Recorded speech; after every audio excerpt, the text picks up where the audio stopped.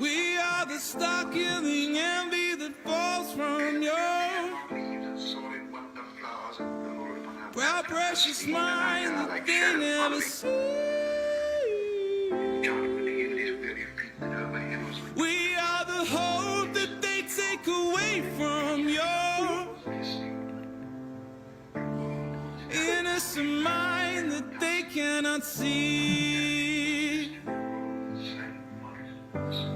They bring you down, they bring you down like, they bring you down like you believe. Like heaven's sun, sun, sun, when it comes.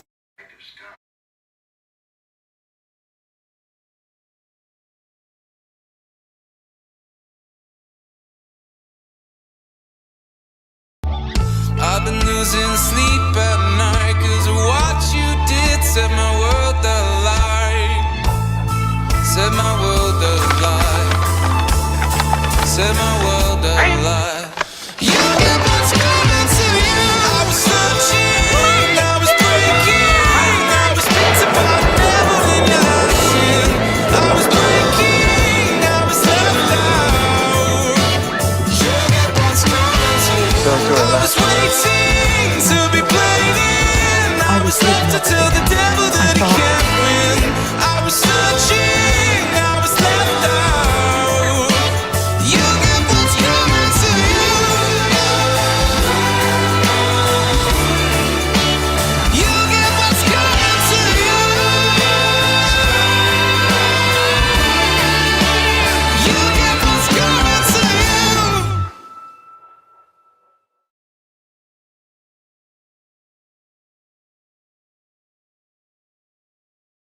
Stepping time! Stepping time! Stepping time! Stepping time! Stepping time! Stepping time! Come on, mighty! Stepping time! Stepping time! Stepping time! Come on, mighty! Stepping time! Stepping time! Stepping time! Come on, mighty! Stepping time!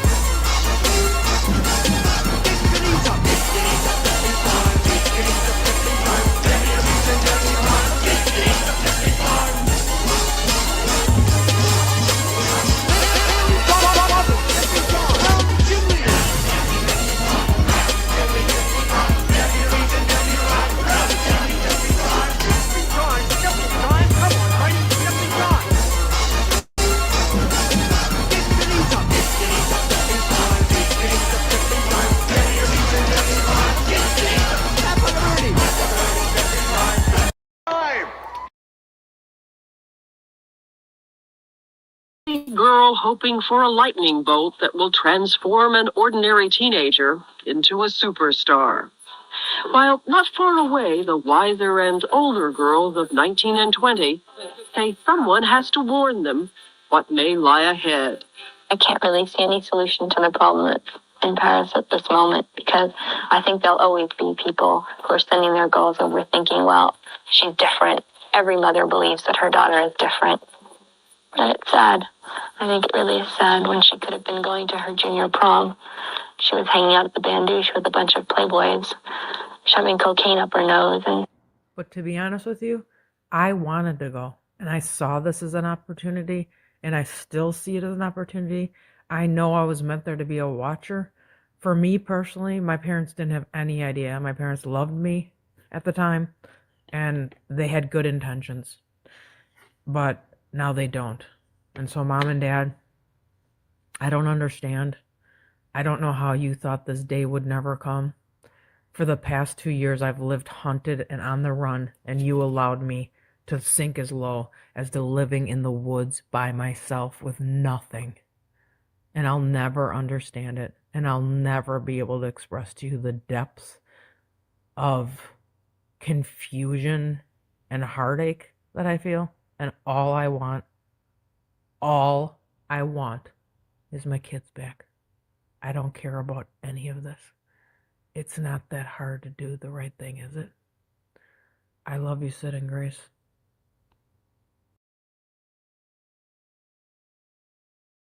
bode well for you or for the rest of us, really. It just turns into a doubted man.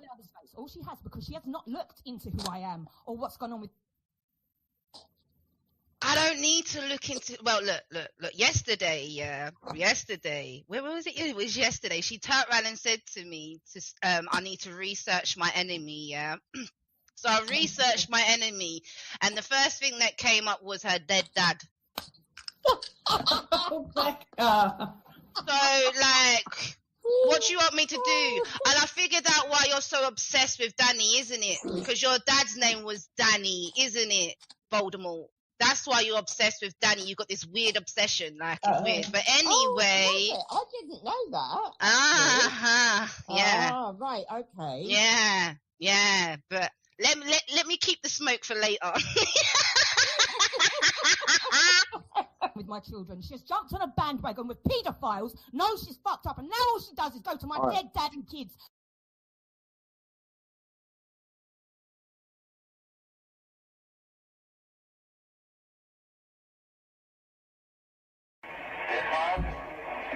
We have verified this video of an Israeli drone strike near the coast. The people watching, believed to be soldiers, laugh as one of them sings the final countdown.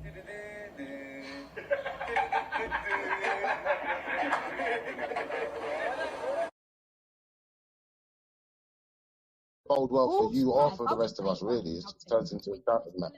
All she has, because she has not looked into who I am or what's gone on with. I don't need to look into. Well, look. Yesterday, where was it? It was yesterday. She turned around and said to me, "I need to research my enemy." Yeah. So I researched my enemy, and the first thing that came up was her dead dad. Oh, Becca. So, like, what do you want me to do? And I figured out why you're so obsessed with Danny, isn't it? Because your dad's name was Danny, isn't it, Voldemort? That's why you're obsessed with Danny. You got this weird obsession, like it's weird. But anyway, I didn't know that. Yeah. Ah, right, okay. Yeah. But let me keep the smoke for later. With my children, she's jumped on a bandwagon with paedophiles, knows she's fucked up, and now all she does is go to my dead dad and kids.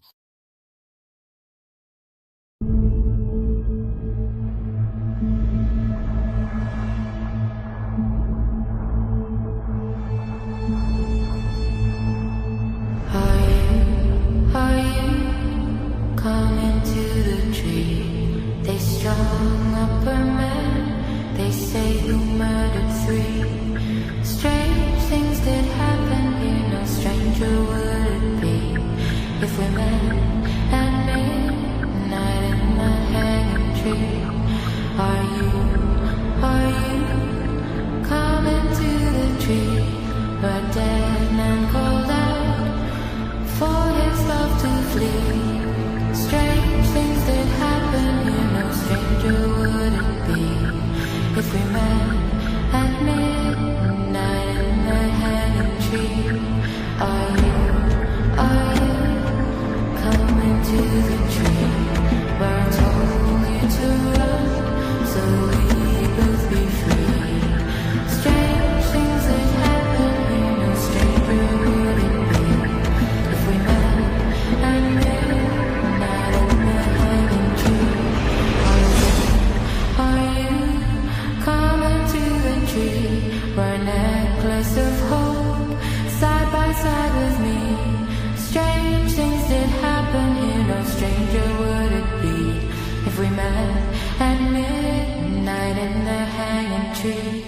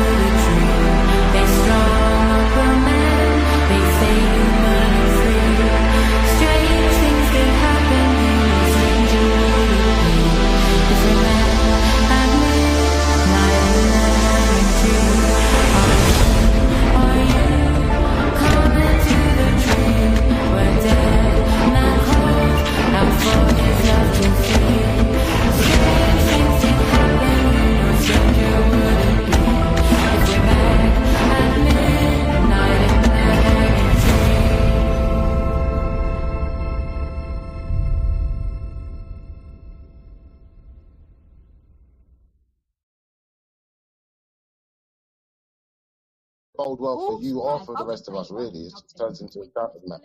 All she has, because she has not looked into who I am or what's gone on with. I don't need to look into. Well, look. Yesterday, where was it? It was yesterday. She turned around and said to me, "I need to research my enemy." Yeah. So I researched my enemy, and the first thing that came up was her dead dad. Becca. So, like, what do you want me to do? And I figured out why you're so obsessed with Danny, isn't it? Because your dad's name was Danny, isn't it, Voldemort? That's why you're obsessed with Danny. You got this weird obsession, like it's weird. But anyway, I didn't know that. yeah, Ah, right, okay. yeah. But let me keep the smoke for later. With my children. She's jumped on a bandwagon with paedophiles, knows she's fucked up, and now all she does is go to my dead dad and kids.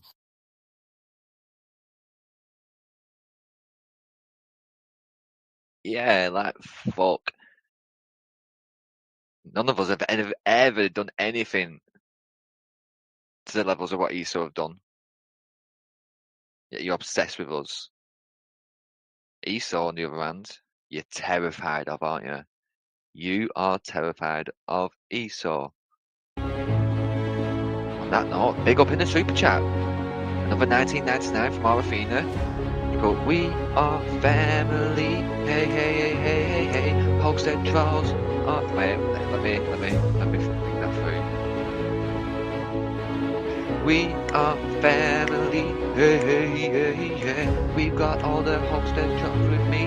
No, that doesn't fit. We are family. Hey, hey, hey, hey. I've got hosted trolls up with me. No, one more time. We are family. Hey, hey, hey, hey. I've got all hosted. No, I've got hosted trolls. I've got all hosted trolls with me. I've got all hosted trolls with me. That works. We are family. Hey, hey, hey, hey. I've got all hosted trolls with me. Hey, hey, hey, hey. Fucking finally, big up. Getting dry Health mouth experts are warning that some high street clinics are putting lives at risk by allowing unqualified non-specialists to carry out baby scans. The Society of Radiographers say its members have seen examples of pregnant women being incorrectly diagnosed with serious health conditions and given dangerous advice.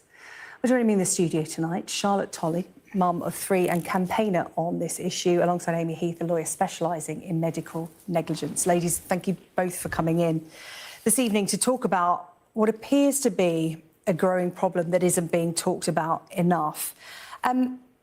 Charlotte, talk to me about your experience. Why did you go for a private scan?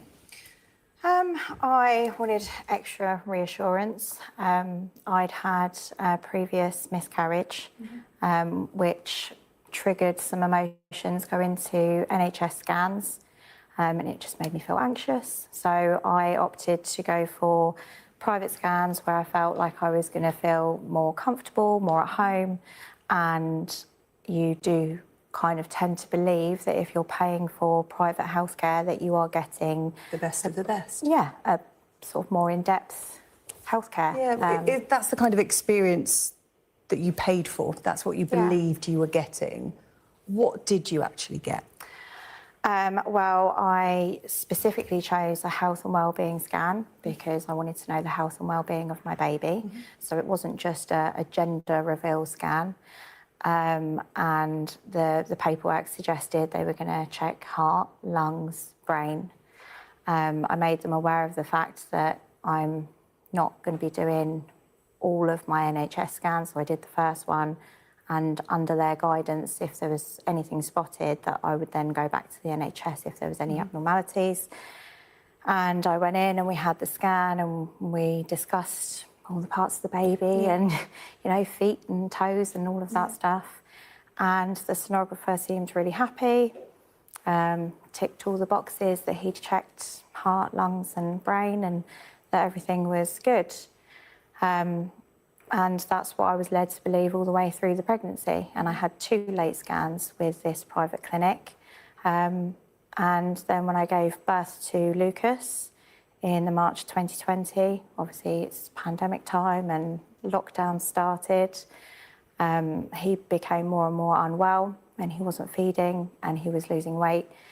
And I kept calling the health visitor and the hospital, and unfortunately at that time, lots of those services were being restricted.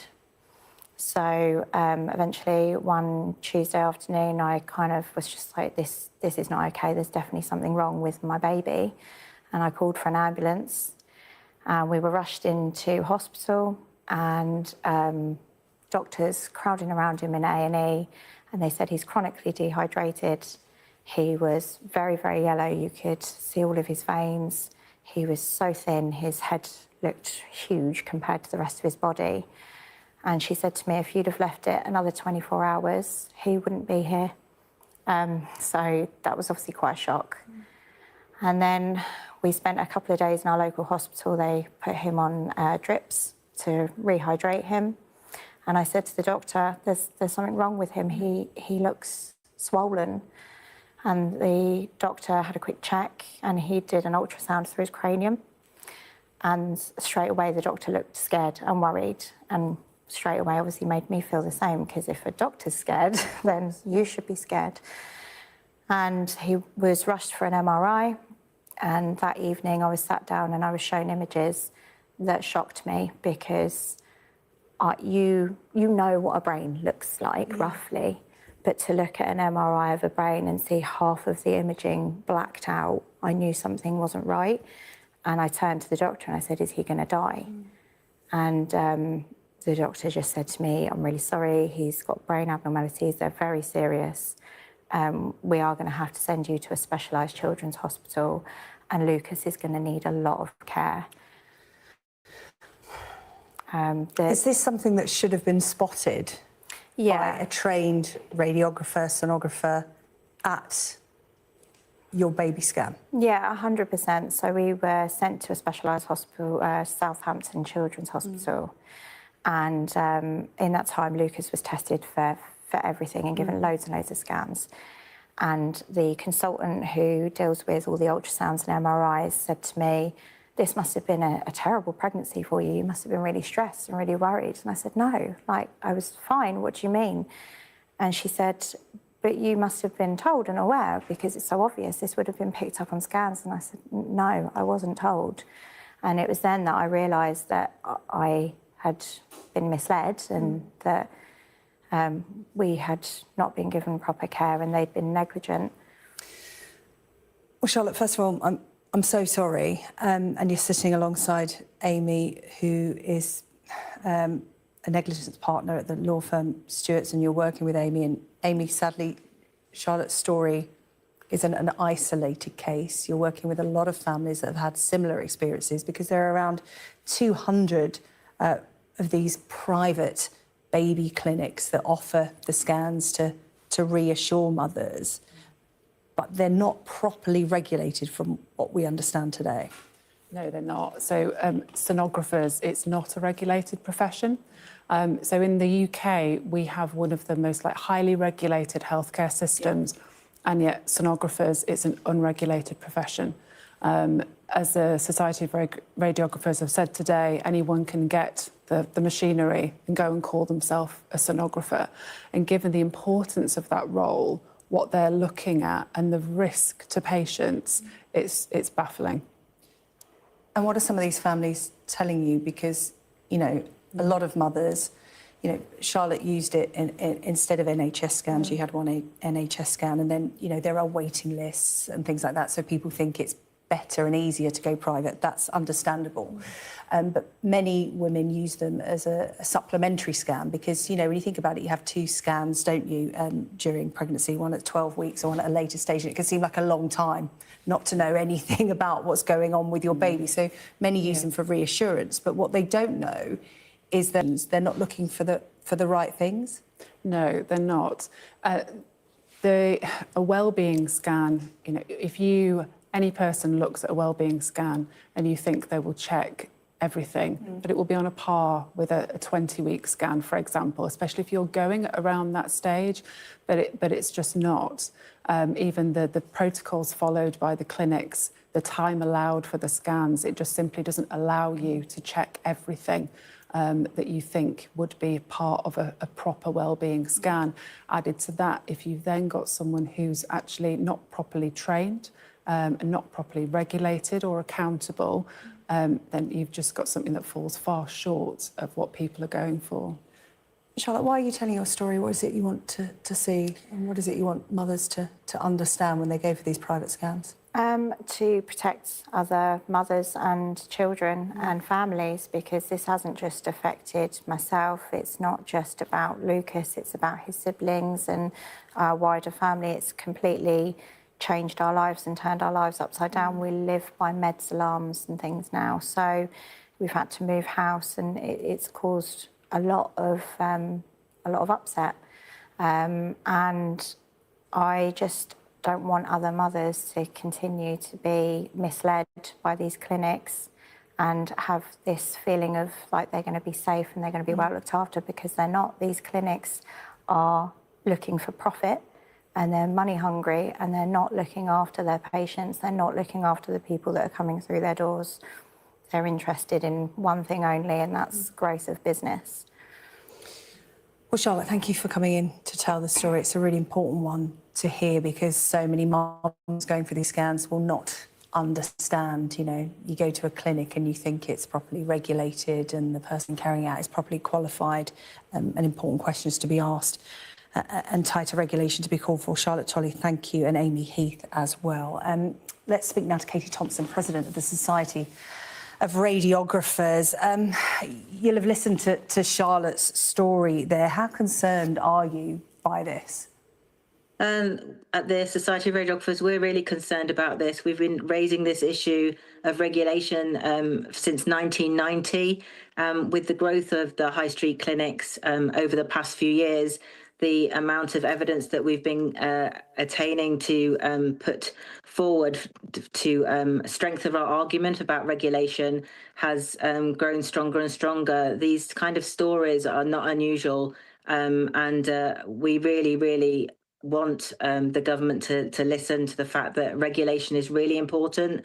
There's much more wider range of people coming into sonography from different avenues now, and the regulation that we have now with the people that are regulated with radiography, midwifery or nursing is not always the case now with other people that actually are coming and performing the scans, and there's no accountability. We can't send them or report them to anybody, because there's no regulatory body for us to report these people that are performing poorly and causing harm to mothers and babies.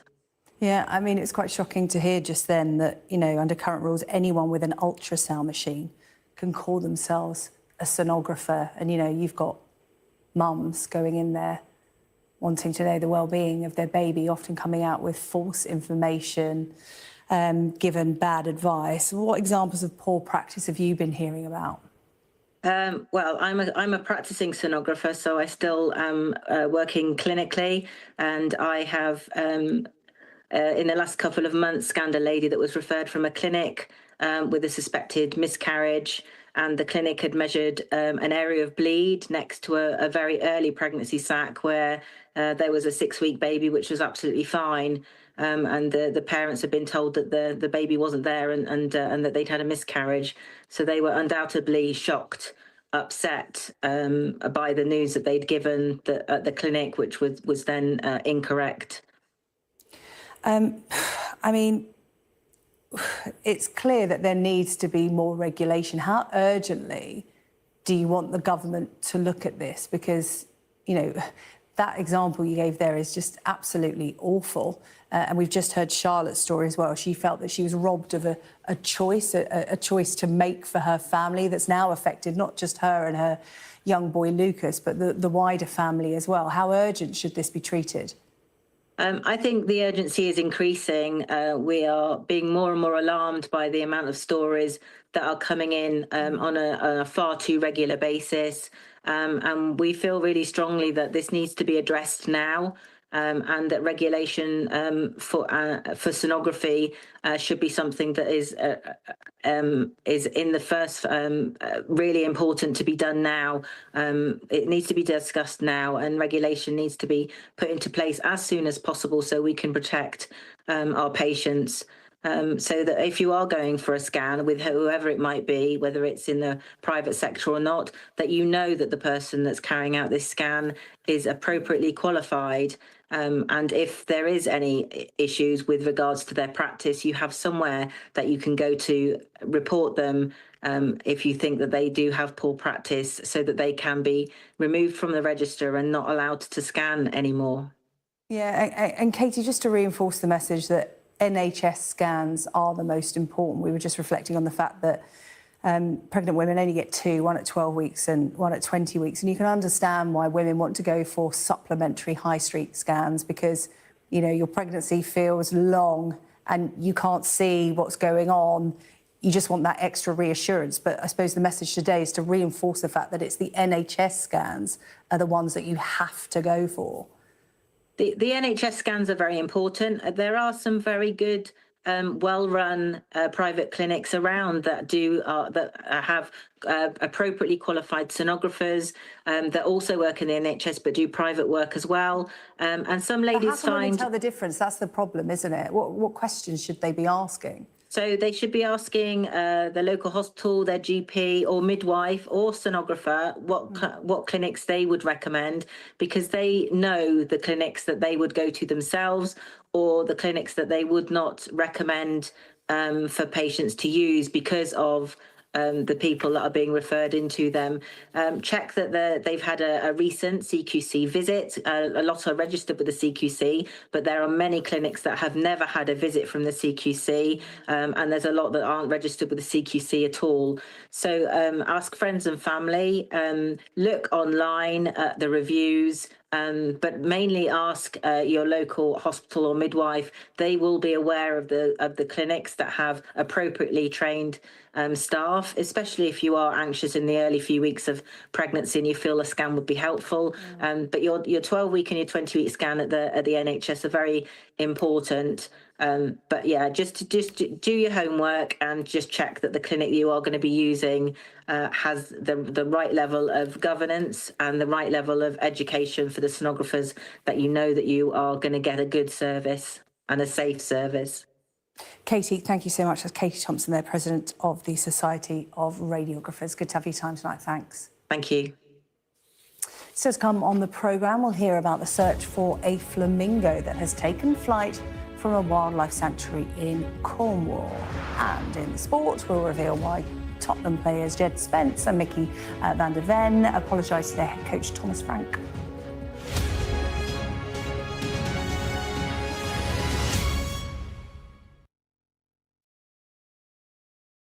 Mr. Trump, James Matthews from Sky News. Hey, James. I'm James Matthews, and I'm Sky's US correspondent, based here in Washington, D.C. Mr. President, what will you say next to Benjamin Netanyahu? In June 2009, did you stay at the apartment in Manhattan of Jeffrey Epstein? I'm not answering any questions about him. I'm Martha Kellner and I'm Sky's US correspondent. I've interviewed some of America's most recognisable politicians. Should the Defence Secretary and the Vice... Wait, what country are you from the UK? Okay, we don't give a crap about your opinion and your reporting. Mr. Walker, you're anti-abortion, but two women say that you paid for their abortions. Are you a hypocrite, sir? Connor, what did you say to the President? What did you say? He's had a great meeting. He's a great man. I'm David Blevins, one of Sky's US correspondents, based in Washington, D.C. David Blevins from Sky News. Fire chiefs say that they're really stretched to the limit and running out of water. What did you want to say to that? I've witnessed the remarkable passion for politics here. Why only in America?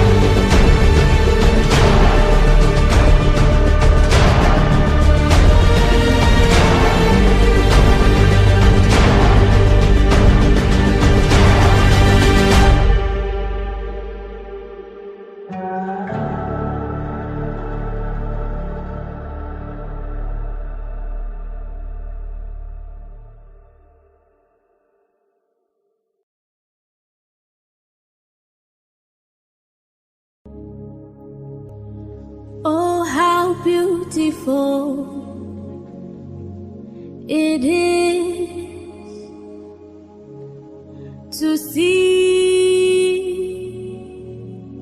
you moving.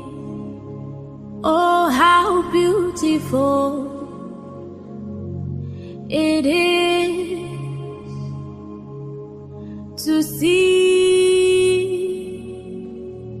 you move. You've poured out your spirit on every heart. You've sent forth your word, and it's come to pass. What our fathers and mothers could only foretaste is now in our lifetime. The order of day, eyes are unveiling, hearts are aligning, dead bones are rising, His spirit is moving, eyes are unveiling, hearts are aligning, dead dreams are rising, His spirit is moving, He's breaking addictions, yes, and breaking religion, yes, His spirit is moving, His spirit is freedom, eyes are aligning, dead bones are rising, His spirit is moving, His spirit is freedom, He's breaking tradition and breaking religion, His spirit is freedom, His spirit is moving, oh, eyes are aligning, hearts are aligning, dead bones are rising, His spirit is moving, eyes are unveiling, hearts are aligning, dead bones are rising, spirit is moving, He's breaking traditions, yes, and breaking religion, His spirit is freedom, His spirit is moving, yes and amen,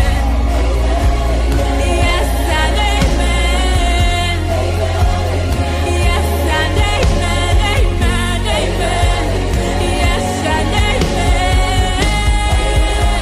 His spirit is freedom, His spirit is freedom, His spirit is freedom, His spirit is freedom, yes and amen, amen, yes and amen, yes and amen, oh, He said it, He has done it, He's breaking addictions, yes, and breaking religion, yes, His spirit is freedom, His spirit is moving,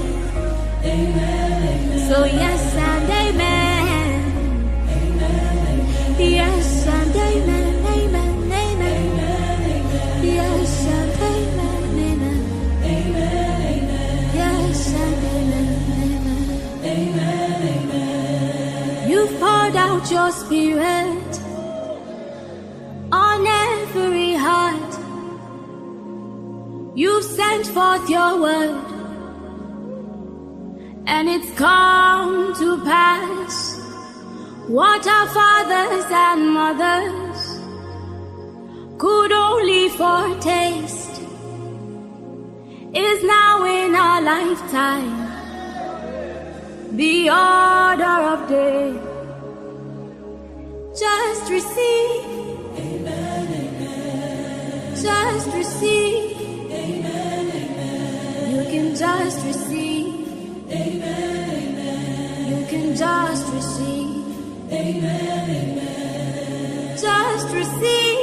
Amen, amen. Just receive. Amen, amen. You can just receive.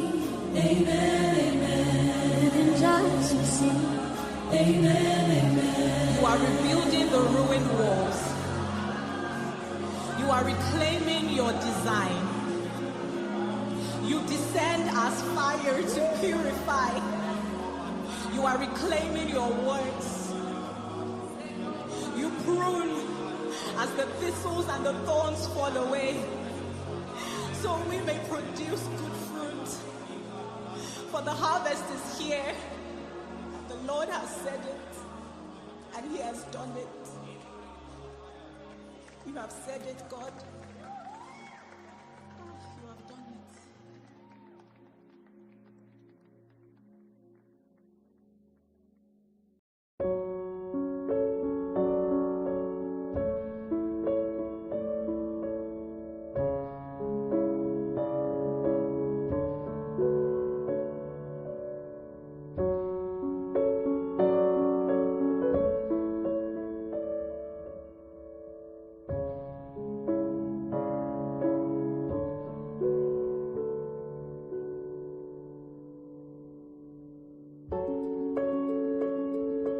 Who are these 20 special children? There's Millie, she's a brown girl. Millie.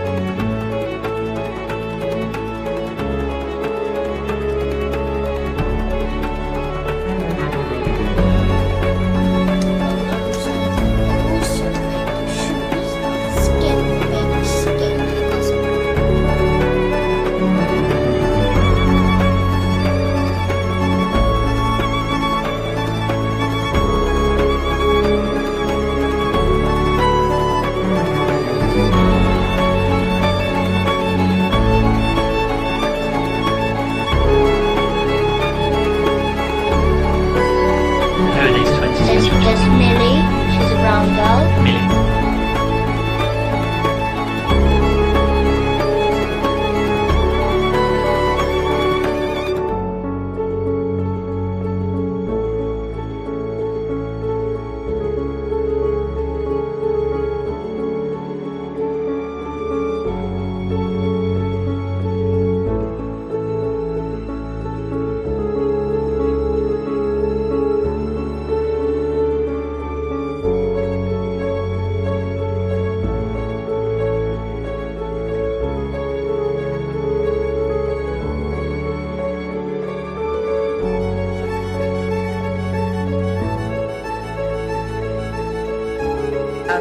Found your cozy place.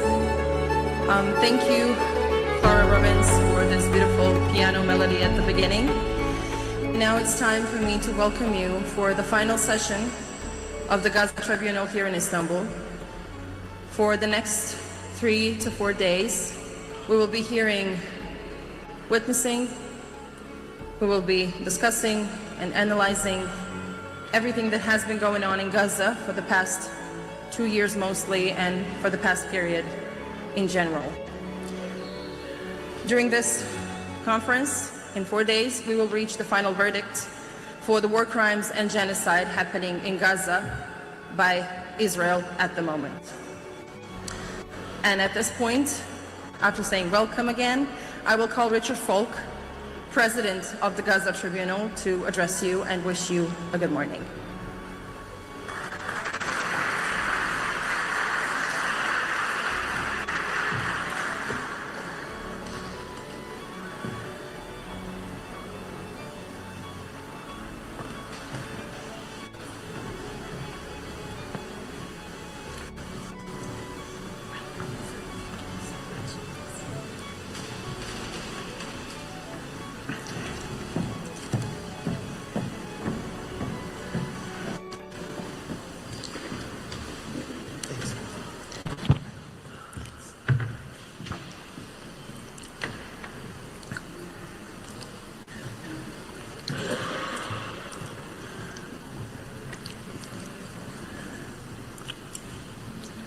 Good morning and welcome.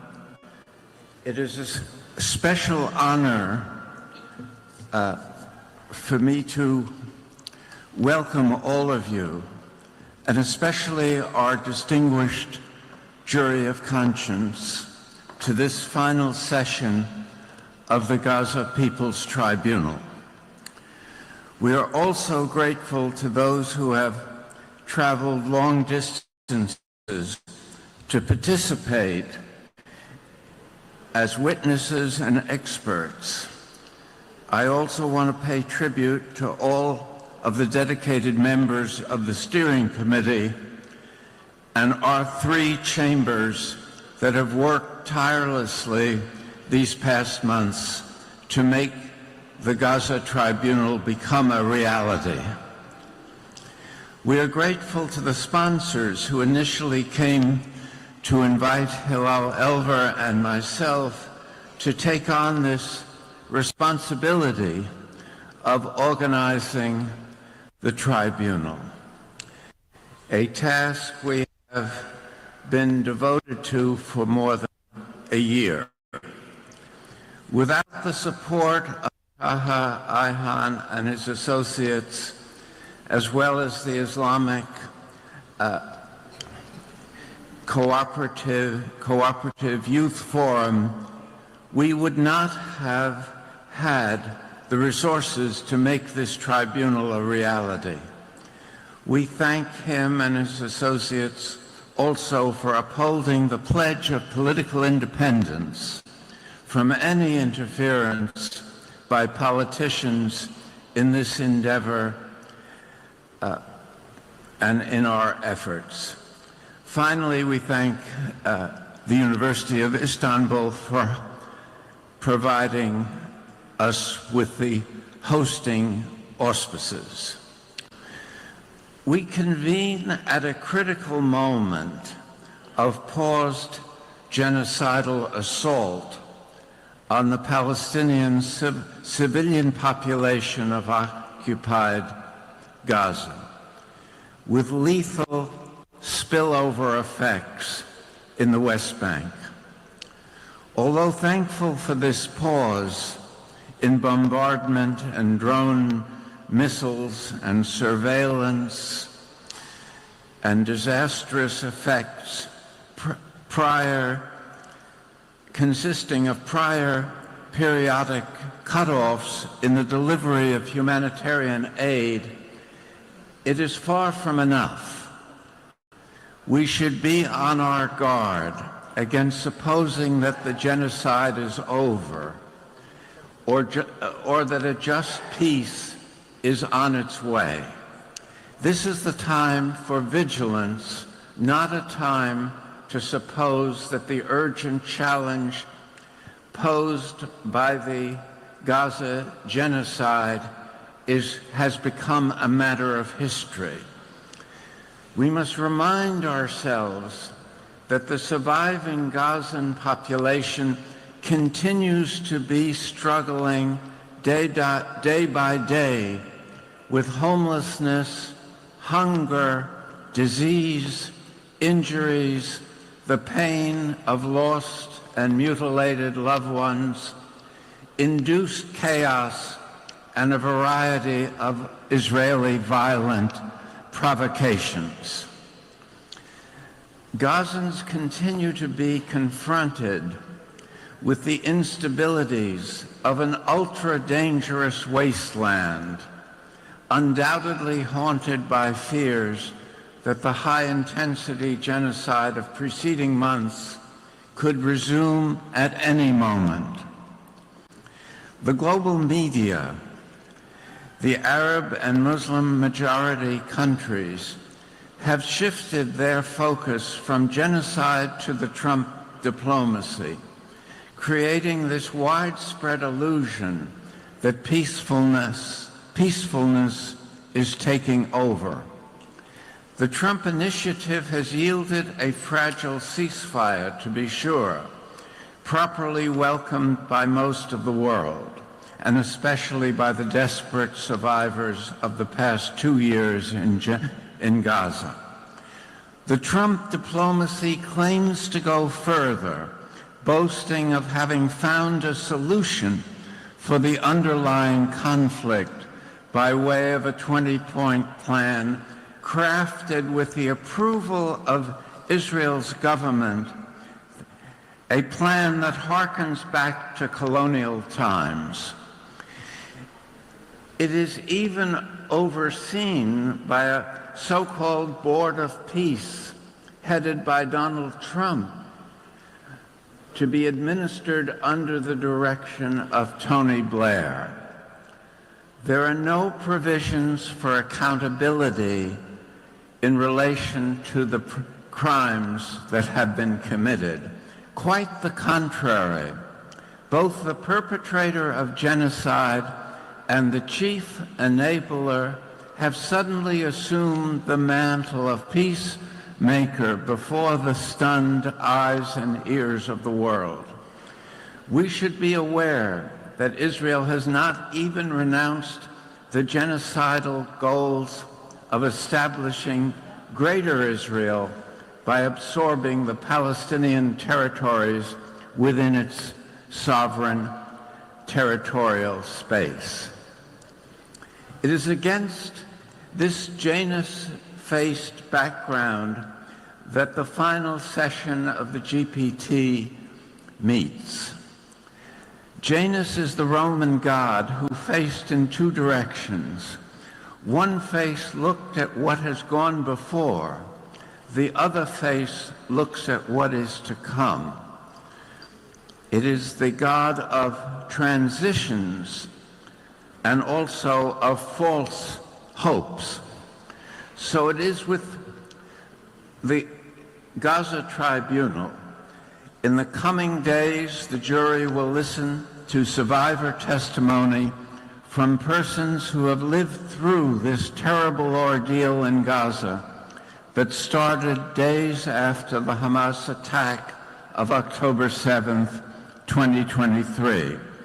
It will also hear expert witnesses addressing the main components of genocide as the devastation of more than 83% of Gaza homes, the destruction of water, electricity, and sanitation infrastructure, the deliberate targeting of hospitals, places of worship, heritage sites, schools and universities, as well as assassinations carried out against journalists, doctors, health and aid delivery personnel, and truth tellers, as well as UNRWA staff members.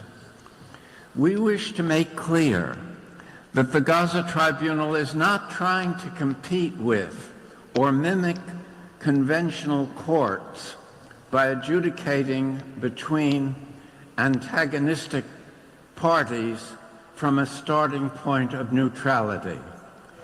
It is openly partisan and does not proceed from the adage, innocent until proven guilty, beyond a reasonable doubt.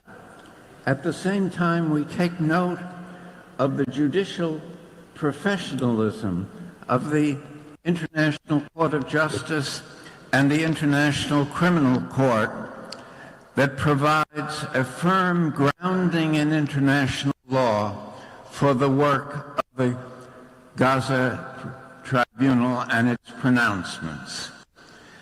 The Gaza Tribunal came into being as an act of conscience on the part of unaffiliated persons in civil society around the world, and guided by a multinational steering committee and an advisory policy council. From the start, it has benefited immensely from the robust and persuasive participation of its Palestinian members with respect to all tribunal activities.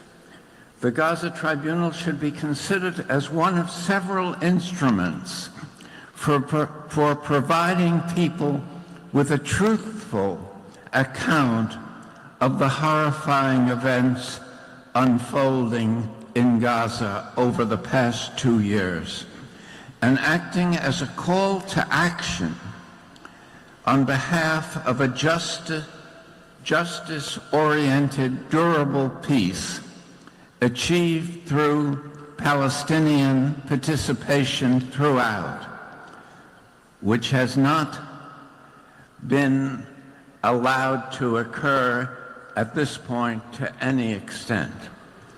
Such an undertaking partakes of the same motivations that inform the struggle of fearless journalists to file commentaries on the images of daily atrocities happening in Gaza. In this sense, the GPT is a form of societal resistance to state propaganda and media bias, thus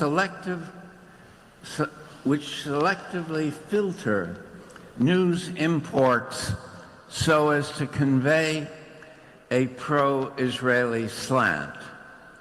A recent attempt is the incredible attention to the relative and joyful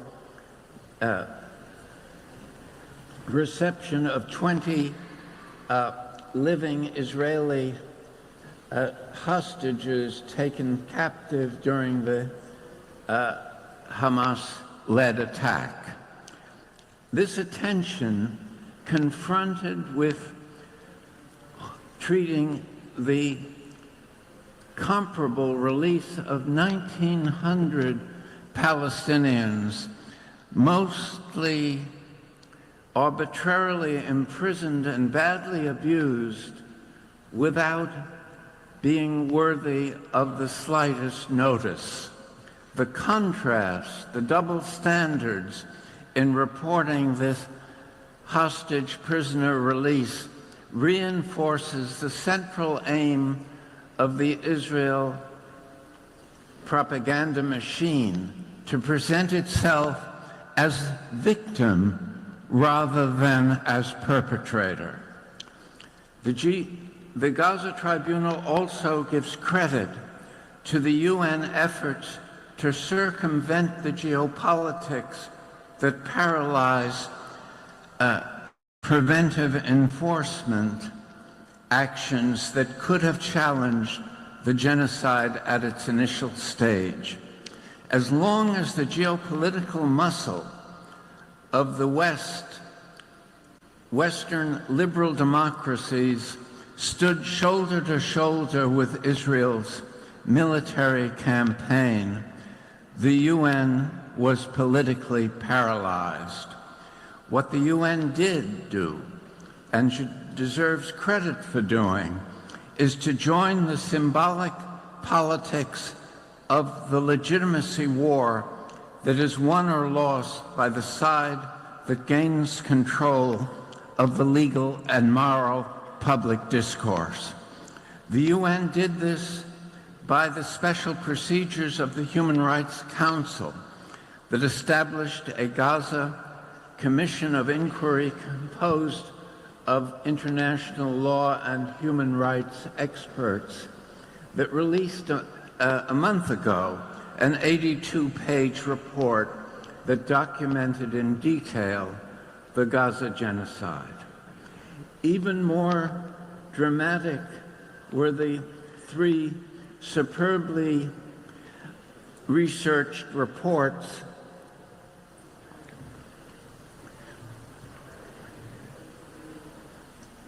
on the genocide submitted by Francesca Albanese, the unpaid UN Special Rapporteur. Despite facing taunting harassments and hurtful defamation, Ms. Albanese bravely was threatened. Yes, I can. Was bravely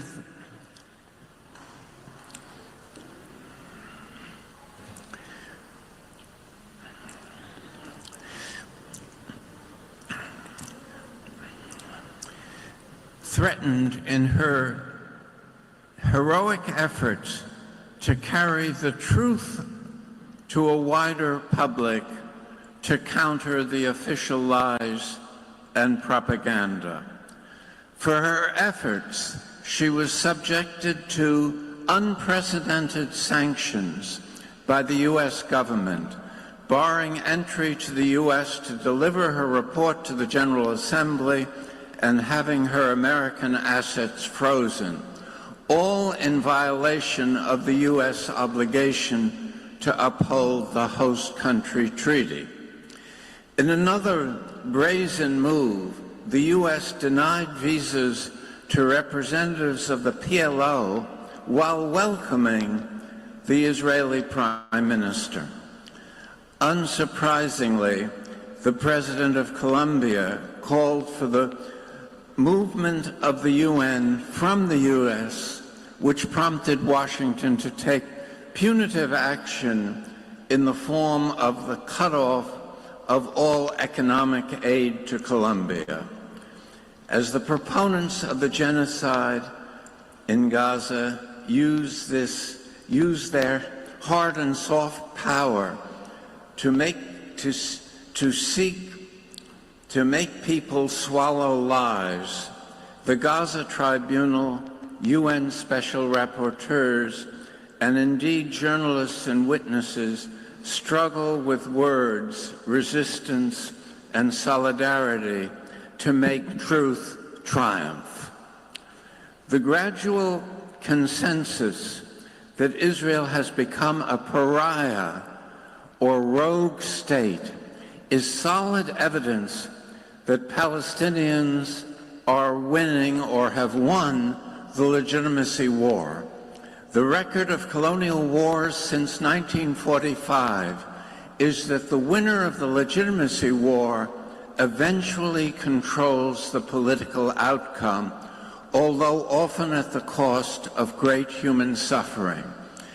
The U.S. should have learned this lesson in Vietnam, where it dominated all phases of the military combat and yet lost the war. It is against this background that we have invited distinguished moral and legal authority figures to be members of our jury of conscience. The jury will hear in the coming days from witnesses and experts that will provide substantive support for allegations of genocide and crimes against humanity. At the end of the process, the jury will deliver its verdict on the salient questions emergent from the testimonies that they have heard, and later deliver a consensus document that sets forth their reasoning in more detail. This will be included in the book that is planned to be published as soon as possible that summarizes the work of the Gaza Tribunal. It is our hope that each juror will also be moved to write a reflective essay for the book that gives their personalized account of their experience in confronting genocide in this manner. The Gaza Tribunal aims at more than a confirmation of the genocide and making a contribution to the legitimacy war. Present conditions in Gaza and the West Bank require more than words or symbolic politics. It requires action and commitment. Israel is continuing behind the screen of this deceptive diplomacy of supposed peacemaking to pursue the Zionist endgame of Palestinian erasure and creative and greater Israel. The Knesset is on the apparent verge of passing a bill calling upon the government to annex the West Bank. And its repeated violations of the ceasefire in recent days have given evidence that it's not pursuing the path of peace, but rather seems to be seeking the provocation of Hamas to provide a pretext for renewing the full fury of its genocidal assault. In conclusion, we hope the jury of conscience will share our sense of urgency to expose the realities not only of what has happened, but what is happening. Now is the time for solidarity initiatives with the Palestinian struggle for basic rights. Now is the time to insist on Israeli accountability for the commission of the crime of crimes. Now is the time to expose the moral hypocrisy of the complicit supporter of prolonged and transparent genocide carried out against an essentially helpless and innocent population. We pledge our support for the jury of conscience and to carry on with the work of this tribunal, and thank all of you who have helped us carry the process this far. The struggle goes on. Justice will prevail. Thank you.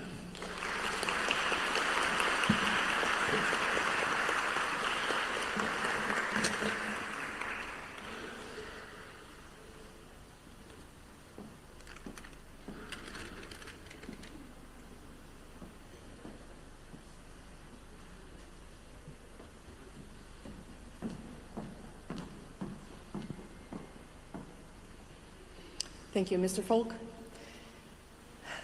As they say, when voices fade, conscience is made.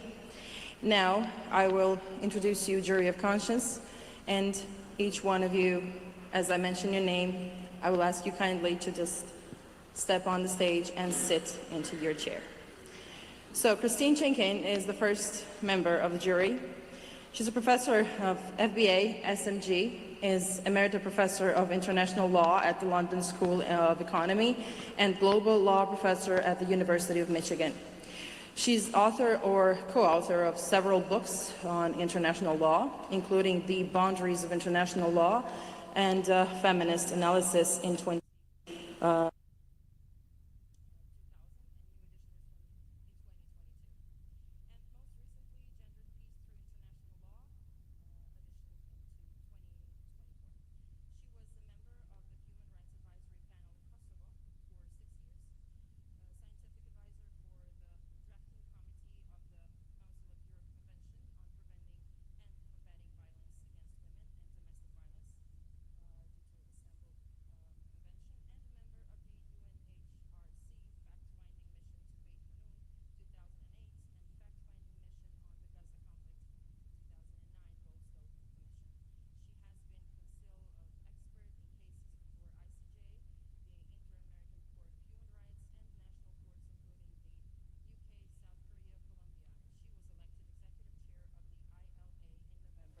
2021.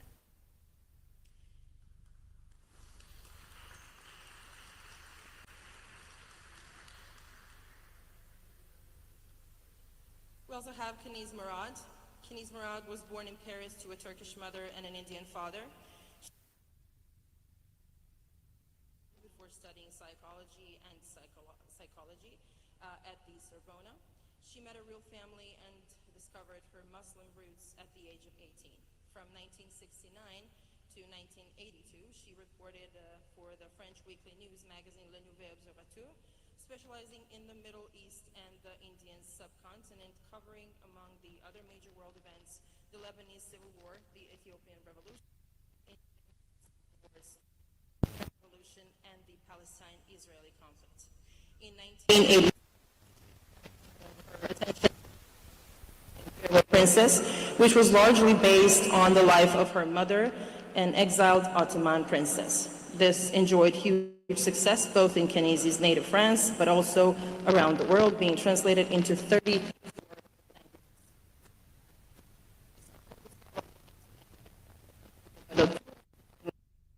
Which again focuses on India and the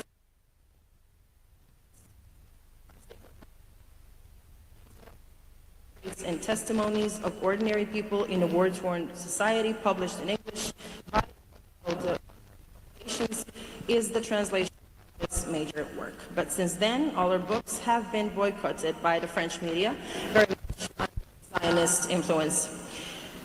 Even if her two books, In the City of Gold and Silver, the real story of an Indian Muslim queen who led the first revolution against the British, and In the Land of the Pure, geopolitical novel taking place in Pakistan, have nothing to do with the Israeli-Palestine conflict. Nowadays, Kaniz Murad is living in Istanbul. She precedes since 20 years the France-Turkey Literary Prize, and her awards are Officer of Arts and Letters, Knight of the Legion of Honor.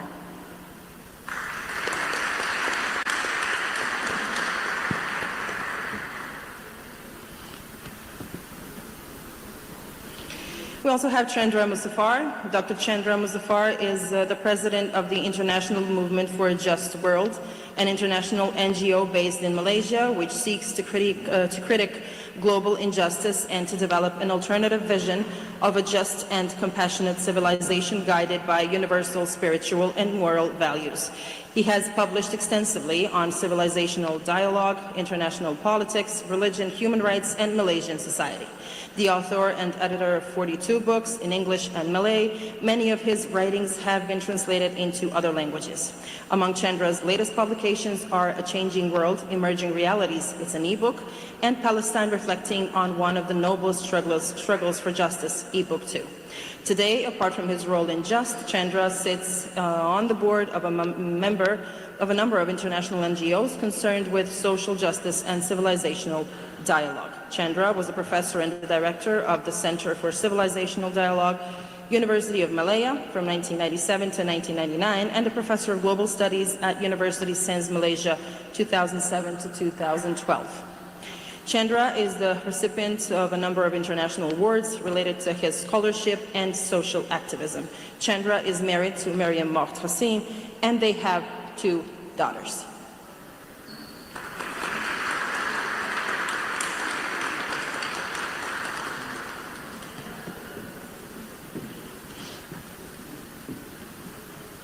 And we have Ghada Karmi. Dr. Ghada Karmi is a Palestinian physician, academic, and author whose life and work have been profoundly shaped by the experience of exile and the Palestinian struggle for justice.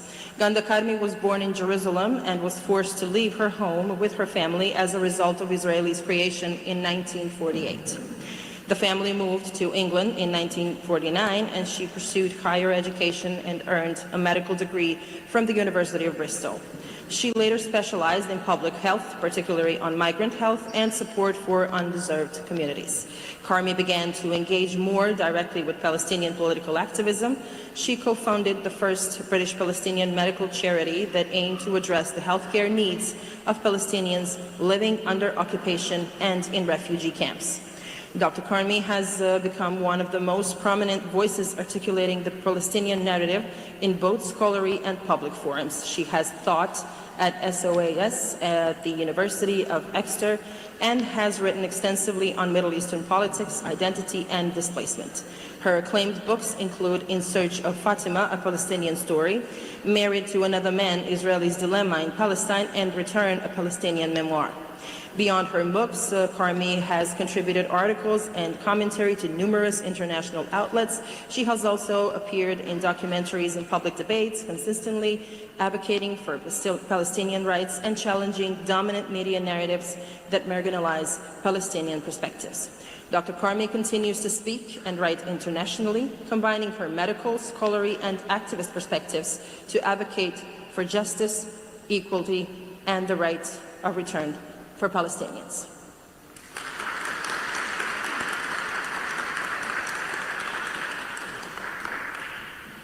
Sami Al-Aryan is a professor and the founding director of the Center for Islam and Global Affairs at Istanbul Zaim University.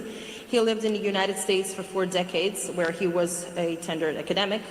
Dr. Al-Aryan founded numerous institutions and publications in the fields of education, research, religion, interfaith work, advocacy, civil and human rights, and Palestine, foreign policy, and international relations. In 2001, Newsweek named him a premier civil rights activist in the US for his efforts to repeal the use of secret evidence in immigration courts. In 2012, historians profiled him in the Encyclopedia of American Dissidents as one of only 3 Muslims in the United States among 152 dissidents and prisoners of conscience included over the past century, alongside the legend of Malcolm X and Muhammad Ali. Dr. Al-Aryan was a prolific speaker across many US campuses, and since relocating to Turkey, at venues worldwide, Dr. Al-Aryan is also the author of dozens of studies, articles, and books on topics related to Islam and the West, the Islamic Ummah, Islamophobia, civil rights, Palestine, the Arab Spring, the Middle East, and the American foreign policy. Since the Israeli genocide in Gaza in 2023, Dr. Al-Aryan has been widely featured in programs around the world in multiple languages and has advocated for the dismantling of Zionist structures worldwide based on his theory of the 12 pillars of Israeli imperatives.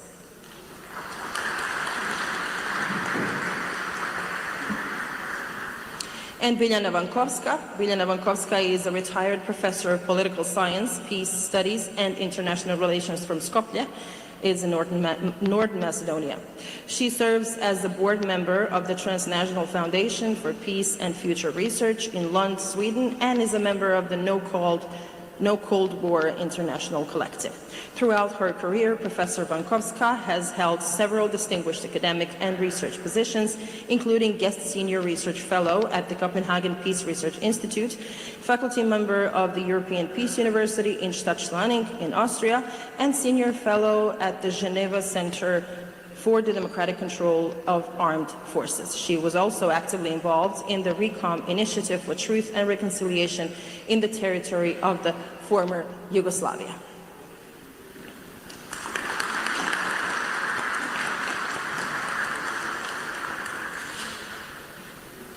And for the first panel, overviewing the work of the Gaza Tribunal Chambers, you will be hosted and moderated by our dear professor, Penny Green. So Penny Green, hello and welcome.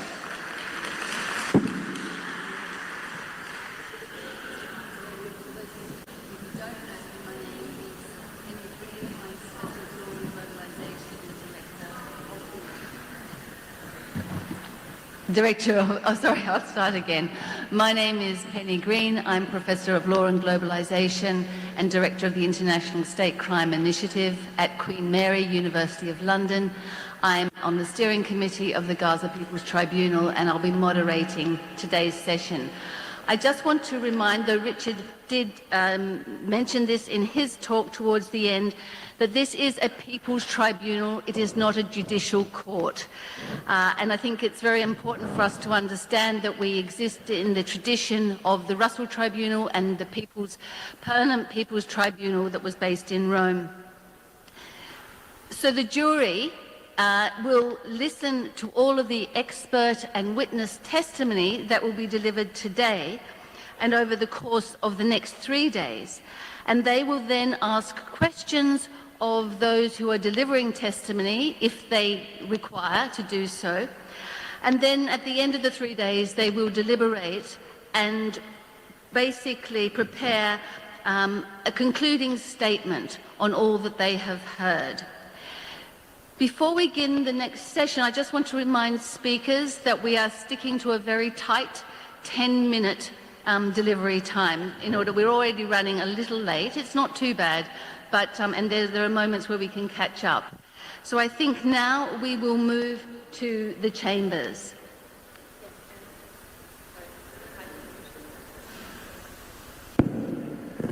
Yeah, thank you.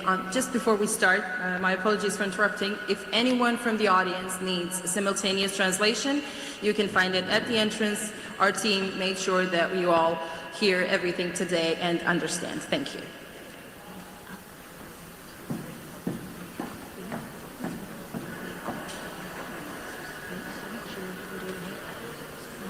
Okay. I'll ask people to try and face this way. Thanks.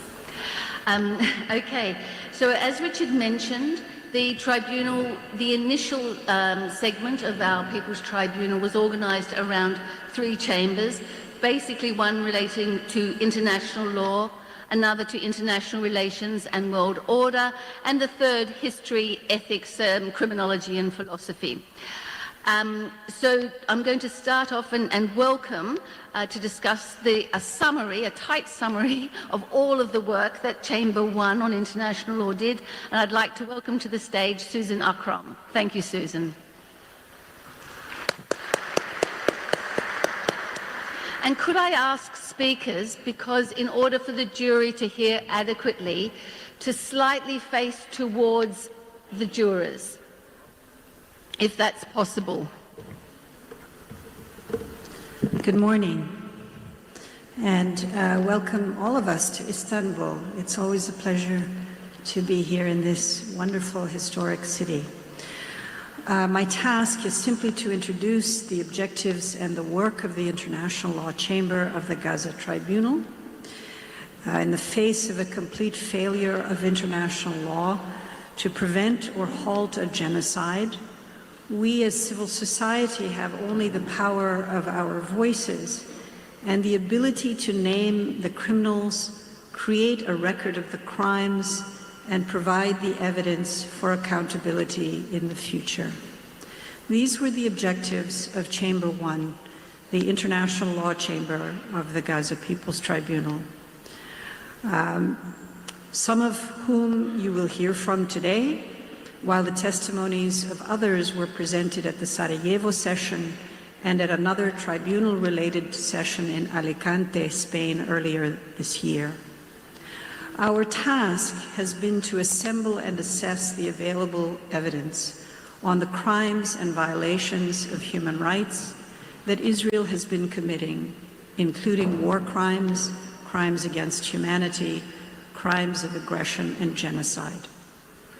The Chamber 1 experts have produced legal analyses on each of these crimes under the relevant treaties and humanitarian law, which will be compiled in the final Gaza Tribunal written proceedings.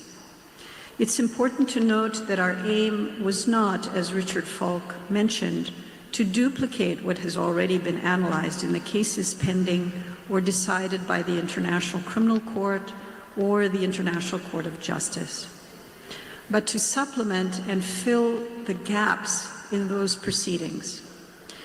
It has also been our aim to identify the weaknesses in the existing legal tribunals and the frameworks within which they operate.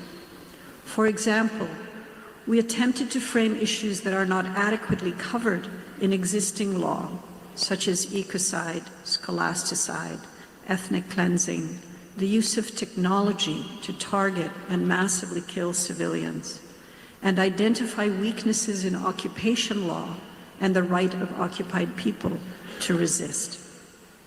In support of the legal frameworks, we marshaled survivor, witness, and expert testimony from Palestinian, regional, and international civil society organizations and others who could provide credible evidence about these crimes. This evidence was presented at the public sessions in Sarajevo, and more will be presented over the next few days. In a full day of testimonies in Sarajevo, experts and eyewitnesses called by Chamber 1 addressed the root causes of the genocide, covering the Nakba and the colonial project in Palestine. Our experts addressed the elements of genocide, connecting it to apartheid and the denial of Palestinian self-determination. Building on the root causes and the legal frameworks of the foundational crimes, our experts provided testimony on distinct patterns of genocide. For example, the crimes and wrongs of torture, the holding of political prisoners incommunicado, and arbitrary detention of thousands of Palestinians without charge or trial, held hostage by Israel, but not characterized by the media or public as such. The related crimes of famine and deprivation of the right to food were also detailed by witnesses, including the complete destruction of agriculture, access to water, and the prevention of vital humanitarian aid from entering in the ongoing crippling siege of Gaza. Finally, Chamber 1 experts have analyzed particular types of war crimes that have reached a level of intensity and scope in Gaza not seen in recent conflicts around the world. The massive disproportionate targeting of civilians, the almost complete and deliberate destruction of the Gaza healthcare system, and the targeting of reproductive systems. In Sarajevo, Dr. Mimi Sayed and Dr. Tha'er Ahmed, who have both served in Gaza, provided detailed evidence of the purposeful shooting of children in the head, the disproportionate numbers of children targeted for death by the Israeli military. According to Dr. Sayed, over 80% of the children she treated in Gaza were under the age of 10. They testified about the effects of lack of medication, lack of clean water, lack of electricity, lack of anesthesia on women and children in particular, all magnified by the deliberately enforced famine. The doctors discussed their struggles to save lives in surgery, even conducting operations without anesthesia, to learn that their patients had died of famine or were targeted again for death after leaving the hospital. Testimonials from Gaza and Gazans outside the territory highlighted just a fraction of the plethora of evidence available to support the elements of crimes of apartheid, genocide, war crimes, and crimes against humanity. Of course, our overall challenge is to the international legal system itself that has utterly failed in its most critical task, preventing and halting the worst of international crimes, that of genocide. Thank you. Thank you, Susan, and for keeping so well to time. Can I now call on Chamber 2, Craig McIver, who will be delivering online. And Craig will summarise the work of the Chamber 2, which dealt with international relations and world order. Welcome, Craig. Thank you, Penny. Distinguished members of the jury, Chamber 2 is responsible for examining international relations and world order, including the response of international institutions and the broader international order to the genocide in Gaza. Chamber 2 is comprised of recognized experts in international relations, international law, and in Palestine, the names of whom you will find in your materials. Distinguished jury, the findings of Chamber 2 are a story of contrasts, the contrast between the human rights promise of the post-war international order on the one hand, and the absolute abject failure of the international system to deliver on that promise on the other hand. The contrast between the courageous and principled action of some in the international system, such as the independent human rights rapporteurs of the UN, the humanitarians of UNRWA on the one hand, and the inaction, abdication, and at times direct complicity of the political corridors of the organization on the other. And the contrast between the rhetoric about human rights and the rule of law of Western states like the US, UK, and Germany on the one hand, and their outright complicity in the denial of the human rights of the Palestinian people on the other. In sum, despite a mandate to act, ample warning, mountains of evidence, and the live streaming of the Israeli regime's crimes, the open declaration of the regime's genocidal intentions, and a global demand for action, the international system has failed to stop genocide in Palestine, and it is now poised to deny both accountability and redress. Many, with the obligation and capacity to act, have simply chosen to allow the genocide to continue. Worse, the actions of some have actually contributed to the reinforcing of Israeli impunity, the very impunity that is the key root cause of the regime's serial criminality.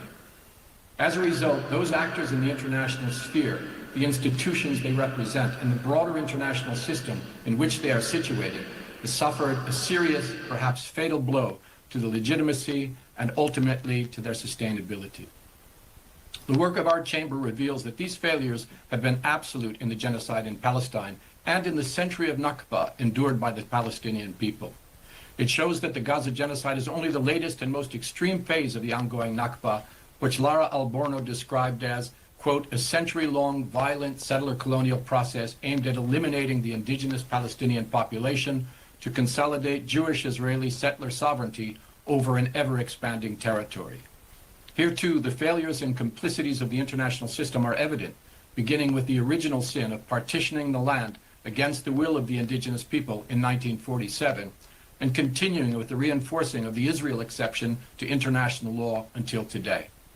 Sami Al-Aryan explains in Chamber 2 that dismantling structures of domination like Zionism is the only path to genuine peace and the only remedy proportionate to the catastrophe that began with the Nakba and continues through the Gaza genocide. Quote, a system built to dispossess cannot be reformed into justice, end quote. The work of Halal Alvar in our chamber reveals how Gaza exemplifies how political power shields perpetrators from accountability in the international system.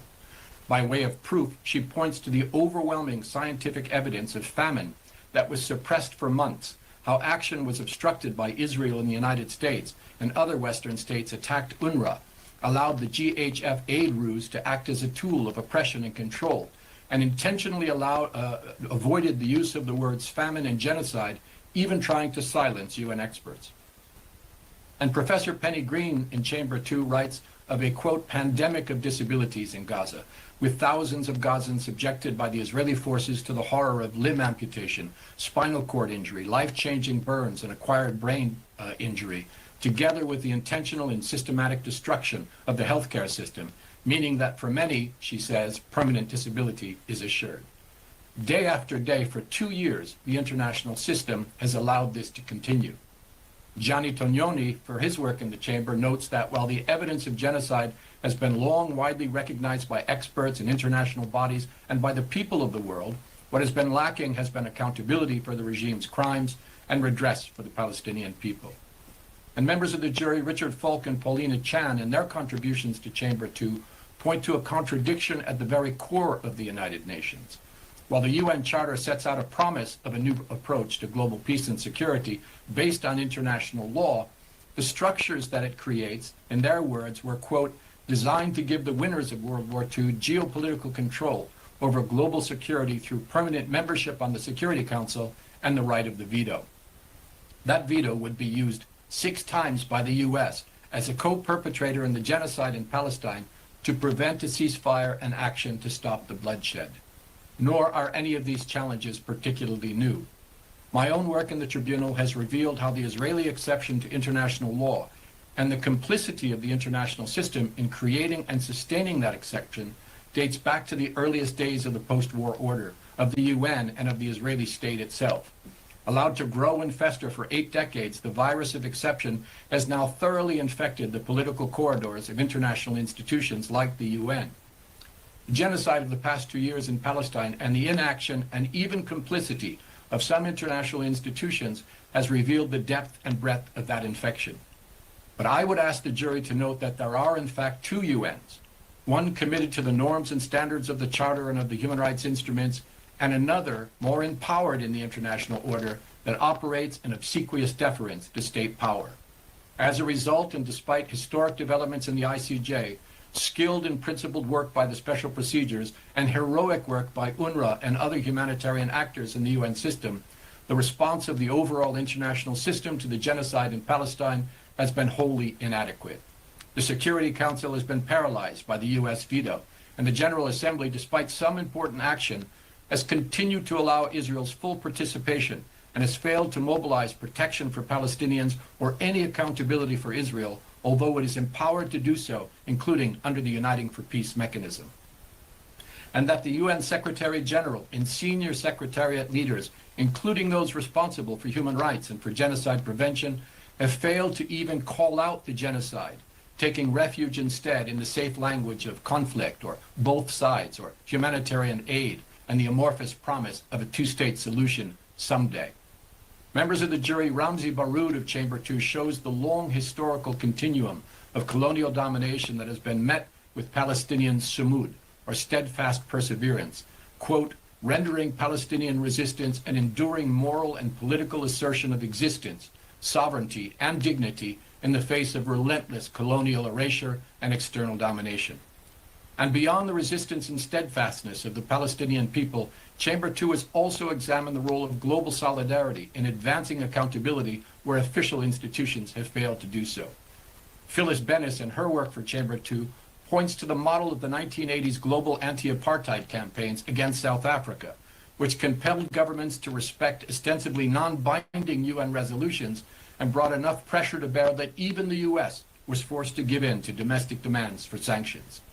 The opportunity to take similar action was highlighted in the work of Haider Eid for Chamber 2, demonstrating the similarities between classic apartheid and the exclusive Zionist nature of Israel and its corresponding system of racial domination, with laws and institutions that, quote, encroach deeply on the lives of the indigenous population. Asmer Safi explored how the university encampments demanded that universities divest from Israel and how they were met with severe repression, stonewalling, suspensions and expulsions, police violence and arrests, in some cases, government-initiated deportations.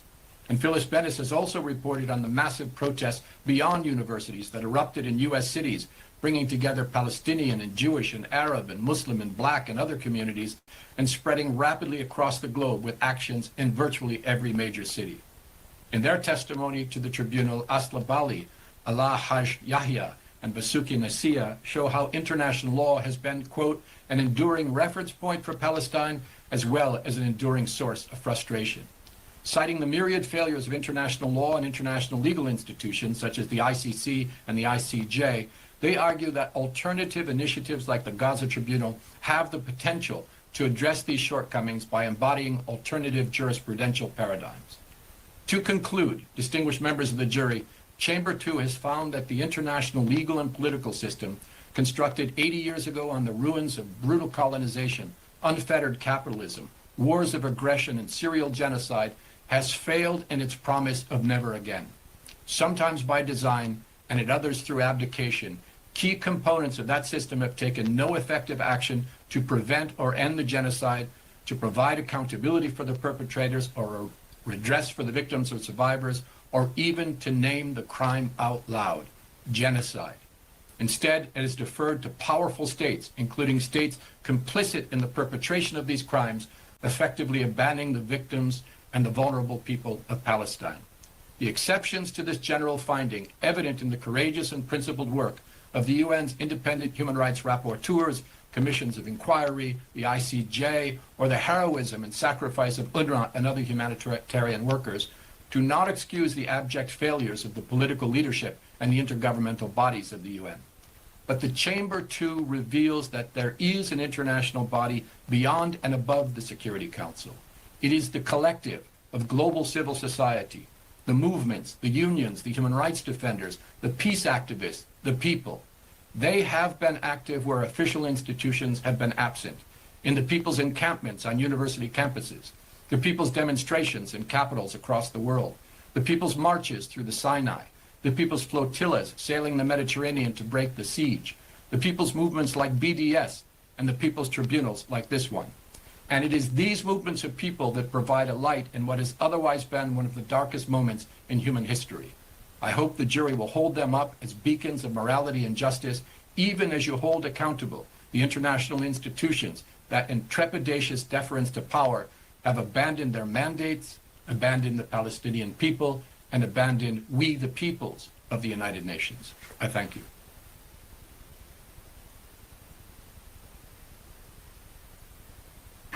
And finally, we'll have a representation from Chamber 3, Jamil Aydin, who was one of the co-chairs. So thank you, Jamil. Dear distinguished members of the Jury of Conscience, Chamber 3 is composed of more than 10 scholars, of historians, genocide scholars, philosophers, ethicists, and we focus on the ideological roots of the genocide and try to understand how this happened despite the slogans of never again, and how humanity failed Palestinians, and how the perpetrators weaponized myths and lies about history, how they distorted ethical and philosophical concepts to justify a live-stream genocide. I want to highlight 7 points, 1 minute each, about their findings. First, our experts made clear that the genocide we are witnessing is not a single event of a short period that started on October 7, but it's a century-long process which begins with dehumanization and ends with erasure and destruction of Palestinians. In between these two events, there are often concurrent a number of recognizable stages that include the test moment of violence, segregation, systemic weakening of the victim populations of Palestine, mass annihilation, denial and erasure that has been happening for more than 100 years. Thus, our experts note that the genocide is best understood, in addition to international law, through a state crime paradigm which centers on human rights violations committed in pursuit of state organizational goal and security. 2, our chamber members emphasize that the Israeli state was created as a settler colonial project imposed on the region by European imperial expansion to Arab provinces of the Ottoman Empire after World War I, symbolized by British Empire's commitment to create an ethno-national state in the Balfour Declaration of 1917. Our historians emphasize that this was an unexpected and undeserved imposition from outside.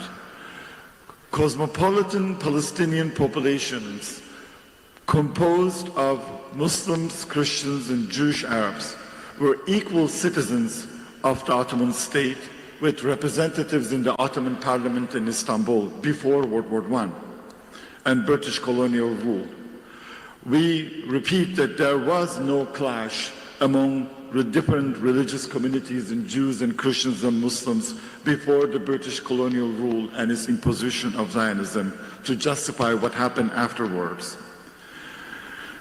Our experts also emphasize that the Israeli settler colonialism of the last 100 years relies on an internal logic of genocide towards the indigenous native populations in Palestine, formulated by the biggest lie ever about the process, which is called, in a sentence, Palestine is a land without people promised to a people without land. That was never true. According to this logic, native Palestinian populations had to be expelled and erased as the only way to ensure the majority domination of Zionist settlers in the proposed state. This internal logic of genocide has continued and been normalized since the beginning of the British colonial rule over Palestine about a century ago. 3, our experts noted how Israel and its partners, Germany, France, England, and United States, attributed the cause and blame of genocide to the victims, the Palestinian victims, who are described simply without name as native people who had no right to self-defense, self-determination, and no right to resist colonial rule over their lands and their lives. Israeli regime presents its genocidal action as a necessity to create absolute security for the future of their state and justify mass murder and mass destruction in Gaza as a collateral damage. The right to self-defense of Israeli state became the most repeated legitimization of current genocide. Our genocide scholars in our group noted that almost all genocides were justified with that same logic. Genocides are not a big hate crime. Genocides always happen with the security logic. Our members shown that the complete destruction of homes, in that process, schools, universities, hospitals, infrastructure, and culture is important to the genocidal process to destroy the Palestinian identity. In addition to the destructive side of Israeli colonization, our members emphasize Israel's strategy of Judaization of Palestine through the discipline of archaeology to promote the erasure of the history of indigenous Arab natives who inhabited this land for thousands of years. 4, our experts noted the moral hypocrisy of the Israeli claim to build a homeland for victims of European anti-Semitism and Zionist settlers from Europe and America in Palestine by destroying the very homes of native Palestinians through the process of domicide. In addition to showing the link between the logics of homemaking for Zionist settlers and home destruction of native Palestinians, chamber members examined the specific targeting of Palestinian universities, educational institutions, libraries, archives, in a process that is described as scholasticide, while Israeli universities have been receiving overwhelming support from Western governments. Some of the experts describe how the live streaming overkill of Palestinians in Gaza it has relied on a global betrayal of the rules-based international order built after World War II and the immoral backing of Israel's depiction of Palestinians as deserving to be erased as a threat to the security of Israel. 5, our experts critically examined the Israeli strategy of denial in occupied Palestine by juxtaposing or depicting the negative experience of destruction and erasure with the falsified lies and narratives of change, construction, and revival, best seen in the foundational myth that Israel has made an empty desert bloom with no acknowledgement of Palestinian agricultural life and prosperous Palestinian society before the colonial occupation. The slogan of Israel turning desert into bloom has been repeated by European Union chair and other politicians. Chamber members repeated that how Israel planted trees and tried to create forests sometimes over the very destroyed villages and towns from the ethnic cleansing war of 1948 Nakba as acts of Palestinian erasure. 6, our experts critically noted the significance of the weaponization of the theory of uniqueness of Holocaust by Israel and its backers to defend the genocidal destruction of Palestinian population. We found this to be extremely important, claiming that the genocide of the European Jewish population by Nazi Germany is a singularly unique evil in world history. The Israeli regime and its supporters, such as German government, then argued that Israel could never be accused and guilty of similar crimes as the victims of that unique evil. Majority of the genocide scholars in the world today deny this uniqueness argument and approach genocide comparatively and establish links between Holocaust, the Nakba of Palestinians, and many other colonial genocides in Asia, Africa, and Latin America, Western Hemisphere. By positing the unique victimhood of European Jews in modern world history, Israeli regime and sponsors then asked the indigenous Arab populations of Palestine sometimes to give up their lives and homeland for those victims from Europe as an atonement, as a key term, for Europe's crimes and compensation, even though Palestinians had nothing to do with European anti-Semitism or Nazi Empire's crimes during World War II. By abusing this theory of the uniqueness of the Holocaust experience and identifying the Jewish religion with Israeli state and Zionism, pro-Israeli governments, especially the US government, silence and demonize any critic of Israel's genocide as anti-Semitic hate crime and try to ban it. Last point is about the language of civilization utilized to justify the genocide. Israel often calls its genocide is a battle of civilization against barbarism, a language we noted that it was commonly used during the era of European colonialism in Africa and the Latin America, Western hemispheres. We reject presenting the current genocidal assault in Gaza as a continuation of also a 1,000-year clash between members of Jewish and Muslim communities, or a clash between two civilizations. In fact, our reports show that the very clash of civilization theory is invented and developed by scholars to deny the justice claim and demands for equal rights by Palestinians in the 60s and 70s. To conclude, our chamber repeats that the never again should mean never again, regardless of who the victims are and who the perpetrators are, and we hope that our reports will be of use to the jury. Thank you.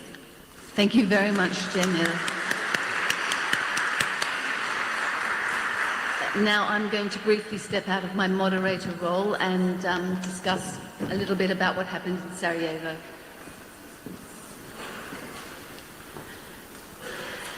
But before discussing the consequences of Sarajevo and the declaration which arose from the contributions of all the chambers at that session, which is my main purpose, I want to briefly contextualize it.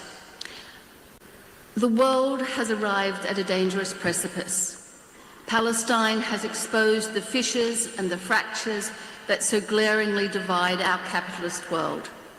It has revealed in raw brutality the gaping chasm between persecutors and the persecuted, oppressors and the oppressed, colonizers and the colonized, the rich and the poor, the governors and the governed. And in so doing, Palestine has become the vanguard for the global anti-fascist, anti-colonial movement, for an awakening and recognition that change must come from below, must come from a newly animated civil society. The Gaza People's Tribunal encapsulates a key effort in this enterprise. My initial remarks relate to civil society, law, and challenging state crime through initiatives such as the Gaza People's Tribunal, BDS, the Global Sumud Flotilla, and the Sarajevo Declaration, which I'll discuss in a moment. Deploying law strategically, as the wonderful Hind Rajab Foundation do in their pursuit of holidaying Israeli genocidaire, and South Africa's brilliant case against Israel at the ICJ, can play a powerful role in the civil resistance against genocide. But imagining that the international legal order through the international courts can play anything more than a symbolic and normative role in the struggle is deeply misguided. With respect to Palestine, Israel has breached over 30 UN Security Council resolutions without consequence, and its daily egregious international crimes have led to nothing but impunity. Israel's ongoing genocide reflects the abject failure of the UN system thus far to prevent and punish war crimes, crimes against humanity, and genocide. Indeed, only a month ago, the US shamefully vetoed a call for a ceasefire for the 6th time at the UN Security Council. For me, as a scholar of state crime and genocide, the solutions to state criminality lie well outside the frameworks of criminal law, criminal justice, international conventions and international courts. Instead, any such solutions are much more likely to be found in the struggles of the state's victims or with those who advocate and organize as allies of those victims. And it's the organization of those victims and allies that not only has the power to challenge state violence, but is central in defining that violence as criminal in the first instance.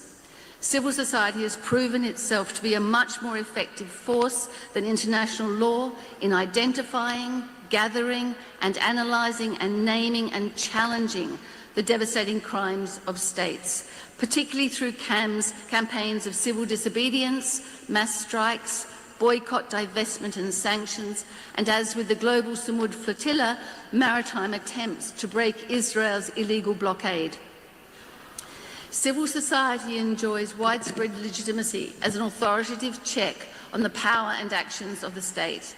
And because it operates from the ground up, it has far greater agility and capacity to recognise the processes involved in the earlier phases of state criminality. Why do we know about Israel's genocidal crimes? Not because the UN Independent International Commission of Inquiry, which published its findings just a few weeks ago, a whole 2 years after the annihilation phase of the genocide began, nor because the Association of Genocide Scholars has finally found its conscience. Not because our legacy media reports on Israel's genocide and its decades-long persecution of Palestinians, nor because our governments denounce the genocidal state. To the contrary, our media and our governments have been central in sustaining and perpetuating these crimes. We know about Israel's crimes only because, for decades, Palestinian NGOs, critical researchers, Palestinian and other independent, courageous journalists and civil society groups have been documenting, evidencing, analysing and disseminating their findings in whichever ways they can. The Israeli crimes embodied in all the stages of genocide have thus been known for many years and include its decades-long policies and practices of settler colonialism, ethno-supremacism, apartheid, racial segregation, persecution, unlawful settlements, the denial of the right to return, collective punishment, mass detention, torture and cruel and inhuman treatment and punishment, extrajudicial executions, systematic sexual violence, demolitions, forced displacement and expulsions, ethnic purges and forced demographic change, as well as forced starvation, and the systematic denial of all economic and social rights. And now we're witnessing extermination. Civil society has been at the heart and centre of all evidence gathering in relation to all these crimes. And this work by civil society, not by the courts, not by the UN, not by the mass media, not by our governments, has led efforts to successfully name Israel's crimes as settler colonialism, apartheid and genocide. Unlike a court of law, the Gaza People's Tribunal begins from the premise that Israel is committing genocide, as Richard mentioned, that it is a settler colonial apartheid state underpinned by the racist ideology of Zionism. We don't require the hypothetical ruling of an international court, nor the dreadfully belated judgment of a UN independent commission to determine that a genocide is happening and has perhaps been happening incrementally since 1917. The evidence is manifold. Thousands of Palestinian and global civil society organisations, historians, state crime theorists, international relations scholars, philosophers and international lawyers all agree. We start from a recognition that governments and the international legal order have not simply failed the Palestinians, but they have actively enabled Israel's impunity and partnered its decades-long colonial persecution of the Palestinian people. For us, the challenge of justice and resistance falls to civil society, to acts of solidarity, to social movements and to people of conscience everywhere. It understands the need to mobilise the power of the people in their millions to challenge the crimes of the Israeli regime and its co-conspirators, our own governments in the US, Europe and the Middle East.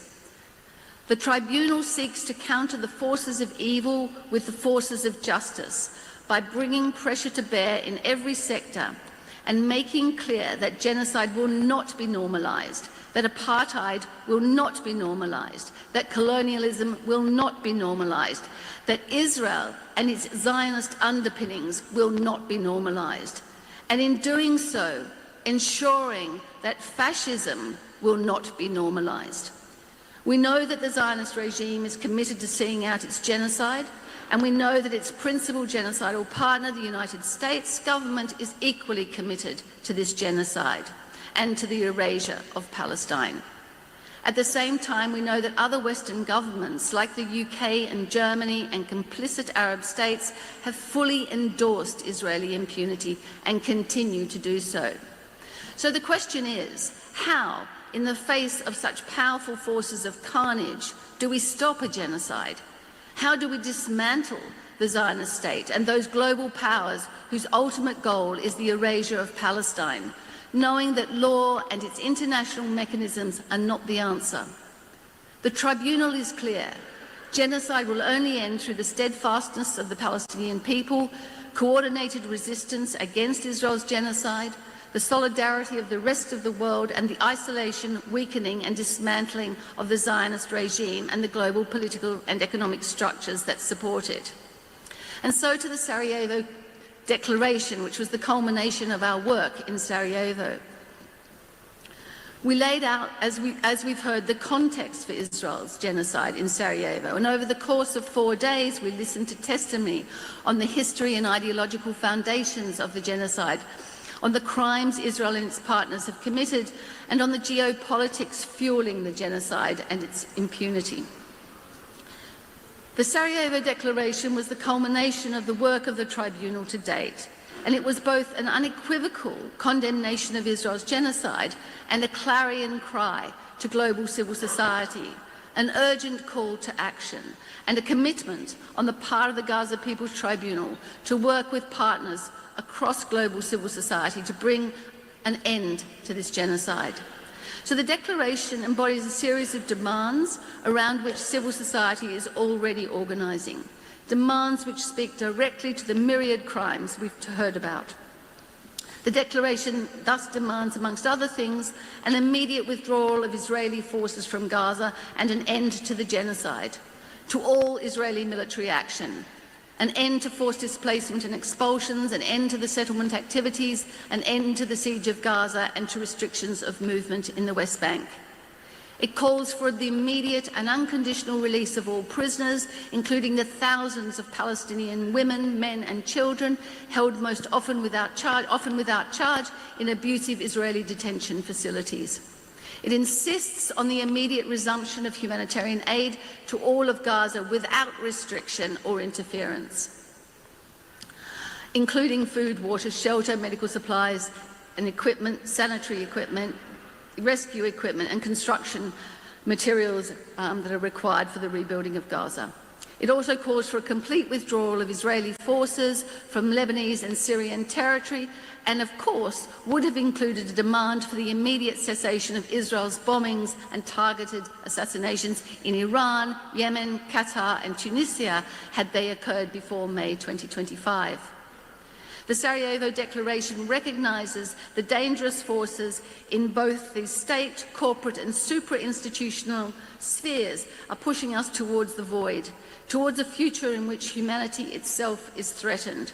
The events of the past 24-25 months and the Tribunal's own deliberations have convinced us both that key international organisations and most countries in the world, whether acting individually or collectively, have not only failed in defending the rights of the Palestinian people and responding to the Israeli regime's genocide in Palestine, but have to varying degrees been complicit or actual partners in these crimes. In the Declaration, we extend solidarity to global civil society, which has risen up against the genocide in extraordinarily brave and creative ways, but which has encountered McCarthyite suppression and increasing state violence. We denounce the wave of persecution against human rights defenders, peace activists, students, academics, workers, professionals, and we pay tribute to those who, despite this persecution, have had the courage and moral conviction to stand up and speak out, while rejecting the ridiculous Hasbara tactics of smearing as anti-Semitic or supporters of terrorism all those who dare publicly to challenge the Israeli regime and its European and US allies. Significantly, the Declaration rejects wholesale the destructive ideology of Zionism, the official state ideology of the Israeli regime. It's the forces of Zionism that colonized Palestine in 1948 and continue to colonize the occupied Palestinian territories, and it is Zionism with its inherent racism that created the Israeli apartheid state on the ruins of traditional Palestine. The belief in a Jewish supremacist state that drives pro-genocidal Israeli organizations and their surrogates on the far right today. The declaration demands immediate action to isolate, contain and hold accountable the Israeli regime through universal boycott, divestment, sanctions, a military embargo, suspension from international organizations and the prosecution of all its perpetrators. The final lines of the declaration are worth repeating. And I quote, "The challenge of justice now falls to people of conscience everywhere, to civil society and to social movements, to all of us. Palestinian lives are at stake. The international moral and legal order is at stake. We must not fail. We must not relent." And to conclude, millions of people continue to march in cities around the world. Civil resistance groups target Israeli-linked armaments factories. Trade unions have blocked weapons shipments to Israel. The BDS movement, particularly through academic and cultural boycotts, has grown in power, and a phenomenal 26,000 people signed up for the global Samud flotilla in an attempt to break the siege. The message of the Sarajevo Declaration is that in spite of, because of, the forces of darkness we find ourselves surrounded by, we must continue to do everything, everywhere, and at all times to stop Israel's attempts at Palestinian erasure, and at the same time to restore justice and humanity in a world hurtling towards fascism. In his closing address to the final session of the Vietnam War Crimes Tribunal, Bertrand Russell declared in words that equally impel our resistance today, and I quote, and I'll end on this quote, "The napalm and pellet bombs, the systematic destruction of a heroic people, are a barbarous rehearsal. The starving and the suffering will no longer die in silence. We must discredit the arrogant demand that they protect our comfort with their quiet agony."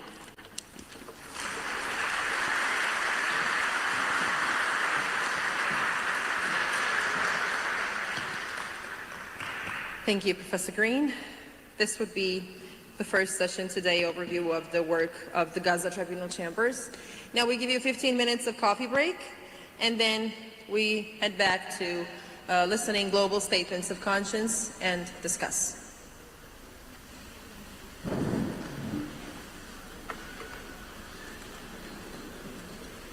Nice to meet you. Yes, Annie.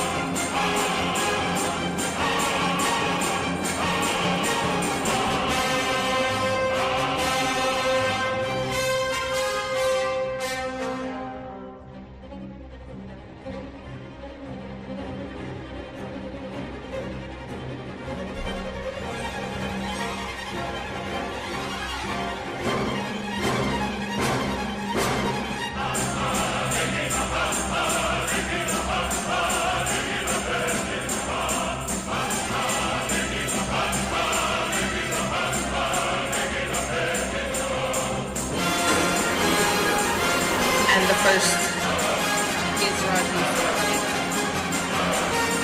Mr. Sarani, do you hear me? Are you with us? Yes, I do hear you. Good afternoon. Thank you for your time, and please, time is yours. Thank you. Dear Richard,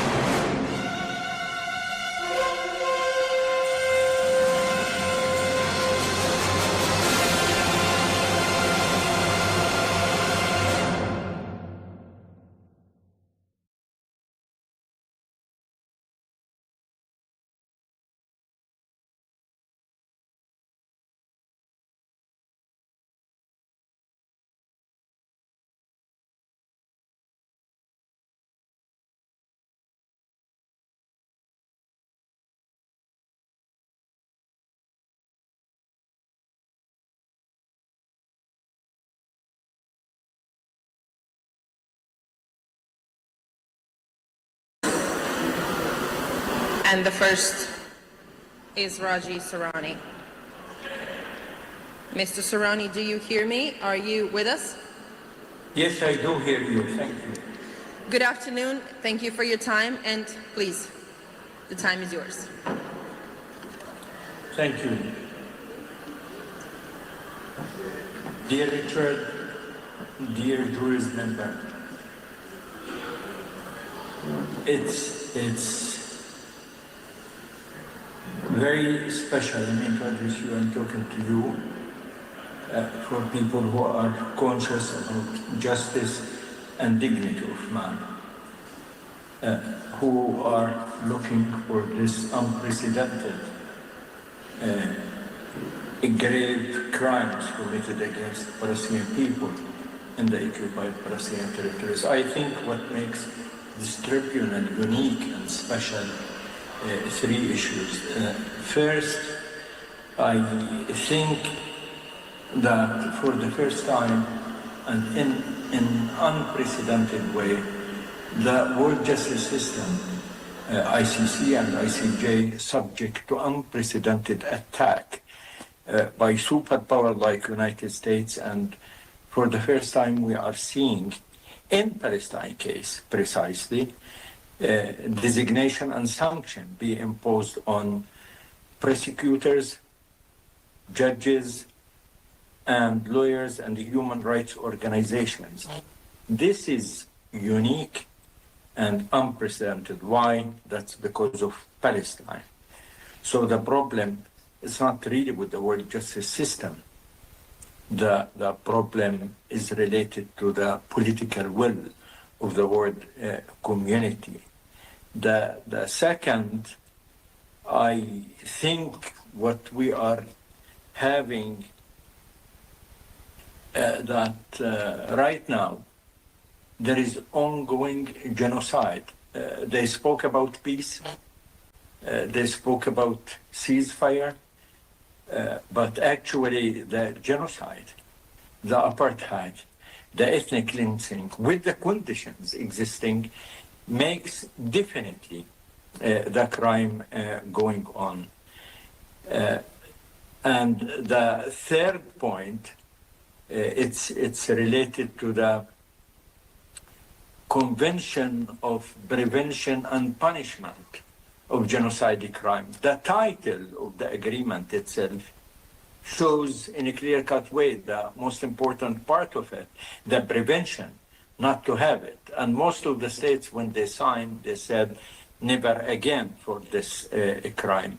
So these three components, I think, makes much more important having this popular public tribunal for Palestine, for Gaza, and the fact that the genocide is still going on makes it unique and very special.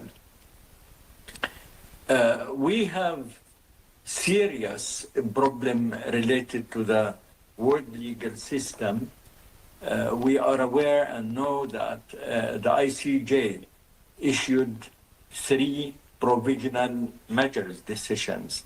And these 3 provisional measure decisions was simple, clear, and it was precisely allowing since January 2024 the humanitarian aid and the food supplies to go on to Gaza unconditionally. But actually since then, the famine is still going on, and this wasn't, implemented exactly like the 2 warrants issued against Netanyahu and Gallant from the ICC. After issuing it, some prime ministers in Europe and the President of the United States said these are irrelevant and Netanyahu Gallant can come and visit and should be no consequence on that. And he was received as first-class visitor to the White House. It's unprecedented that wanted to ICC and somebody who is suspected of doing war crimes, he is received full-fledged at the White House, not once, not twice, even 3 times after that. And that showed how the West dealing with the issues related to Palestine and the Palestinian-Israeli conflict. And that make emphasis about the popular tribunal as such.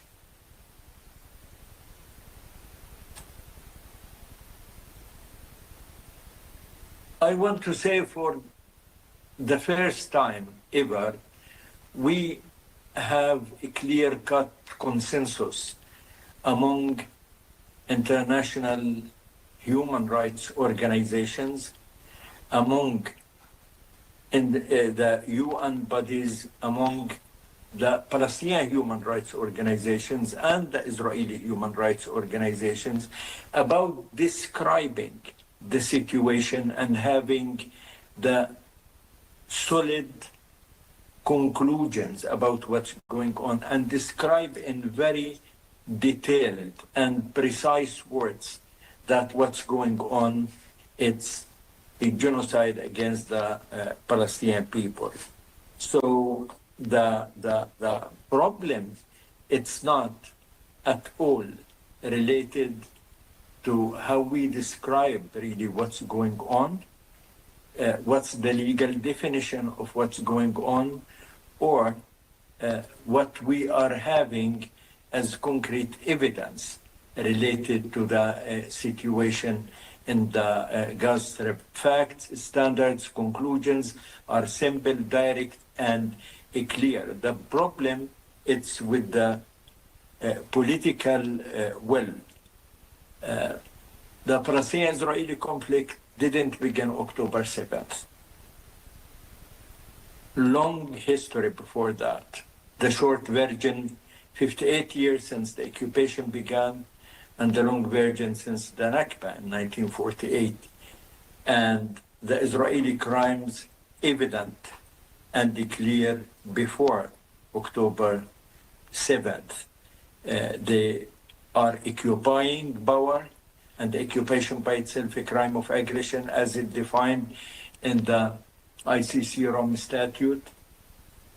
2, we are having also the blockade on Gaza. We have the settlements policy in the West Bank. We have the ethnic cleansing in Jerusalem. We are having the pillage in the West Bank. We are having, beside the blockade, 5 wars launched against Gaza in the eye of the storm, were civilian and the civilian targets. So before the war, Israel was there in the ICC, and Palestine began to engage with the ICC since January 2015. The Palestinian-Israeli conflict is one of the most well-documented conflicts in the modern history. It's clear, simple, evident, and what's like there not related to, again, facts or standards or the conclusions. It's related to the political will.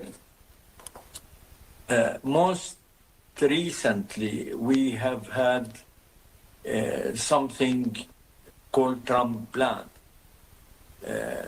Nobody wants peace, security, ceasefire more than the suppressed and the oppressed. Nobody need that more than the Gazans and Palestinians, those who are subject to massive destruction, massive displacement, massive killing, and famine. They want that badly. They seek to have it, but unfortunately, this came as just declaration of ceasefire. But how can we talk about peace while 90% of Gaza erased and destroyed, while almost 2 million displaced in Gaza, while still the famine all over the place, while there are lack of the basic, very fundamental issues like water, healthcare, hospitals, medicine, food, etc.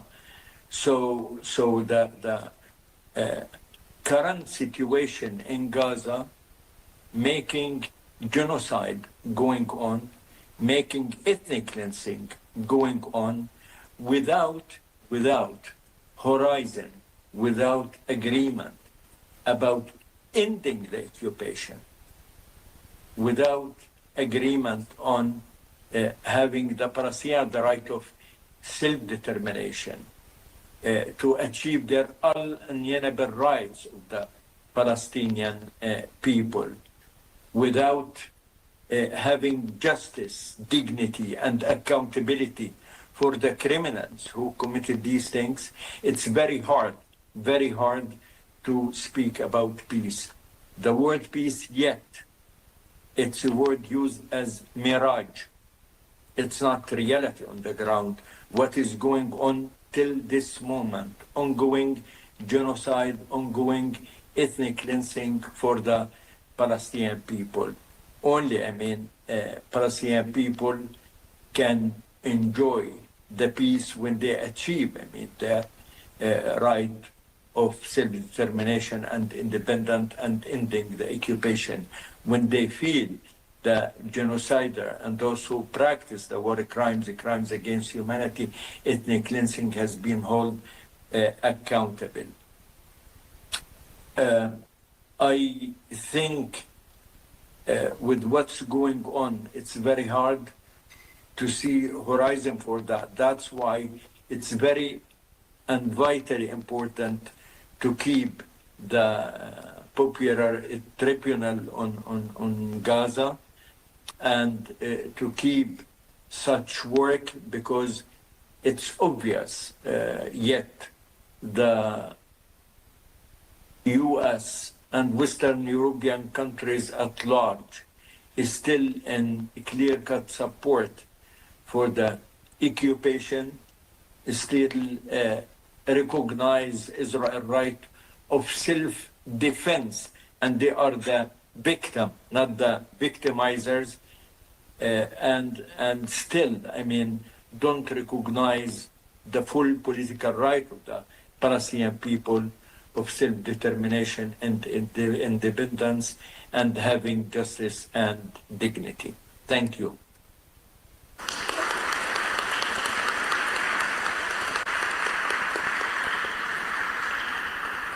Thank you very much, Mr. Serrani. And for those who were not able to be here physically or make a video, they did send us a message so that words can be heard. Arundhati Roy says, I'm sorry that I cannot be present at the final session of the Gaza Tribunal, so I thought I would at least send a brief message. Today is the 12th of October, and Israel's live-streamed genocide of Palestinians is just over 2 years old.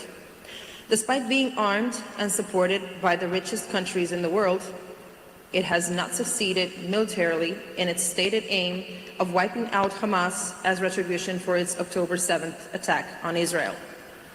Instead, it has killed almost 70,000 people who were part of the tiny, encircled, occupied, and isolated population of Gaza. The final death toll will only be known once the thousands of tons of rubble has been cleared. Days ago, a ceasefire was brokered by the government of the United States, which, according to its own State Department, has given $40 billion over the last 2 years to support Israel as it went about its hard task of murdering tens of thousands of civilians, mostly women and children, bombing 90% of Gaza's dwellings to rubble, destroying hospitals, and killing hundreds of journalists. Could Israel have done this without the support of the governments of the United States and Europe? Very unlikely. Certainly, the United States could have stopped the killing in an afternoon if it wanted to. So the question is, whose genocide is it, and who should be held accountable? It is hard to know at this point whether the ceasefire will hold, or whether it is yet another deadly, cunning trick. For the sake of the people of Gaza, I fervently wish that it will hold, even if it is a ceasefire that is designed to disguise a real estate deal that will profit a group of war criminals. For now, the killing must stop. If it does, perhaps this tribunal could hold a special session right amidst the rubble of what Gaza once was, where Palestinians will describe what they have endured and share their dreams for their future. Perhaps only then will we have the full measure of the honor and the horror that unfolded while the murderers were applauded and urged on. But until then, the task of keeping track, naming names, collating evidence will be a work in progress. The perpetrators are not only those who pulled the triggers and dropped the bombs, not only those governments officials who have driven Palestinians off their lands and to the brink of starvation and mass, not only those who have used food and aid as a ruse to murder more people, not only those who have tortured and sexually abused Palestinian prisoners, but also those governments and corporations who have supported all of this. Also those mainstream newspaper and TV channels that have willfully lied and spread fake news. Also those editors, columnists, and journalists who developed a sophisticated slanted language that dehumanized Palestinians and prepared the grounds for genocide with impunity. All these people and organizations will, I'm sure, one day be named and indicted. The task of defining who is the perpetrator and then bringing them to account is an onerous one. We need a genocide audit. I'm sure the Gaza Tribunal is fully cognizant of all of this, which is why your work is both urgent and necessary.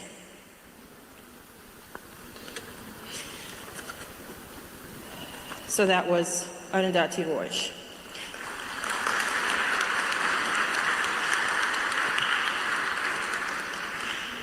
And now we will see a video message of Marcia Cross. For the past 2 years, we've been witnessing a genocide, the deliberate destruction of a people and their land in full view of the world.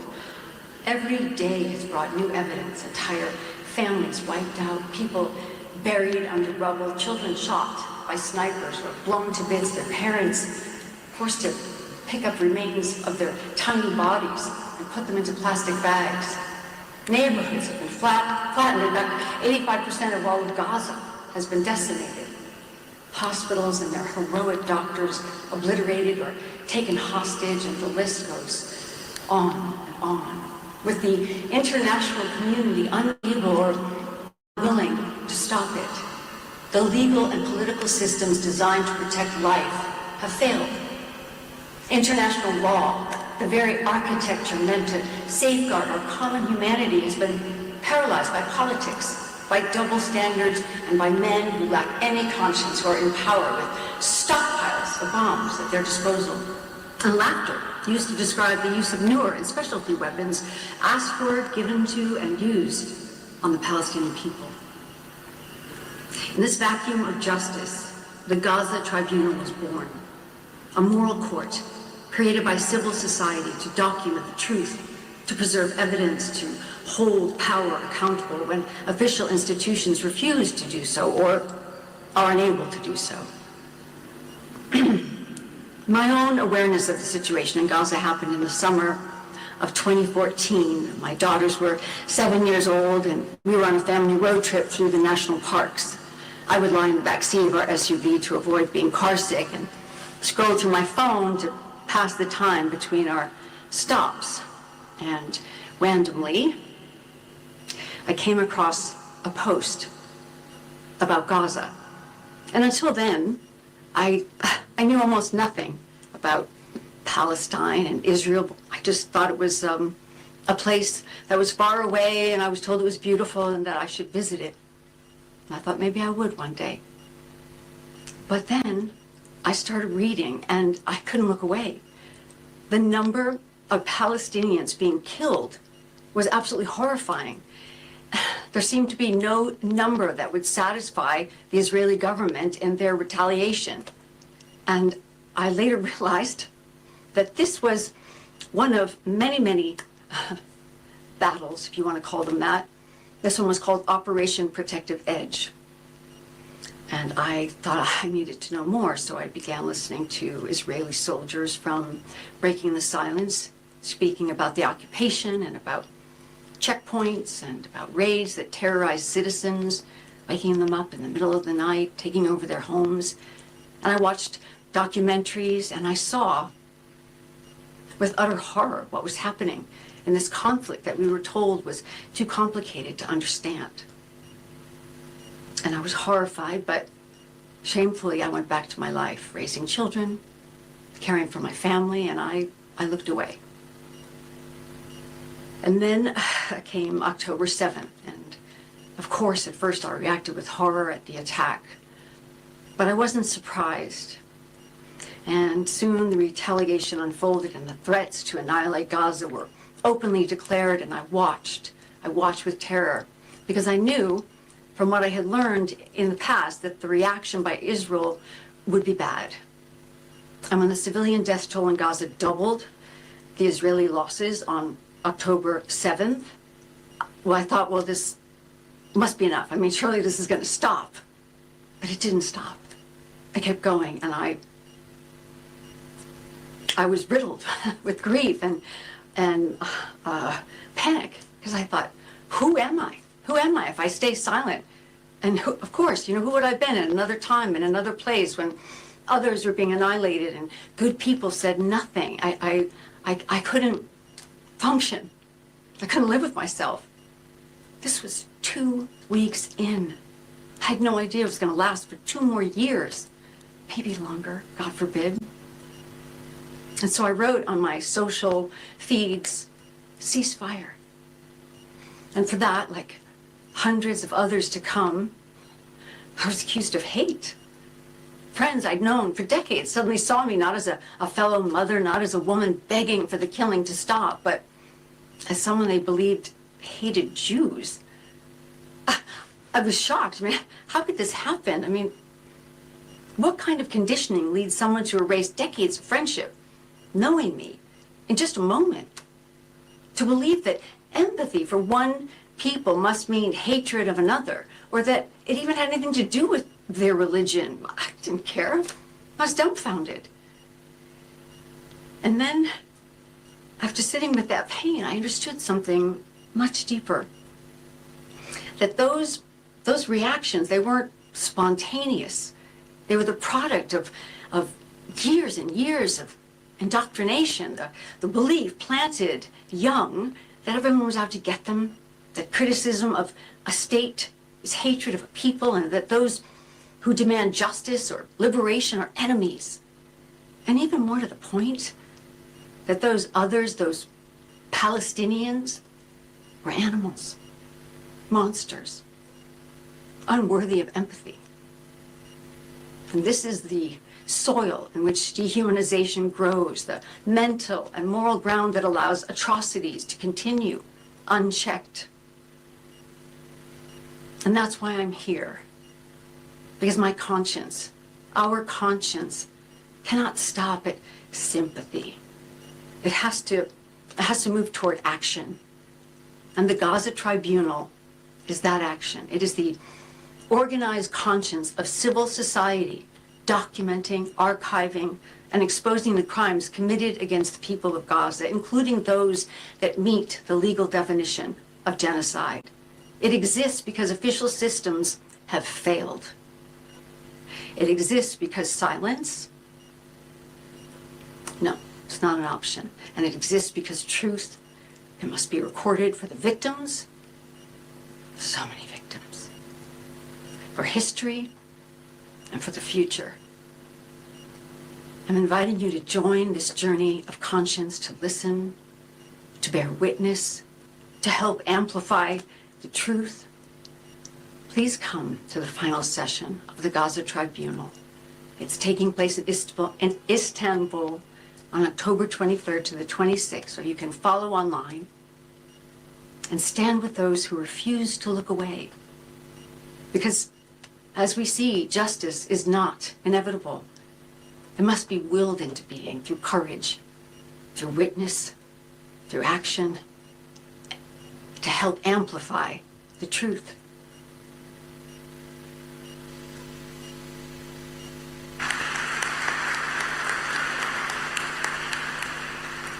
Thank you to Marsha Cross. And now we will hear a message from Omar Suleiman.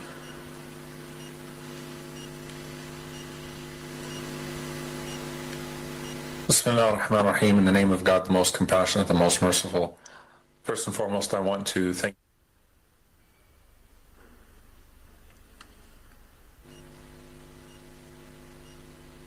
Bismillah ar-Rahman ar-Rahim, in the name of God, the most compassionate, the most merciful.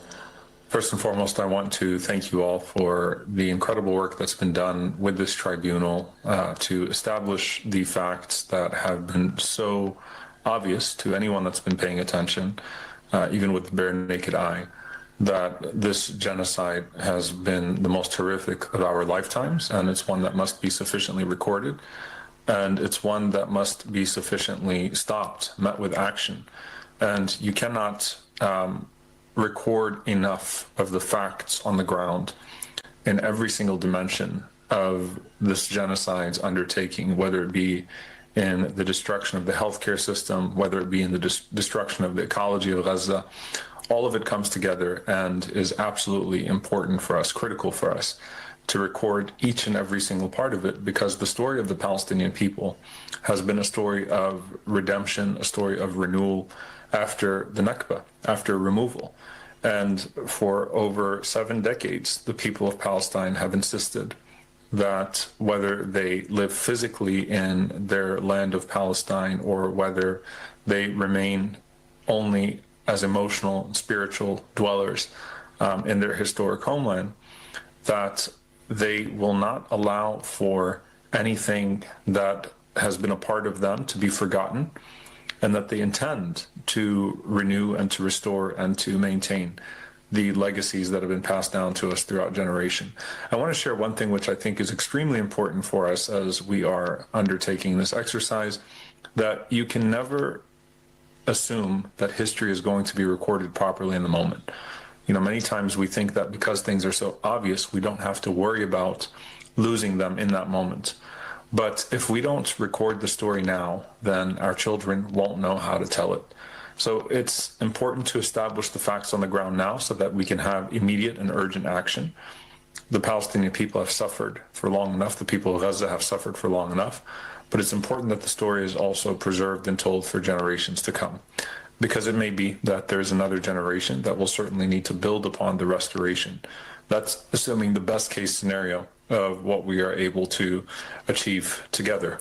And I have no doubt that with inspired action, with experts, with academics, with activists, with people of conscience and people of faith, that we will be able to achieve in our lifetime some of the most remarkable things that are necessary to reverse the course that the Palestinian people have been put on, unfortunately, through these acts of destruction and before genocide of apartheid. So thank you all very much for being a part of this tribunal. And I pray that the facts that have been established are the foundation for a better future for the Palestinian people and for people around the world that are suffering under the boots of oppression and colonization. Assalamu alaikum. Peace be with you all.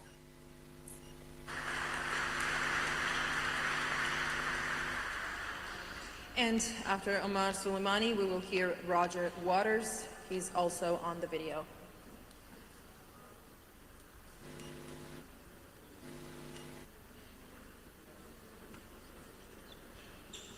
My name is Roger Waters. We're all in Istanbul. I know you know that. Actually, I'm not in Istanbul. I did this last Monday. All right. Here we go. It is time to call a spade a spade. No more pussyfooting. Zionism is a failed ideology. A majority of ordinary people all over the world know that to be true. A majority of Jewish people all over the world know that to be true. Israel is a failed state. Any state that admits it has to commit genocide to survive has already failed. Ordinary people all over the world know this to be true. So, what to do? The so-called Trump peace plan is a bad joke. It openly and unashamedly denies the Palestinian people basic human rights. So what do you suggest, Roger? What's your peace plan? Well, sumud, steadfast perseverance in resistance to the occupation. We must keep on taking to the streets in our millions. We must keep on raising our voices. The sound of our choir needs to be so loud it pierces the palace walls. No king should be allowed to sit smiling on a throne soaked in the blood of our children. Yes, I'm talking about you, Mohammed bin Salman. I'm talking about you, Sisi, in Egypt. I'm talking about the Qatari and Jordanian royal families. I'm talking about the rulers of the Arab Emirates. I'm talking about everyone except our noble brothers and sisters, the Houthis in Yemen. Our final goal must be to turn back the clock 100 years to before the stain of Zionism blackened the land. We work towards a free, democratic Palestine from Lebanon in the north to Egypt in the south and from the River Jordan to the sea. And what becomes of Netanyahu and Ben-Gvir and Smotrich and Trump and Starmer and Witkoff and Hegseth and Rubio and the rest of them? Well, that's for history to decide. Obviously, they deserve equal human rights, just like the rest of us. But their fate will lie in the hands of international law. We shall see. But that is the future. Will it ever be achieved? I hope so. Unfortunately, I don't have my crystal ball here with me today. What I do know is it won't happen overnight. We need to be realistic. We need a realistic first step. And that is why I am here today. Donald, pay attention. This is important. The realistic first step to which I refer is uniting for peace. I call upon all world leaders, but especially all the Arab leaders, to, for once, represent the will of your peoples and stand solidly behind Gustavo Petro and the people of Colombia in their call for a vote in an emergency session of the General Assembly. A vote to authorize the sending of a multinational United Nations peacekeeping force into Gaza and all the other occupied Palestinian territories to stop the Israeli genocide, to restore UNRWA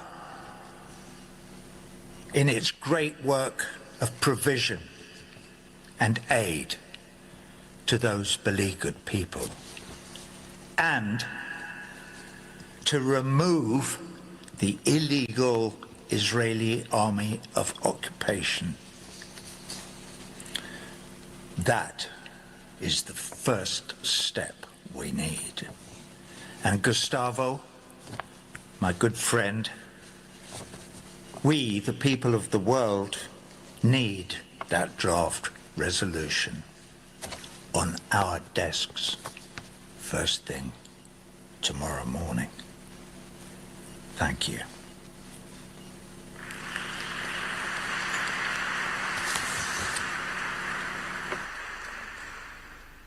Thank you to Mr. Waters and our dear guests, academics, professors, and everyone involved in today's session. I'm calling you for a lunch break, and the lunch will take place here at the university. And please ask our young volunteers who have these Gaza t-shirts to track you and show you where you will have your lunch. So yes, thank you, and I will see you at 2.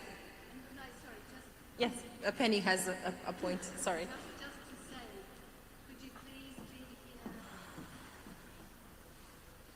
Just to say, could you please be here about 5 to 2, because it always takes some time to get in and settled.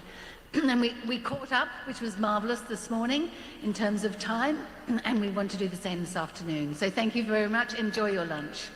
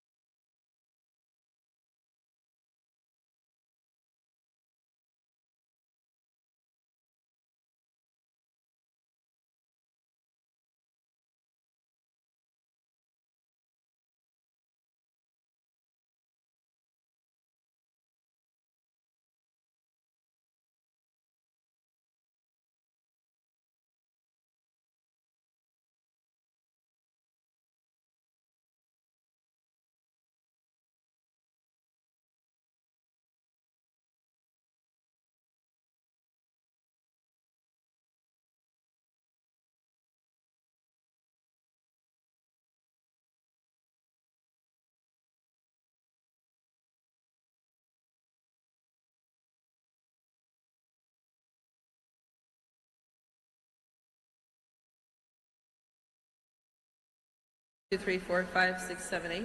Can you hear me? And let's check if it's turned on.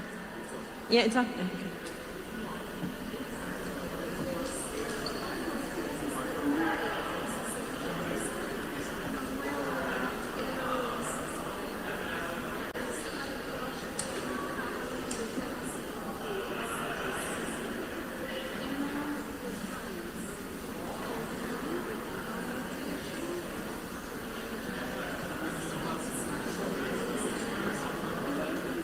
Okay, can you hear me?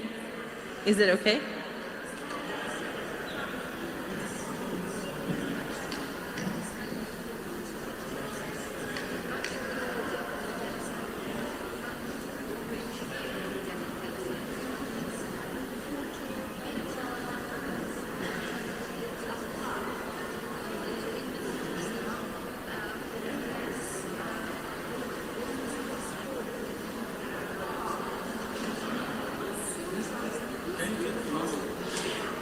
Hello, good afternoon. We're testing our headsets to see if you can hear us.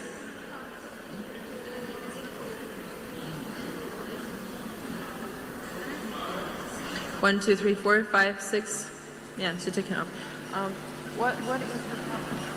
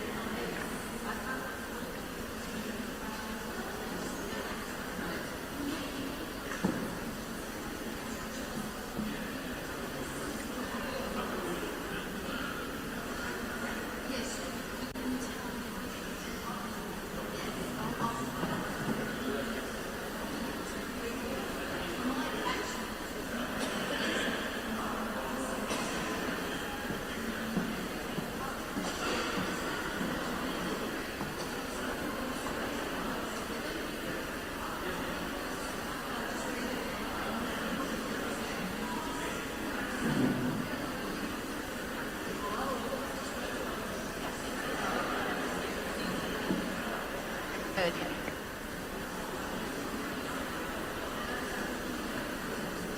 yet. Does anybody want? Yes.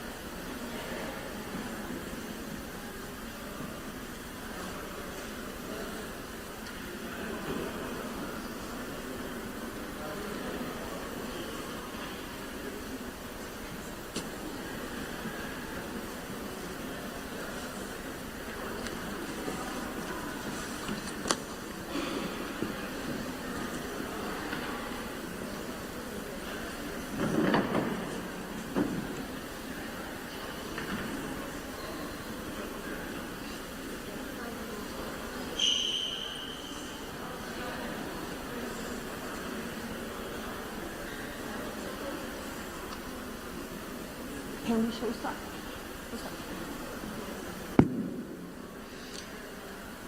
Good afternoon again. Hope you had a short, brief rest. Now it's time to continue. And we have reached the panel of experts, and we'll hear some professors, scholars, and different analysis of everything that has been happening in Gaza for the past 2 years and longer. So we are at the hearings and root causes. That is the name of this section of today's conference. So the first speaker is Avi Schleim, and he will be speaking about Zionist settler colonialism.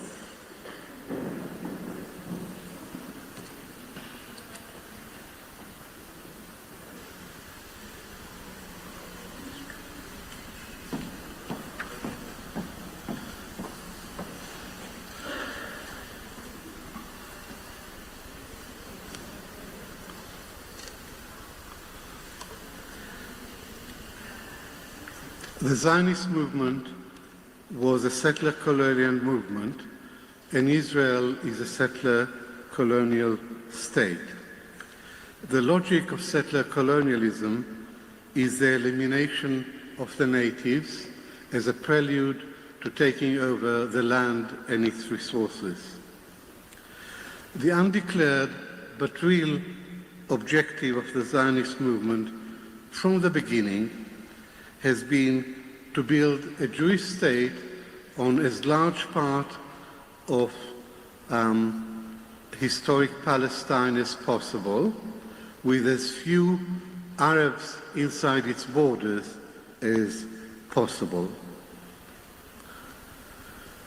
Today, Israel effectively controls 100% of historic Palestine. There is an Arabic saying that something that starts crooked remains crooked. The Zionist movement could not have achieved this amazing degree of success without the support of Western imperialism. Noam Chomsky noted that settler colonialism is the most extreme and vicious form of imperialism. For the last century, the Palestinians have been at the receiving ends of Zionist settler colonialism on the one hand and Western imperialism on the other, with Britain playing the leading part until 1948 and America playing the leading part since 1967. In 1917, Britain issued the Balfour Declaration pledging support for a Jewish state in Palestine. At that time, the Jews were 10% of the population and they owned only 2% of the land. So the Balfour Declaration was a classic colonial document which completely disregarded the rights and aspirations of the local population. Last month, Britain recognized Palestine. This was welcome, but it was pathetically little, and it was 107 years too late. The story of the British mandate in Palestine is essentially the story of how Britain stole Palestine from the Palestinians and gave it to the Zionists.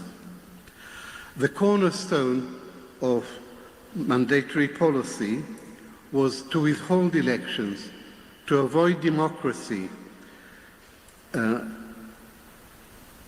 so long as the Arabs constituted a majority.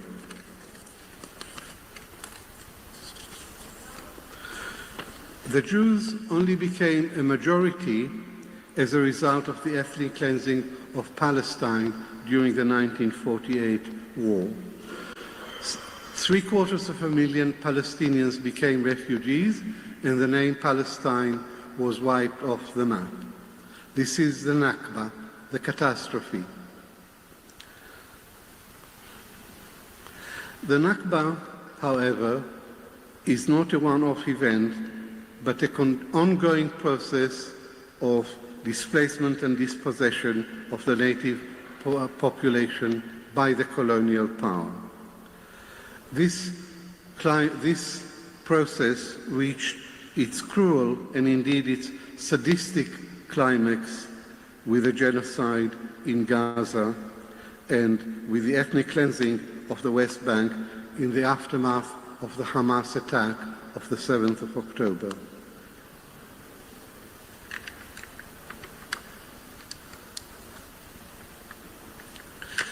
In the Arab world, Israel is widely seen as an illegitimate entity, as an outpost of Western imperialism, as a foreign body planted in the heartland of the Arab world with the intention of dividing and weakening them. This is an oversimplification of history. Nevertheless, it is true that Western support was crucial to the establishment of Israel in 1948 and to the persistence of the colonial empire beyond Israel's original lines since 1967. America is Israel's closest friend and indispensable ally. America gives Israel military aid and diplomatic protection. The problem with American support for Israel is that it is unconditional. It is unconditional.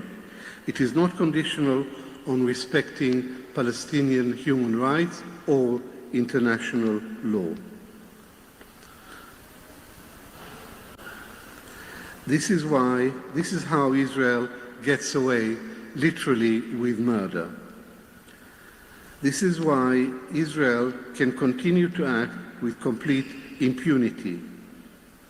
This is why the international community is unable to call Israel to account for its multiple crimes and egregious violations of international humanitarian law.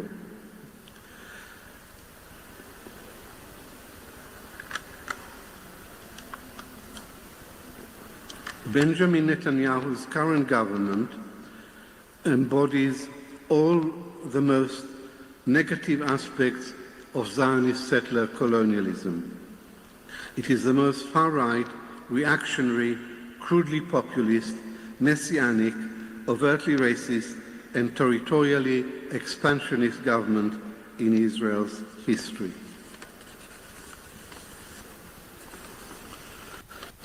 Settler violence has dramatically escalated on the West Bank since the 7th of October with the encouragement of the government and the protection of the army. The extremists in the government openly declare that their ultimate aim is the formal annexation of the West Bank and Jewish resettlement in Gaza. The government exploited the trauma of the 7th of October to intensify the ethnic cleansing of Palestine. A leaked report of the Israeli Ministry of Intelligence outlined concrete plans for depopulating Gaza. Egyptian opposition prevented Israel from implementing this plan, but it did not prevent Israel from achieving its principal aim, namely to make Gaza uninhabitable. Under Netanyahu's leadership, Israel has also committed the crime of all crimes, genocide. Genocide is not just a legal concept, but a fundamentally moral issue. It is the denial of the right to exist of a whole group of people. Israel's national identity is inextricably linked with the Holocaust. But Israel is no longer the victim, if it has ever been. Whereas in the Second World War, the Jews were the defenseless victims of Nazi Germany, today it's the Palestinians who are the defenseless victims of the Jewish state. In a sense, the war in Gaza is a direct result of the Balfour Declaration. The combination of Zionist settler colonialism and Western imperialism is the root cause of the Palestinian tragedy. In Gaza, over the last 2 years, the injustice, the immorality, the inhumanity, and indeed the sadism of Zionist settler colonialism towards the native population have reached a new climax. Given the origins of Israel as a settler colonial state, as Francesca Albanese has pointed in one of her brilliant reports, given the origins of Israel as a settler colonial state, this was a tragedy foretold. Thank you.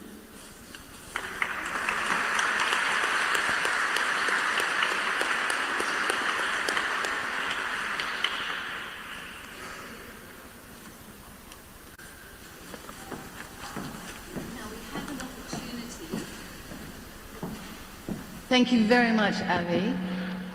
Are there any questions from the jury? Sami. Thank you very much, Avi, for your presentation. Very quick question. If we look at the history of settler colonial states, particularly France with Algeria, what future do you see of this conflict? Do you see it along these lines or along the lines of South Africa, where they would be settled and try to integrate? What kind of future do you see in light of what you know about the Zionist ideology? I believe that apartheid is not sustainable into the 21st century.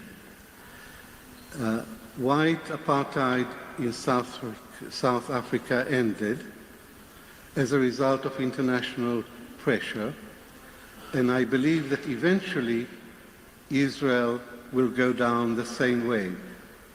The impulse to change will not come from within. The pressure from outside would push Israel to end the apartheid regime. And I don't believe that partition is a solution to this problem. I don't think that partition was ever a solution from the beginning. It's one unit. And no one suggested in South Africa that you should divide the country into two states, one black and one white. But people are suggesting now that you have two states, one Jewish, one Arab. It has never worked and it will never work, and therefore I advocate one state from the river to the sea with equal rights for all who live in that space, equal freedom and equal rights for all the people who live in that space, regardless of religion and ethnicity. Thank you very much, Avi. Brilliant. Thank you, Professor. And next one to speak is Lana Tatour. And the subject is Zionist settler colonialization and racism in Palestine.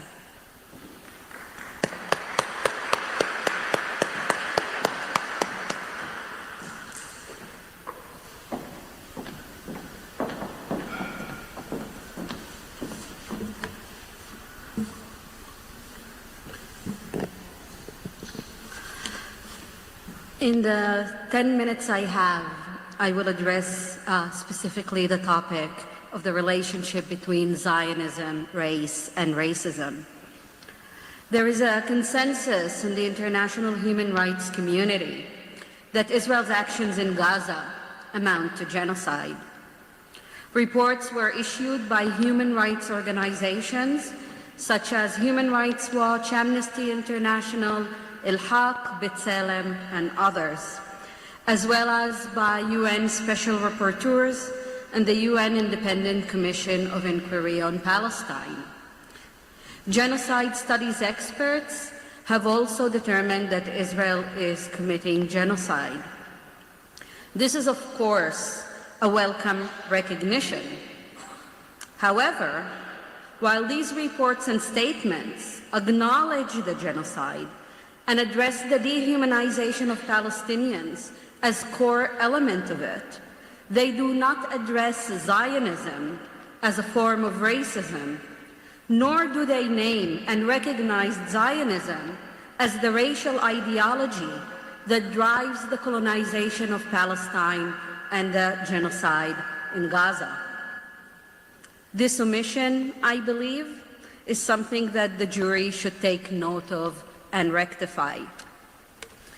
For 2 years, we have been witnessing the annihilation of Gaza.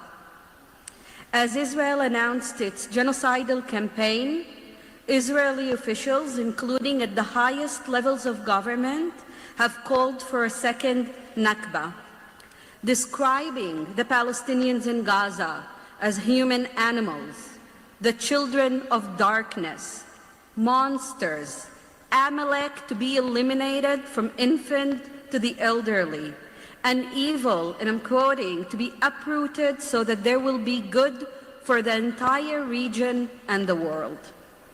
Israel's Prime Minister, Benjamin Netanyahu, declared that the war on Gaza is a battle of civilization against barbarism. These statements are not aberration, nor are they momentary responses to trauma, as often portrayed in the West. They draw on over a century of racialization of Palestinians by the Zionist movement and imperial powers. The Balfour Declaration and its denial of the existence of Palestinians as a people with right to self-determination, the partition plan, the British Mandate, the Nakba as a series of events and as an ongoing structure, the mass expulsion of Palestinians, their denial of their right to return in the name of demographic considerations, the occupation of additional Palestinian territories in '67, the siege on Gaza, the genocide, land dispossession, entrenched system of checkpoints and segregated roads, the mass incarceration of Palestinians, the discrimination against Palestinians with Israeli citizenship, they all rely on the treatment of Palestinians as less civilized, as an inferior race, as lesser humans. Racism, racialization, and racial classification and hierarchization are core to the Zionist movement, ideology, and practice. The colonial project in Palestine is also racial and racist. Any reading of the Israeli genocide in Gaza should take into consideration how Zionism emerged as part of an imperial, colonial, and racial history, speaking to imperial order and aspirations, and building on 19th century European conceptions of race. Western imperialism and racism, of which Zionism is part, rendered territories and lands belonging to 9 white peoples, including the Palestinians, available for invasion, exploitation, and settlement. As put by Edward Said, imperialism was the theory, colonialism, the practice. Moreover, Zionism was not antagonistic to colonialism, nor to the idea of race itself. On the contrary, Zionists built on and benefited from both. Race was central to the Zionist mission of establishing Jews as a nation and the people, not just a religious group. Furthermore, Zionist leaders themselves described the movement as one of colonial settlement, an extension of European imperialism, bringing civilization and modernization to the Orient. Theodor Herzl talked about the Jewish state as an outpost of civilization as opposed to barbarism. The idea was that while Jews are inferior race in Europe, in Palestine, they are racially superior to Palestinians. And if Palestinians are an inferior race, then they are not deserving of self-determination, sovereignty. Their national aspirations can be ignored, and they can be expelled, transferred, removed, killed, and their land taken. Already in 1965, Fayez Sayer wrote that racial elimination stands at the heart of the Zionist project since its inception. The Zionist quest for eliminating Palestinians is now taking one of its most brutal forms, the genocide in Gaza. Israel has destroyed all means that sustain human life and has made Gaza unlivable. The annihilation of Gaza has been justified, supported, facilitated, and carried by Western powers, Western media, and corporations. It relies on anti-Arab, anti-Muslim, and anti-Palestinian racism, and on the attribution of more value to Jewish life while disregarding Palestinian life. It is this deep-seated racism that allows this genocide to continue despite it being live-streamed. In Gaza, we see the treatment of Palestinians not just as less than humans, but also as non-human. Israelis are dancing in parties, social gatherings, and weddings, and exercising to songs that call to exterminate Palestinians with genocidal lyrics, such as "May your village burn." Israeli civilians are actively blocking and destroying food and medical supplies intended for the people in Gaza. They are picnicking with their families at sites where they can watch the bombing of Gaza as a form of entertainment. They protest for the right to rape Palestinians, and Israeli parliament debates the legitimacy of raping Palestinians. Israelis relish on TikTok videos of killed and starved Palestinians, taking pleasure from watching dogs eating bodies of dead Palestinians that were never allowed to be respectfully buried. Soldiers make videos of themselves wearing lingerie of Palestinian women, mocking them, and playing with toys that once belonged to kids, now either displaced or killed. What we are witnessing in Gaza is race at work. It is Zionism at work. On 10th of November 2025, 2 weeks from now, we will be marking 50 years to Resolution 3379, which determined that Zionism is a form of racism and racial discrimination. Unfortunately, in 1991, the PLO agreed to rescind the resolution, one of the greatest achievements we had, simply as a precondition to enter the negotiations that led to the Oslo Accords. 50 years later, the genocide in Gaza and Israel's ongoing colonization and apartheid in Palestine demonstrate the need to recenter the conversation on the racial and racist nature of the Zionist colonial project. As Noura Rikat powerfully writes, and I'm quoting, "Understanding the racial dimension of the Palestinian struggle for freedom, including that Zionism is a form of racism and racial discrimination, is work that is still ongoing, on the ground and in scholarship.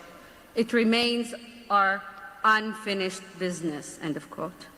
International institutions and the human rights community still insist on reading genocide as well as apartheid as divorced from Zionism. Even when they acknowledge racial domination and Jewish supremacy, they do not recognize Zionism as their source. It remains the unspoken taboo. Justice and accountability for Palestinians demand that we address this. Settler colonialism, apartheid, and genocide do not exist outside the grammar of race, which in Palestine is the grammar of Zionism.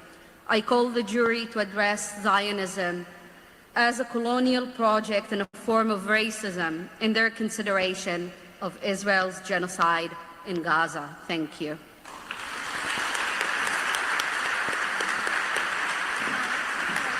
Thank you. I'll just wait and see if the jurors have any questions. Yes. Christine, you have a question. Thank you very much for that very powerful presentation.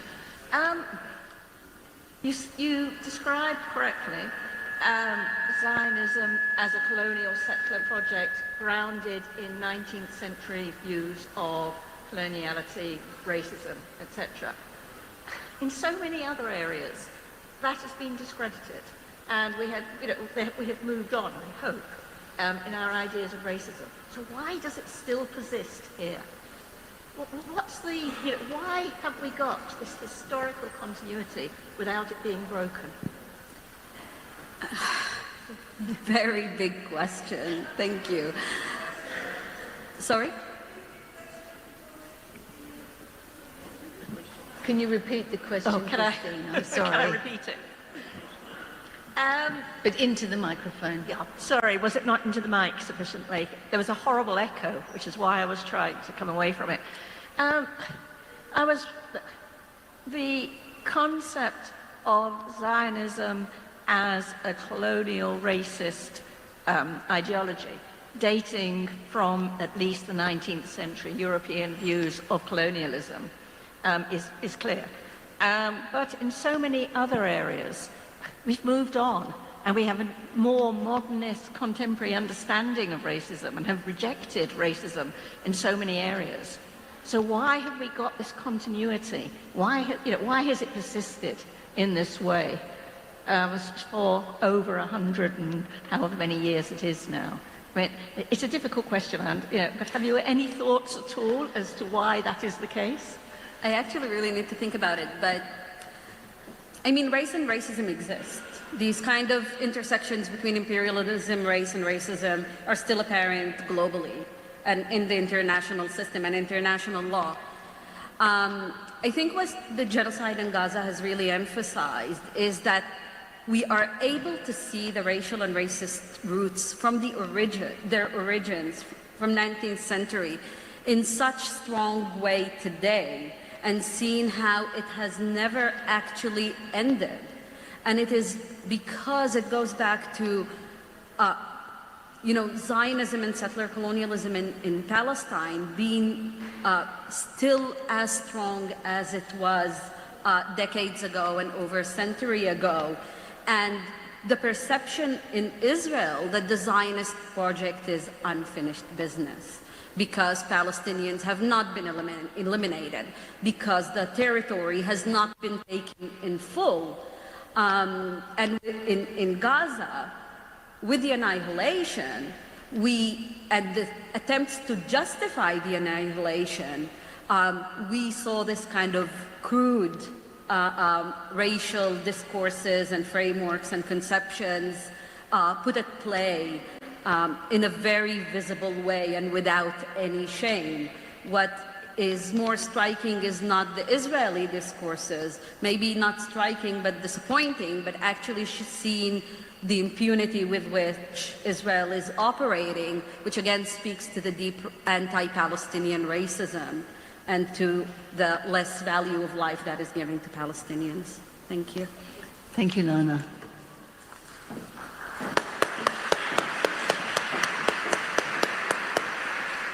Thank you, Professor Tatour. And now it's time to hear Mr. Jeff Halper, Crimes Against Palestinian People, Indicting Zionist Settler Colonialism is subject that Mr. Jeff Halper will be speaking about.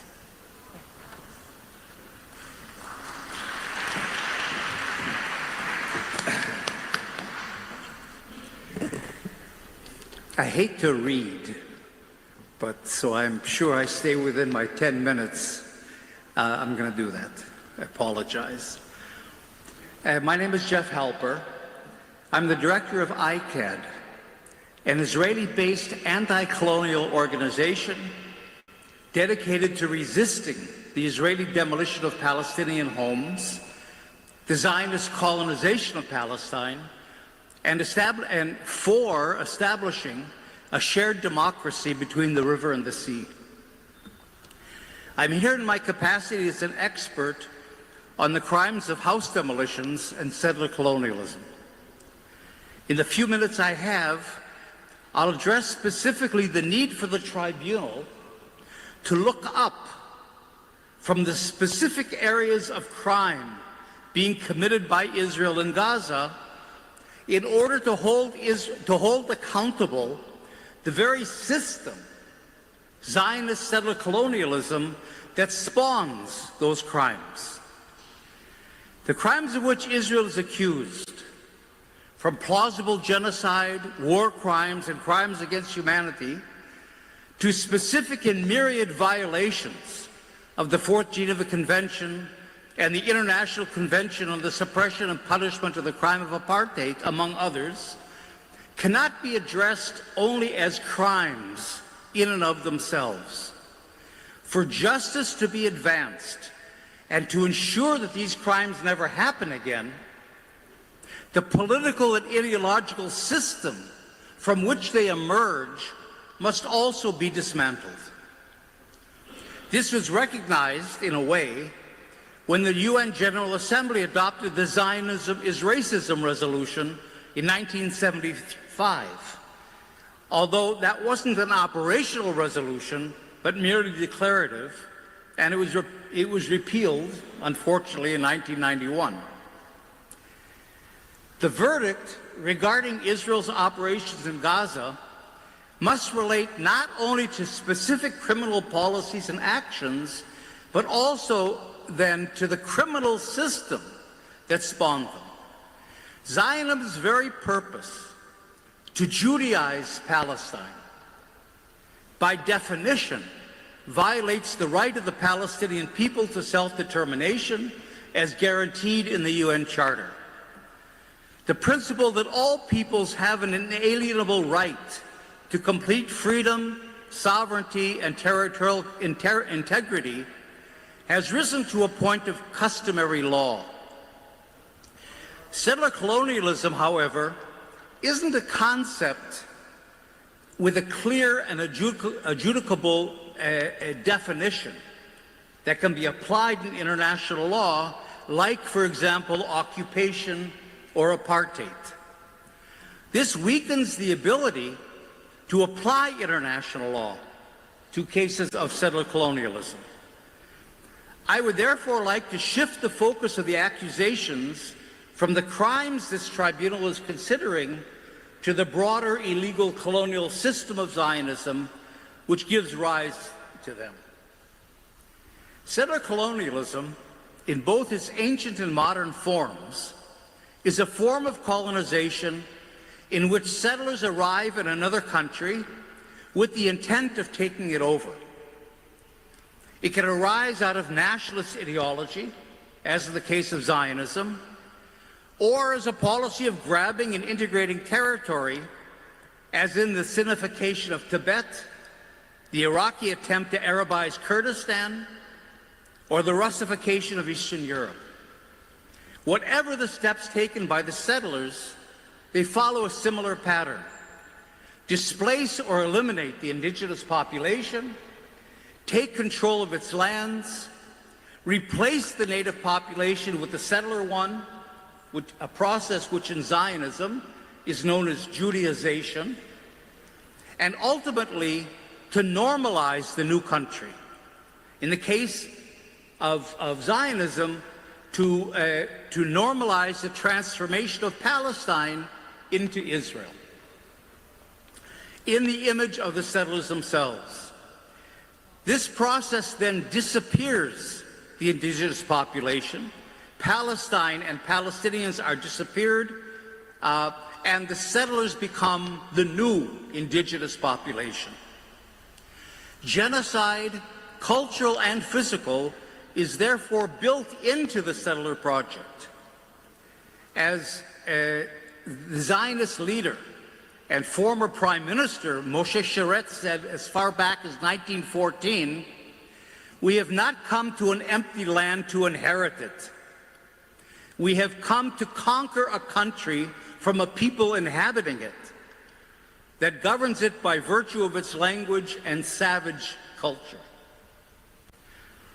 So the flip side of Judaization is de-Arabization.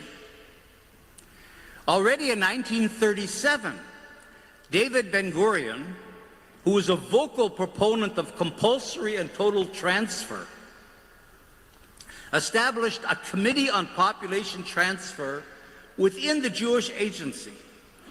This is a decade before the partition, of Palestine by the UN.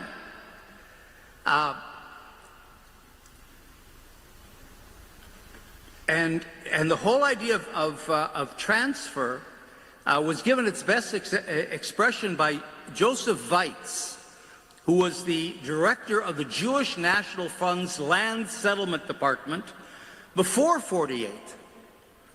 And he was the driving force behind the expulsions of 1948 when he declared, "It must be clear that there is no room in the country for both peoples. The only solution is a land of Israel without Arabs. There is no way but to transfer the Arabs from here to the neighboring countries, to transfer all of them, perhaps with the exception of Bethlehem, Nazareth, and Old Jerusalem. Not one village must be left, not one tribe, in the words of Joseph Weitz. Now, the initial transfer actually took place during the course of the Nakba, of course, in 1948, when Israel expelled about 750,000 Palestinians, more than half the population, the Palestinian population, and 85% of the Palestinians that were inhabiting what became the State of Israel. The transfer repeated itself in 1967, when between 280,000 and 325,000 Palestinians were driven from the West Bank, Gaza, and the Golan Heights, as Israeli military violence was directed at the civilian population, including the demolition of population centers and the emptying of refugee camps by the Israeli army. And today, in the wake of its genocidal operations in Gaza, again, genocide and ethnic cleansing being part of the process of Judaization, Israel is openly negotiating with a number of countries, including South Sudan, Ethiopia, Libya, and Indonesia, to accept all or most of Gaza's 2.3 million people. This is an active campaign on the part of Israel today. This isn't just some idea in the air. In collaboration with the Trump administration, Israel's presented detailed plans for the redevelopment of Gaza, virtually devoid of its current inhabitants. The seizure of Palestinian lands is easily documented in maps. Since 1947, Israel has been awarded 56% of Palestine by the UN partition plan. It's conquered another 22% of Palestine in 1948. The Green Line that accepts internationally those conquests and the partition is now codified into what we call the Green Line, which has become de facto the border of Israel. And it's established full military control over the entire occupied territory. It's also annexed de facto Area C of the West Bank, the 62% of the West Bank, that today houses 800,000 settlers in more than 300 illegal settlements. 90% of the 6.7 million Palestinian residents of historic Palestine between the river and the sea are today confined by Israeli military and planning policies to 12% of their homeland. That 12% is comprised of some 170 disconnected enclaves. The loss of their country, their lands, and attempts to erase their culture and their very presence from Palestine compels the Palestinians to resist. And since resistance is therefore built into settler colonialism, Zionism cannot achieve its goals, normalizing its violent Judaization of Palestine, without pacification, without breaking all Palestinian resistance. That is the political background and the purpose behind the assault on Gaza. Pacification. Eliminating all resistance among an entire population must by necessity then shade into genocide. The principle of distinction between combatants and non-combatants, fundamental to the rules of warfare, can't be obeyed if the entire colonized population is engaged in resistance. Even non-violent resistance, like building homes on one's own land without a permit.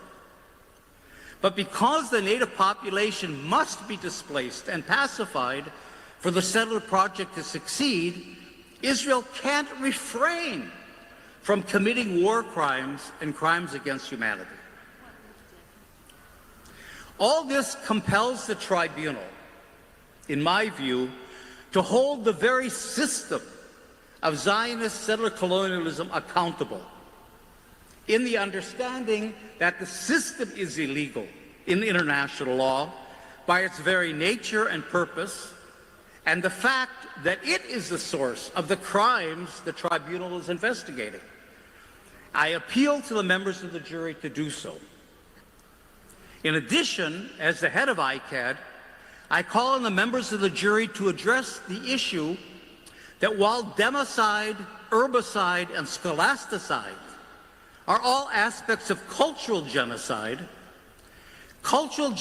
itself is excluded from the Genocide Convention, which only recognizes physical genocide. Since the Nakba, Israel's demolished almost 500,000 Palestinian homes, schools, universities, libraries, museums, mosques, churches, commercial centers, markets, and farm buildings. We urge the international community to expand the Genocide Convention so that it includes all these crimes as well. Thank you. Thanks so much, Jeff. Amazing. We have actually 3 members of the jury have raised their hands in this situation. So what I'm going to suggest is that if you each ask the question, there are 3 of them, and perhaps that they overlap, and Jeff, you could answer them. So can I take them all together? So let's start with Biljana, who had her hand up first, then Chandra, then Ada. Keep them short, if you can. I'll try to keep it short, even though we are talking about the root causes and about the root causes of the situation of the genocide. But, and we started from the 19th century and all this prehistory. But the root causes are mutating. They are developing along with the changing world. And if we talk about the settler colonialism as a form of imperialism, today we talk about hyper-imperialism. So it is a global phenomenon. You suggested that we should focus on dismantling the criminal system of Israel. For me, it is too narrow, too local, not enough. Because we have to talk about the political economy of genocide, where complicit actors are private military companies, other states, other international organizations. How are we going to deal with all these actors? It is not only Israel. It would be very easy to point out Israel is the bad guy, let's dismantle the system, let's try to build something better. Sorry, I know it is a long and complex question. Thank you. Chandra. Have you got a pen there, Jeff? No. To record that. Okay. Thank you, moderator. The root cause in sustaining genocide and apartheid in Israel is perhaps linked to something very, very current and contemporary. And what is that? It is the link, the very intimate, intricate link between Zionism, the State of Israel, and global hegemony. The whole system is what sustains Israel. Don't forget that when Israel was established, there were statements made by American leaders and others who had openly admitted that if there wasn't Israel, they would have created an Israel. Why? Because of the strategic importance of that part of the world, the only part of the world where 3 continents meet, the great waterways, and at that point, the beginning of the discovery of oil and gas in that region. They needed a state that would play a particular role. And they'd already begun to see, at the end of the 19th century, the rise of nationalism in various parts of the Arab world. They wanted a partner, tool, an agent that was much more reliable. And they created Israel for that reason. So the link with global hegemony is extremely important. And I cannot see Israel becoming a normal state. I cannot see genocide ending and all the other dimensions of this terrible conflict coming to an end without global hegemony coming to an end. That, to my mind, is the root cause. Thank you. Thank you, Chandra. And Radha.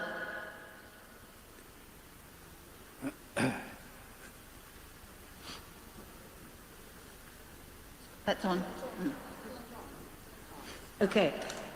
This is just a question about Zionism and genocide. I'd like to just clarify. Is genocide an inherent part of Zionism, or is it the case that Zionism, as you've explained, aimed to get rid of the population, not necessarily by killing them? If they had just got up and left Palestine, my understanding is this would not, the attempt would not have been made to kill them wherever they were. But the whole point, isn't it? It's just wanted to clarify that, if you wouldn't mind, as to what the essence of Zionism, while it might use genocide if it has to, in essence, it's aiming to expel the people. Thank you, Radha. Jeff, Can I squeeze in just a quick 30 seconds, if I may? You've had a question, Sami. Can we've got online participants who are coming, so I think we can do something with the rapporteurs later. Sorry. Jeff, please come back. All right. Well, in terms of the first comments, if I got it right, you know, settler colonialism is a system. And it's not unique to Zionism, of course. I mean, the settler colonial projects all over. I mentioned Iraq and Kurdistan. Well, there's the issue of Western Kurdistan as well. The United States, you know, Canada. I mean, you go all over the world. The French in Algeria. I mean, it's a system, and I guess what I was just trying to point out here and argue was that, you know, if you don't attack the system itself, you can attack its different symptoms, but you've got to, you know, you have to attack the causes of those crimes. And in fact, if you look at the settler colonial projects in different parts of the world, they follow a fairly similar pattern, as I tried to mention, so that even the crimes become kind of common and parallel. And so if you attack the settler colonial system, and I argue that the international legal system has tools for that, you're not only able to deal with all the instances of the crimes committed, but you're able to prevent the crimes. I mean, it was completely predictable. It was predictable to the UN in 1947 when they did the partition plan, that genocide was going to happen, that the Nakba was going to happen. I mean, it was all clear, not only from the statements of Ben-Gurion and these people, but from the very nature of what Israel was doing and what previous settler colonial enterprises did as well. So I think it's a lacuna. We use settler colonialism as kind of an analytical tool, which is really important, but I do think it has to somehow, I'm not an international lawyer, so I don't know how to do that, it has to be brought into the legal processes so that we can begin to attack the root causes and not simply the symptoms.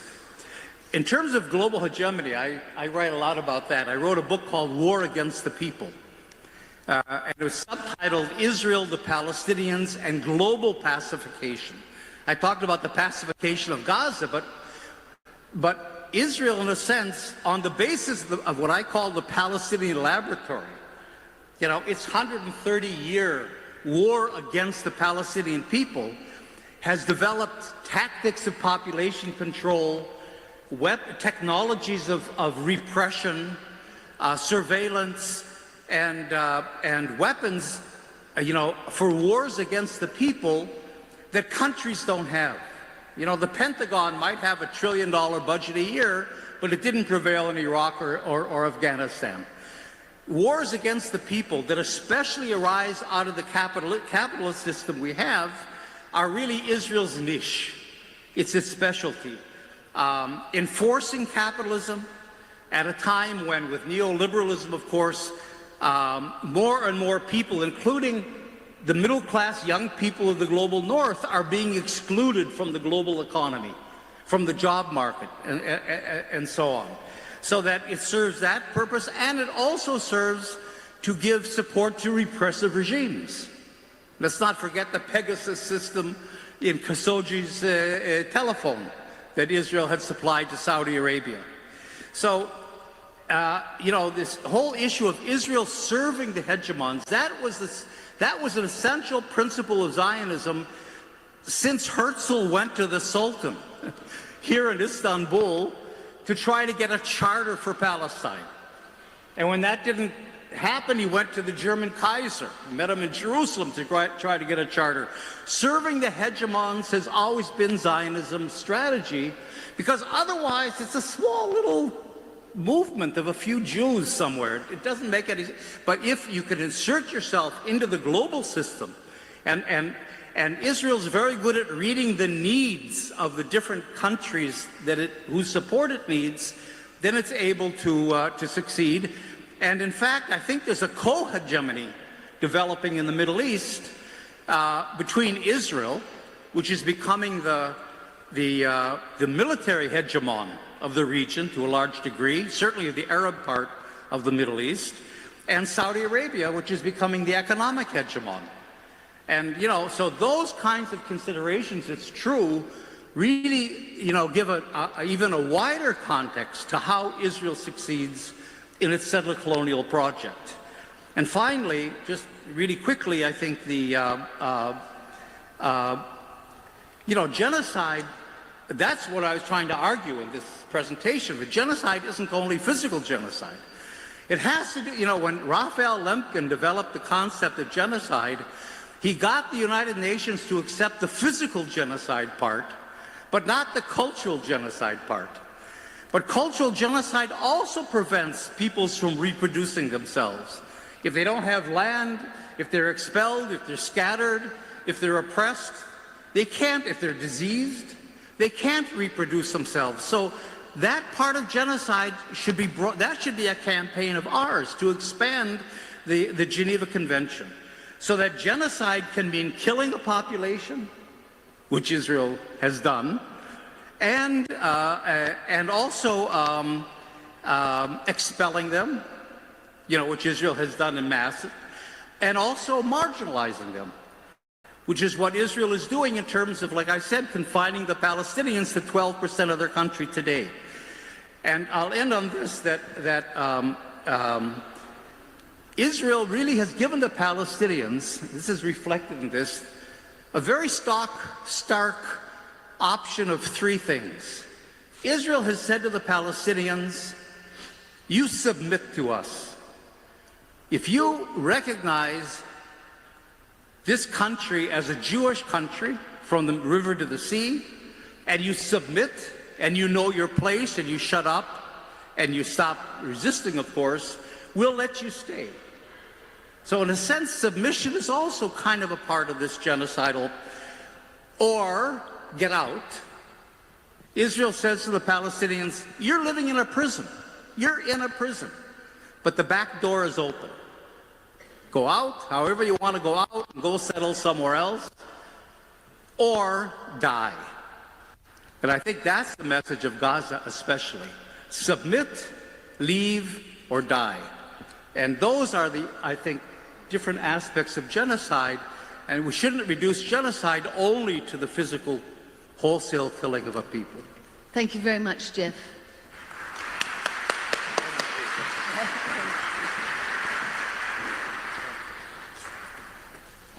Thank you, Professor Halper.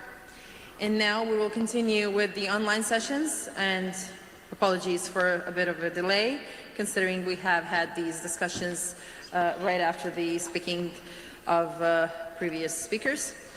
So, apartheid as a denial of self-determination. Rania Mkareb will be speaking about this. Rania, do you hear us?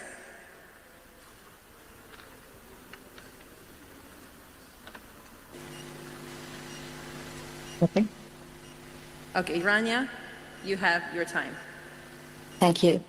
Members of the Jury of Conscience, my name is Rania Muharib. I'm a human rights scholar, and I'm here in my capacity as an expert on apartheid in Palestine.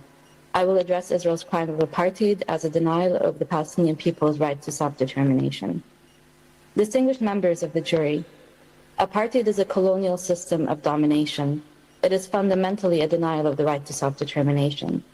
In South Africa, apartheid involved not only institutionalized racial discrimination and segregation, but also the grand apartheid project of territorial fragmentation and political repression.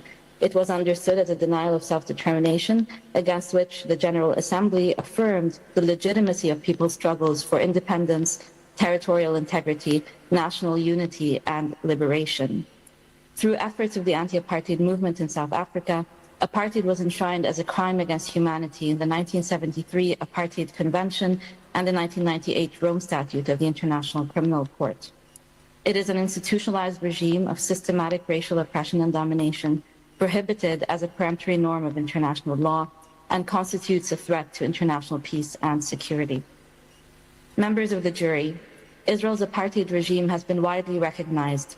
In July 2024, the International Court of Justice determined that Israel is in breach of the prohibition of racial segregation and apartheid. For decades prior to that, grassroots movements, civil society, scholars, practitioners, UN experts, and increasingly states have recognized Israel's illegal apartheid regime. This has now become a consensus position within the human rights movement. Israel's apartheid has oppressed and dominated the Palestinian people since the start of the Nakba, the catastrophe in 1948. Palestinians have endured mass displacement and dispossession from their lands across historic Palestine and have been subjected to widespread and systematic human rights violations constituting inhuman acts of apartheid. These have included population transfer, persecution, extrajudicial executions, mass arbitrary detention, torture, rape and other sexual violence, enforced disappearance, and other inhuman acts intentionally causing great suffering and serious injury to body and physical and mental health. These, in addition to fragmentation, illegal occupation, annexation, aggression, and the ongoing genocide, are embedded in the ideology of Zionism as a racially exclusive settler colonial project in Palestine. Israel's ongoing violations and international crimes have been well documented for decades, including by numerous UN commissions of inquiry, fact-finding missions, and investigatory bodies, none of whose recommendations have to date been implemented. The jury will want to consider that to recognize Israeli apartheid is to root it within Zionist settler colonialism's eliminatory project to erase and replace the indigenous Palestinian people. Zionism constitutes Israel's official policy and its raison d'etat. Racial supremacy is embedded in Israeli laws, policies, practices, and the institutions of the Zionist movement. The latter, including the Jewish National Fund, the World Zionist Organization, and the Jewish Agency, have operated for the past century to privilege Jewish nationals while depriving the indigenous Palestinian people of their inalienable right to self-determination, including permanent sovereignty over natural resources across historic Palestine. The jury should be aware that Zionist parastatal institutions enjoy quasi-governmental status under the 1952 World Zionist Organization Jewish Agency Status Law, and they have played a central role in the colonization of Palestine and the displacement and dispossession of Palestinians on both sides of the Green Line. Already in 1998, the UN Committee on Economic, Social, and Cultural Rights recognized that these policies amount to an institutionalized form of discrimination, whereby Zionist institutions, by definition, would deny the use of properties such as land, water, and other natural resources to non-Jews in particular the indigenous Palestinian people and also Syrians in the occupied Syrian Jordan. 2 decades later, the Israeli parliament adopted the 2018 Jewish nation-state basic law, enshrining Jewish settlement as a national value. Palestinian human rights group Adala called the nation-state basic law a colonial law with distinct apartheid characteristics, and has highlighted Israel's ban on Palestinian family unification as worse than the laws adopted under apartheid in South Africa. Similarly, South African jurist and former UN Special Rapporteur on Palestine, John Dugard, considered already a decade ago that Israel's crimes are, quote, infinitely worse than those of apartheid South Africa. Members of the jury of conscience, the Palestinian movement for freedom, justice, and equality has for over 2 decades advocated for a comprehensive understanding of the root causes in Palestine. These are over a century of racist Zionist settler colonialism that has sought the elimination of the Palestinian people from the land, 77 years of ongoing Nakba and apartheid, and 58 years of illegal Israeli occupation, all of which must be radically dismantled through a process of decolonization. I wish to draw the jury's attention here to 3 critical points. First, the Gaza genocide is taking place in a broader context. It is a culmination of Israel's settler colonial apartheid regime, as recognized by South Africa in its application against Israel before the ICJ under the 1948 Genocide Convention. In 2021, the Gaza-based Al Mizan Center for Human Rights found that the Israeli regime deliberately imposes on Palestinians in the Gaza Strip living conditions calculated to cause their physical destruction in whole or in part, constituting an inhuman act of both the Apartheid Convention and the Genocide Convention. Second, a comprehensive articulation of the root causes in Palestine is essential to ending impunity, dismantling the system of oppression and domination, and realizing the Palestinian people's inalienable rights to self-determination and return. In this regard, it is worth recalling that Israel's apartheid regime targets the Palestinian people as a whole. It operates through perpetuating the ongoing Nakba of displacement, dispossession, and denial of the right of return, and through the fragmentation of the Palestinian people.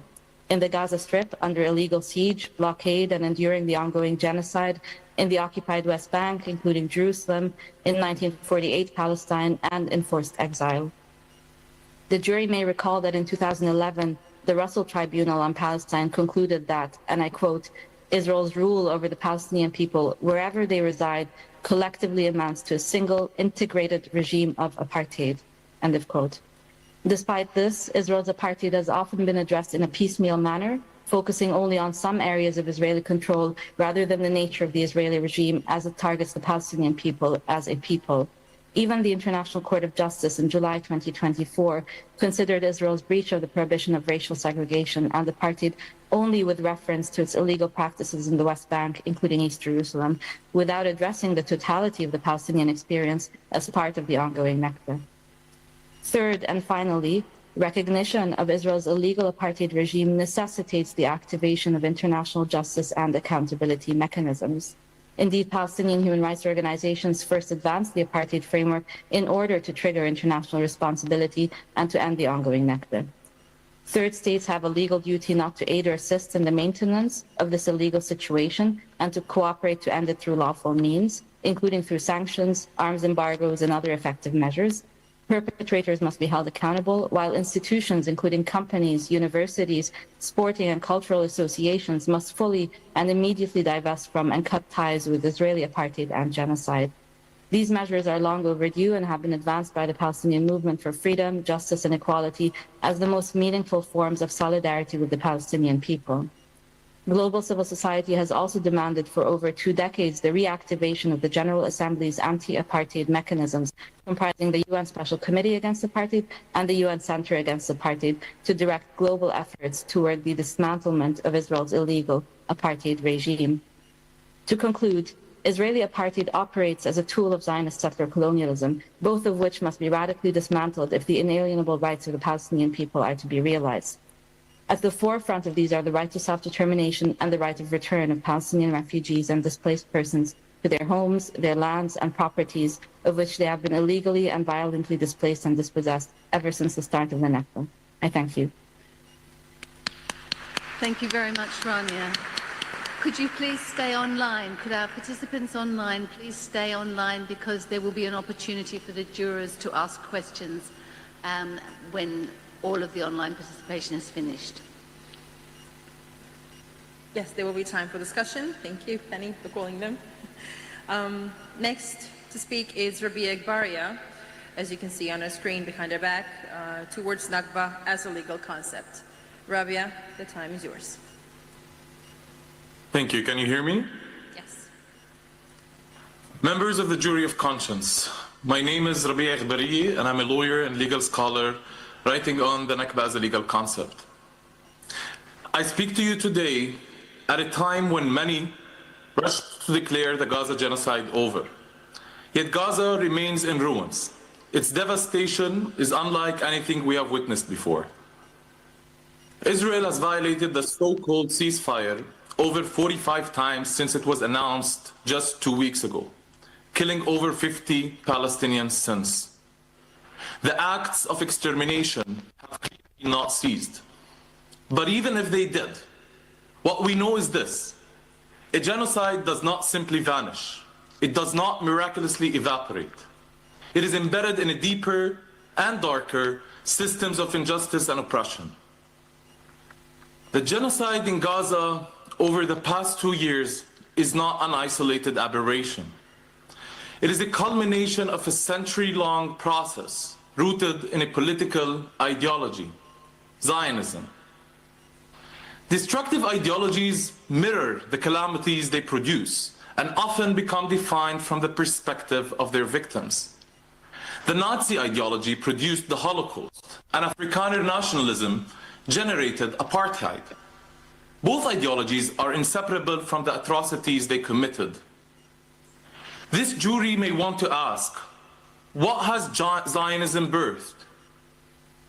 We live in a world where Zionism is often publicly celebrated, bragging about the creation of a Jewish state in Palestine, while the victims of this very project are ignored and their suffering rendered invisible. Yet Palestinians have named this violence of Zionism for decades, Nakba. Meaning catastrophe in Arabic, the term Nakba is often used to refer to the mass expulsion of over 750,000 Palestinians in 1948, when Zionist militias looted and destroyed over 500 cities and villages in their brutal campaign of ethnically cleansing Palestine. But the 1948 Nakba has undergone a metamorphosis. It has evolved from an event of mass expulsion and land theft into a brutally sophisticated structure of oppression. On one hand, the Nakba dispersed most Palestinians outside Palestine, while denying them their right of return. On the other hand, it concentrated the remaining Palestinians in ever-shrinking and militarily controlled territories, subjecting them to the differential kinds of violence. For those expelled, refugeehood has become a form of permanent exile.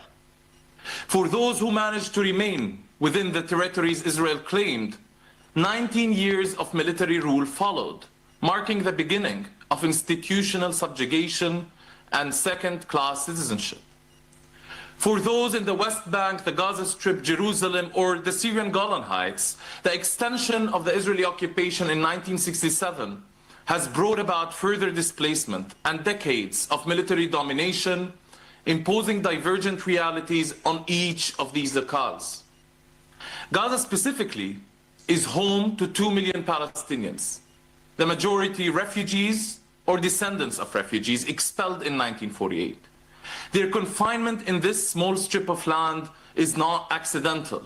Their siege for 17 years before the current genocide is a continuation of Nakba's logic, premised on the denial of their inalienable right of return.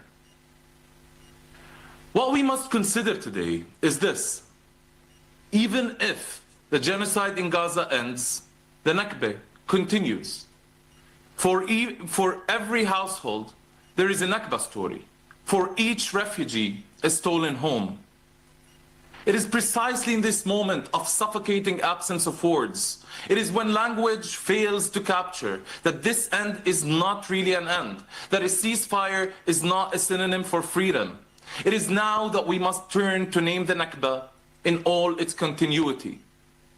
Simply put, the Nakba never ceased. and the genocide in Gaza is inextricable from this ongoing Nakba.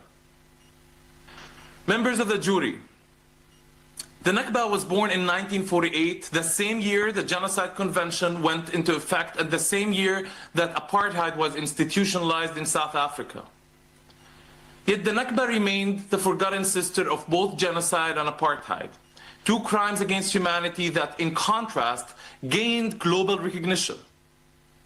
I am here to remind the jury that this absence of Nakba in law is not neutral.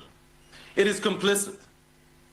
What I ask you to consider today is that Nakba itself must be understood as a legal concept, autonomous and distinct, if we are to reckon truthfully with the reality in Palestine we are witnessing today. Its foundational violence is displacement, its structure is fragmentation, and its purpose is to deny the Palestinian people their right to self-determination. The ongoing stream of Nakba has long ago intersected with the spectacular violence of occupation, apartheid, and genocide. From the acts of ethnic cleansing carried out in 48 to the military rule of Palestinians inside Israel between 49 to 66, to the extension of the military rule to the West Bank, Jerusalem, Gaza, the Golan Heights in 67, to the Sabra and Shatila massacres of 1982, massacres that the global majority in the United Nations recognized then as acts of genocide. The Nakba has contained many unspeakable crimes that meet the legal definition of both apartheid and genocide. Still, the totality of these crimes has never been recognized, and the overall settler colonial project they advanced has often remained obfuscated. The legal language we possess has treated Palestinians at best as victims of different episodes of violence or so-called conflict, rather than victims of an overarching and organized project of dispersal, domination, and denial of self-determination. That's why we must insist to name this violence in law. To render the Nakba invisible is to make its continuation possible. Nakba is the grammar that ties Gaza's destruction to the permanent exile of refugees, the fragmentation of the West Bank to the subjugation of Palestinians inside Israel, and the Palestinians' enforced exile around the world to Palestine itself. The crime of Nakba, understood as a structure, not as an event, captures what the other legal categories, even when correct, leave fragmented. Members of the jury, the crime of Nakba is the paradigmatic crime of settler colonialism in the 20th and the 21st centuries. The disastrous qualities of the Nakba rest on the dual violence of both expulsion and concentration, fragmentation and domination, both designed to deny a group its inalienable right to self-determination in its homeland, while granting that very power to a settler society. Members of the jury, the genocide in Gaza today cannot be understood without the longer view of the Nakba. And while law has often failed Palestinians, it is still a terrain where truth must be fought for. To recognize Nakba as an autonomous legal concept is not to imagine that the law will save us. It is to demand that law tell the truth, that what we see in Gaza today is not simply a horrendous episode, but the continuation of a century-long project designed to deny the Palestinian people their right to self-determination and their very existence in Palestine. By affirming Nakba as a legal concept and a continuous crime, you, as a jury of conscience, are not creating something new. You're recognizing what Palestinians have testified to for generations. You're saying there is no past war and present conflict. There is only one continuous Nakba, and the genocide in Gaza is its most devastating manifestation. The Nakba must urgently be recognized, ended, and remedied. Thank you, and may we all live to see the day when the Nakba is finally overcome.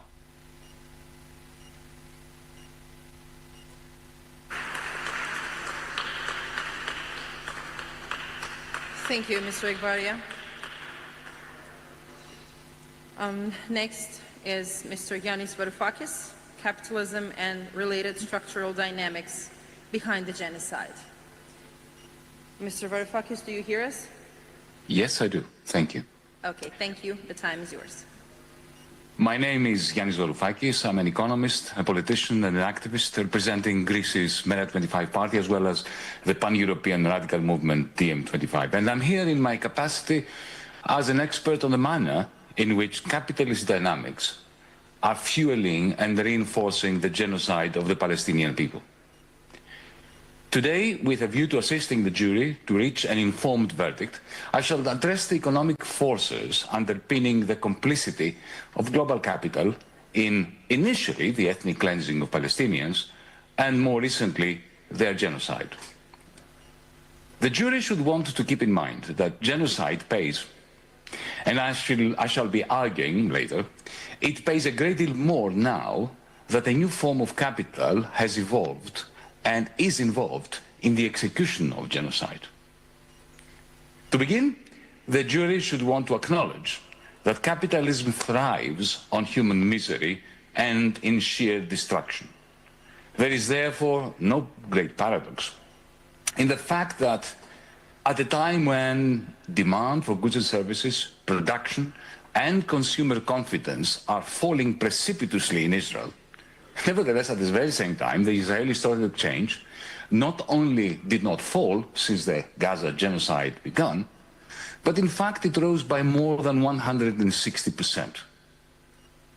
This reflects the underlying political economy of occupation, and in particular, the manner in which thousands of Israeli companies are intertwined with American, European, Korean mega corporations, as well as one large Brazilian company, shamefully, including the world's weightiest financial conglomerates, all that comprising an international network that kicked into overdrive after October 2023.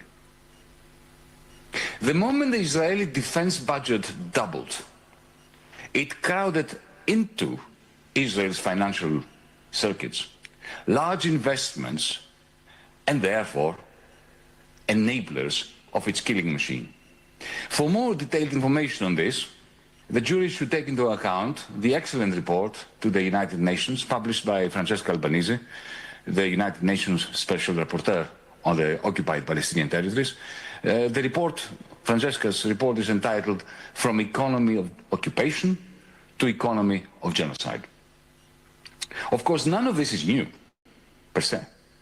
History teaches us that economic interests have been key drivers and enablers of colonial enterprises, and often of the genocides they perpetrated. The corporate sector has been intrinsic to colonialism since its inception, with corporations beginning with the Dutch and the British East India companies, historically contributing to the violence against, the exploitation of, and ultimately the dispossession of indigenous people and lands, a mode of domination known as racial colonial capitalism. Israel's colonization of the occupied Palestinian lands could not have been an exception. The jury should be aware of the manner in which Palestine today demonstrates all three phases of colonial expropriation.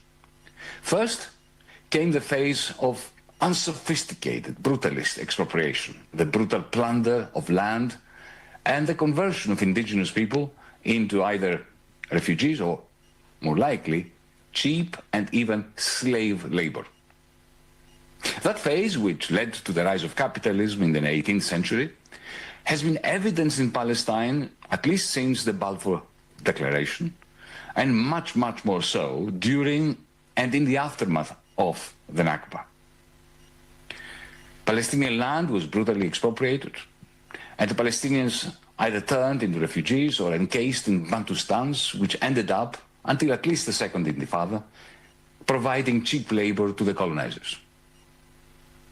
Now, turning to the second phase of modern colonialism, also known as neo-imperialism, that did not so much concern the plunder of land as it was intended to secure markets for the surplus commodities produced in the capitalist metropolis, commodities that the capitalist metropolis could not absorb domestically due to insufficient domestic demand.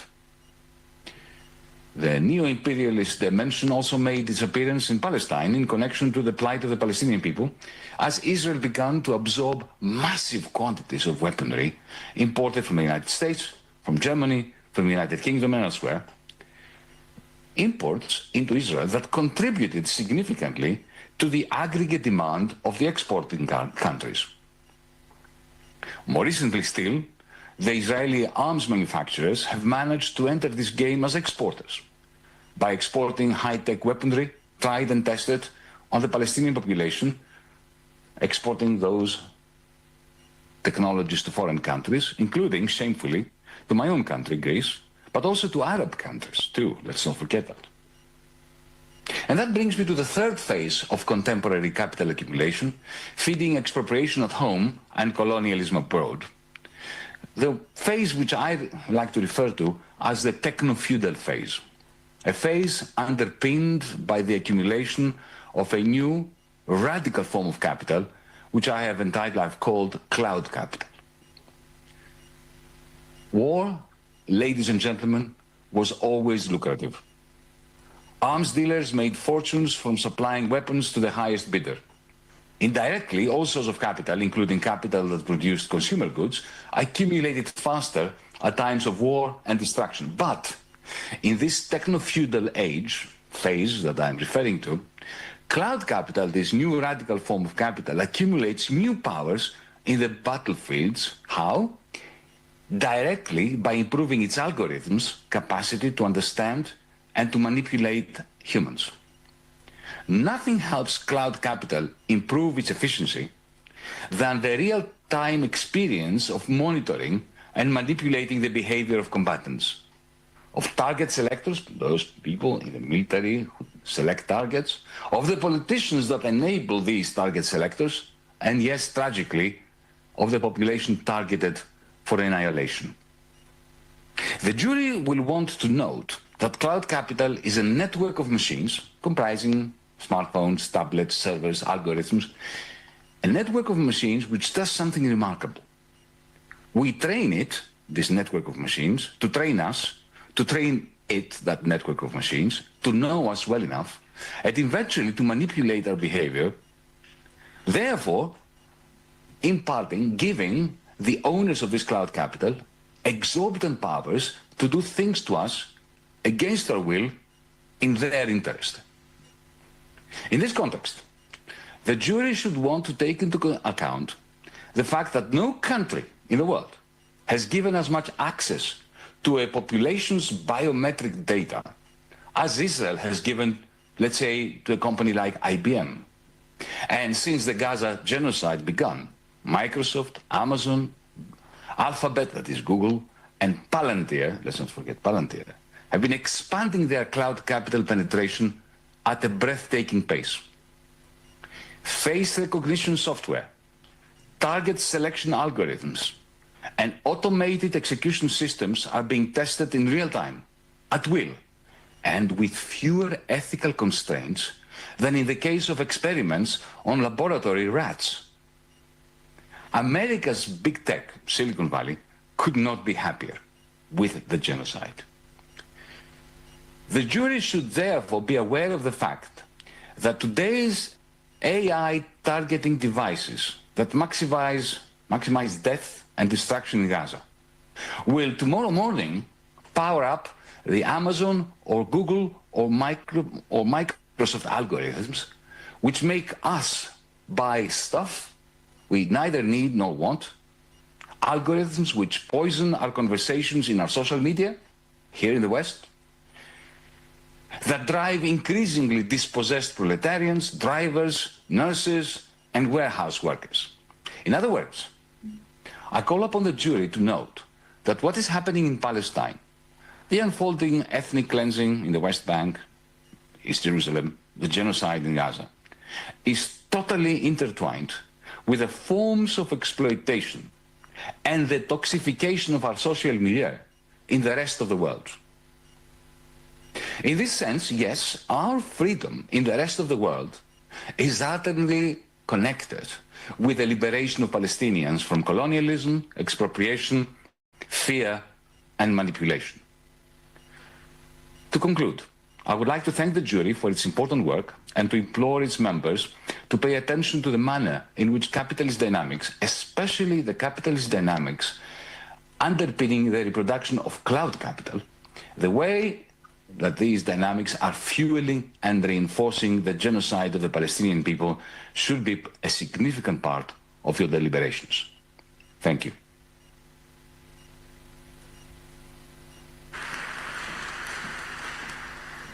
Thank you, Mr. Varoufakis. And now, Oussama Makdisi will be speaking, and the subject is root causes drawing on historical perspective. Mr. Makdisi, do you hear us?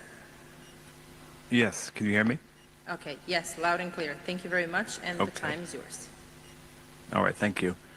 Distinguished members of the Jury of Conscience, my name is Oussama Makdisi, a professor here at UC Berkeley in history. For 2 years, we have witnessed genocide.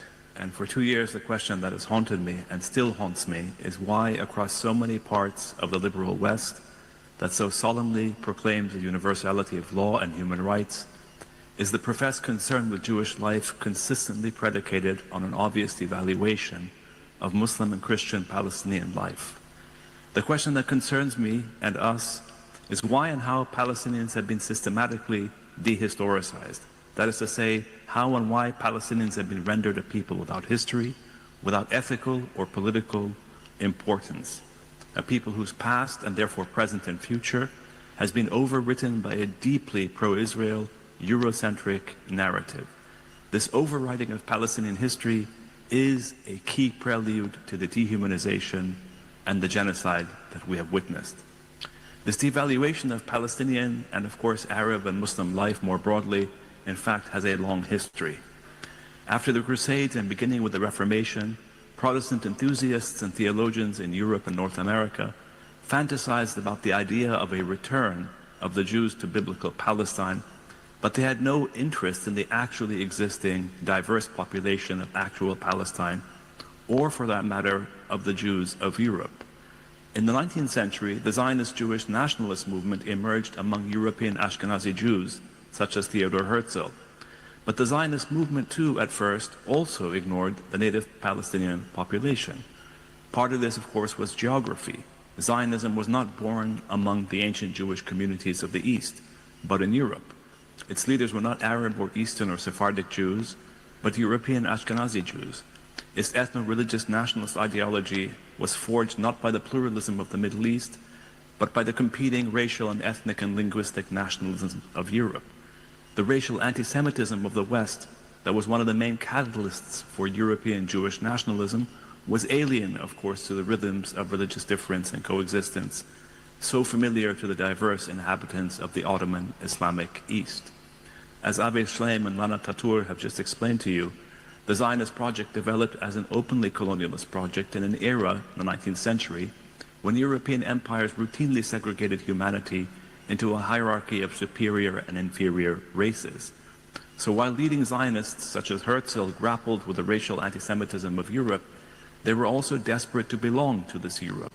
They expressed, shared, contributed to, and circulated many of the foundational tropes of racism of 19th century Western culture, that the non-West was manifestly inferior, that the land of indigenous peoples was largely quote-unquote empty and thus open to colonization, and that the removal of native peoples was justifiable, inevitable, and necessary.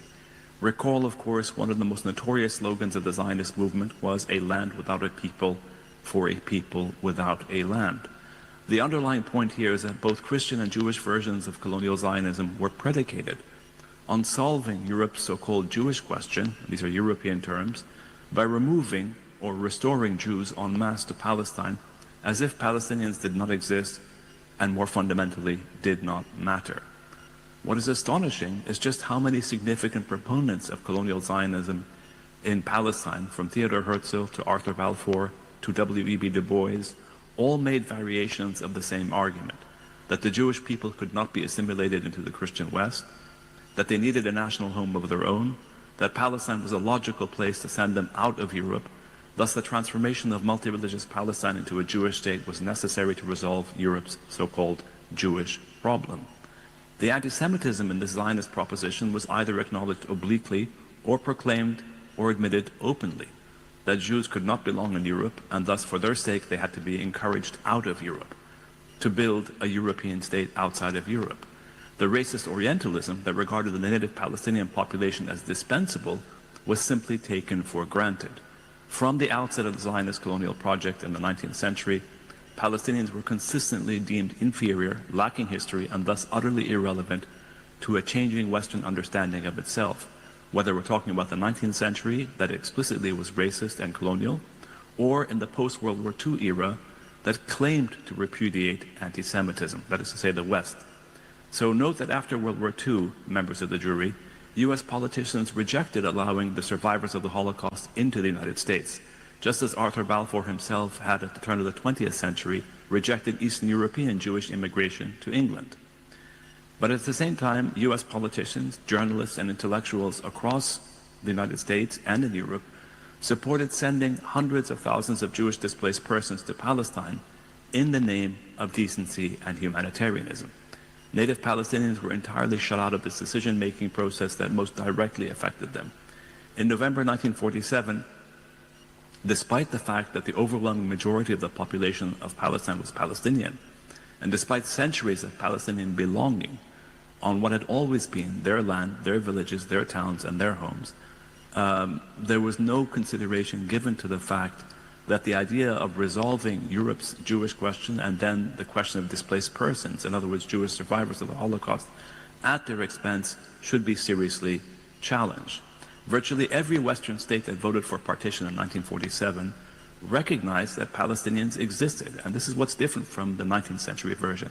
After World War II, the European powers and the United States recognized that Palestinians existed, and they also recognized that they would be harmed by any partition plan of Palestine. But they justified their vote for partition in 1947 by insisting that what happened to the Jews of Europe was a horror that needed urgent redress. In other words, they valued what happened in Europe far more than they valued what was going to happen in Palestine. And this redress, they said, embracing Zionist logic, could only occur in Palestine, even if it came at the expense of the Palestinians. The Nakba, which we heard about just now, or the calamity of 1948, followed. Note that the co-author of the Universal Declaration of Human Rights, Eleanor Roosevelt, rationalized and justified the uprooting of Palestinians. Roosevelt blamed the Palestinians for opposing their own displacement. She justified her support for colonial Zionism by dehistoricizing what she regarded as primitive, irrational, and aggressive Arabs. World War II and the creation of Israel in 1948 reflected, in short, more than just Western settler colonialism as a practice of native elimination. The support of Israel, the identification with Israel after 1948, reflected a reconstitution, or at least a claim to reconstitute post-war Western humanism at the expense of the Palestinians. The creation of Israel as a Jewish state therefore represented an implied Western atonement for its own terrible past, or at least a claim to atone for this past. Israel, remember, received reparations from Germany in 1953. Israel was celebrated, recall, in the liberal and leftist Western world before it was celebrated in the conservative and anti-immigrant West that we see today. But it is crucial to point out that the war against Nazi racism, and specifically the Western repudiation of the virulent anti-Jewish ideology of the Nazi state, was not predicated on a Western rejection of colonialism more broadly. France fought bitterly to remain in Algeria. Britain fought bitterly to remain in Kenya. The US supported Jim Crow segregation in the US South, and all supported apartheid South Africa. My point is that support for the new state of Israel after 1948, established outside of Europe in the name of the Jewish people after the Holocaust, was key to a reconstitution of post-war Western humanism, a sense of belonging in the world, a sense of leading the world. Palestinians, however, did not figure in this moral calculus, nor did most of the rest of the colonized world. This Western denial of an ancient, sustained, and meaningful Palestinian relationship to Palestine has had profoundly corrosive moral, political, and ethical effects. I appeal to members of the jury to see that these effects in Gaza, in the Gaza genocide, are playing out today in the 21st century. Thank you. Thank you, Osama. Thank you, Mr. Makdisi. And now we're opening time for some discussion, questions, and answers. So I'm going to ask our online speakers to stay online, as our Professor Penny said a few minutes ago. So yes, please, jury, it's your time now. If you have any questions, you're free to ask. Oh, thank you. I got a few questions. Can I all of them at once? You can ask our online participants if you want to, and you can just refer to the one that you're asking the question so that they know, because they cannot see us. Okay, very well. This is for Avi, and it comes from the personal experience, which has to do with the Jews of the Arab world. Are they seen also as victims, and do they have any kind of say about what's going on in terms of reparations or things of that sort? And how do you, from your own personal experience, where do you put yourself in this situation? For Jeff, he mentioned the principles of combatant and non-combatant cannot be applied. And I think he said it in the context of the victims. And then he talked about resistance. He distinguished between armed and non-armed resistance. And in that context, are there differences between combatants and non-combatants, since all of them are settler colonialists, whether by choice or by being there? For Mr. Yanis Varoufakis, I wonder if he can answer this question about when you are a victim of a system and you're being exploited economically, is there a way that the victims can disengage, economically speaking, from their victimizers? In other words, the people of Gaza and the West Bank, can you think of any model by which they can disengage from that, again, as part of their resistance? And finally, you know, for Lana, she was asked about the question about why does Zionism persist? Can you identify from your perspective what would be the main sources of the Zionist strength and perpetuation? What would they be? Thank you.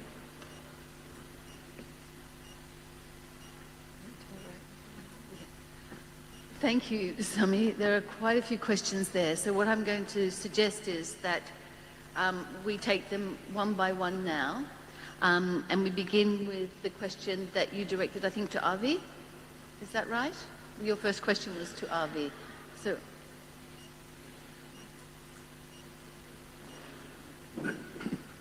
Thank you for your question to me about my personal experience. I've written an autobiography called 3 Worlds, Memoirs of an Arab Jew. And in it I tried to interweave a family history with the broader history of the Jews of Iraq. And I think of it as my impersonal autobiography. And my wife, who read it chapter by chapter, said to me one day, Avi, I'm very worried. I'm on chapter 5 and you weren't born yet. And the reason for this is that I wanted to write an account of what it was like to be Arab Jews, Jews of the Arab lands. Israel, the Zionist movement, is a movement by European Jews for European Jews.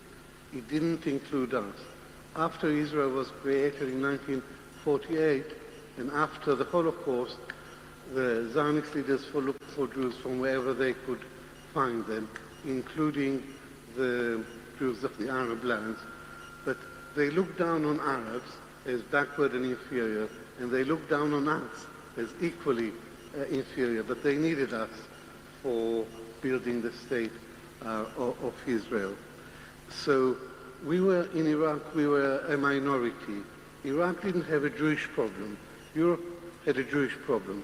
In Iraq, there are many minorities, and we were one minority among many, and there was a tradition of religious tolerance between the minorities. In Israel, we became second-class citizens, and it took Europe much longer to accept Jews as equal citizens than it took the Arab world. Thank you. Before we continue, I would just like to ask, I know that the subject is extremely complex and extremely wide, but all of the participants to keep their answers short and sharp, because I'm sure that jury has a lot of questions. Thank you.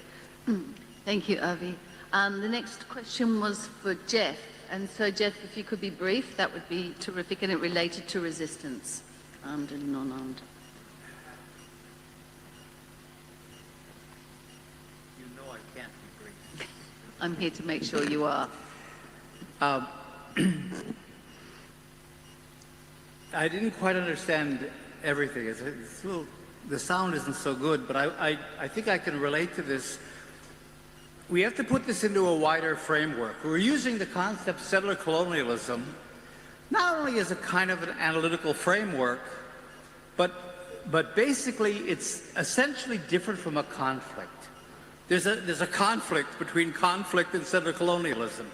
We all use the terms the Arab-Palestinian conflict. The Palestinians talk about a conflict. It's not a conflict. A conflict is between two sides, right? And somehow they get into some kind of a dispute, of a fight. And how do you resolve a conflict? Through compromise and negotiations, conflict resolution. Well, colonialism, including settler colonialism, is unilateral. The Palestinians, like I said, were never in a fight with Jews. They're not a side. And to call this a conflict, to raise the Zionists and the Israelis to the level of a side in a conflict is legitimizing an illegal, immoral, unjust colonial movement to a legitimate side. Once the Palestinians recognize Israel as a side, they've legitimized what's basically settler colonialism. So there's a conflict between the whole idea of a conflict and settler colonialism. It isn't only an analytical framework. It really is a whole different type of contention, you know. And at the same time, the Palestinians are an indigenous people living on their lands, having their cultures. All of a sudden, they find themselves reduced to being a side. Now they have to defend why they're on their land, what are they doing in a Jewish country at all, you know, why are they resisting? You know, they have to defend why they're resisting colonialism. So if the minute we use the word conflict, we're trapping the Palestinians into a lose-lose kind of a framework, and that's true in terms of things like you know, terms like combatants and non-combatants. Because if you look at this as a conflict, the Palestinians are a military side, and then they're subject to and limited to the rules of lawfare. But in settler colonialism, it's a conflict, if you want to put it that way, or a contest between two peoples. So the colonists come in and it's military for them. But you can't compare. There's no symmetry between the violence of a military-based colonial movement intent on conquering a country and the resistance of the indigenous population.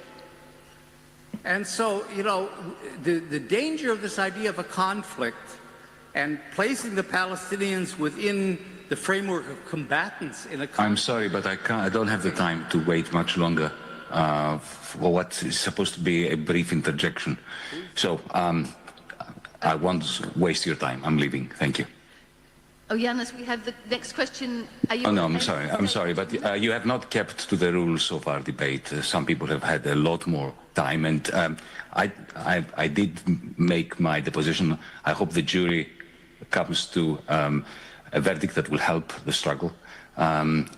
but I'm not prepared to sit idly by while the moderation is taking this particular turn. I'm sorry. Okay? So I'm handing over my time to other speakers. Goodbye. Okay. Thank you very much for your contribution. We really appreciate it. Thank you. Okay, as we said, we know that the topic is really complex and wide. That's why we are trying to keep our answers short and sharp. So yeah, let's go to the next questions. We have like 5 to 7 minutes. The next question was to Lana, and the question was, can you identify the main sources of Zionist strength? Is Lana in the room?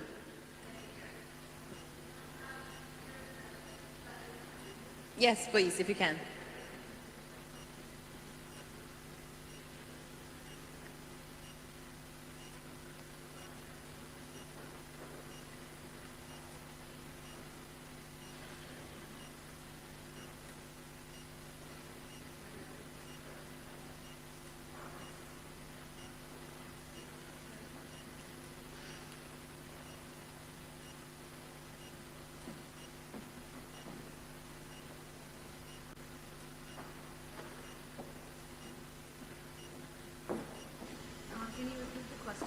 Yes, sure. The question, Lana, was, can you identify the main sources of Zionist strength?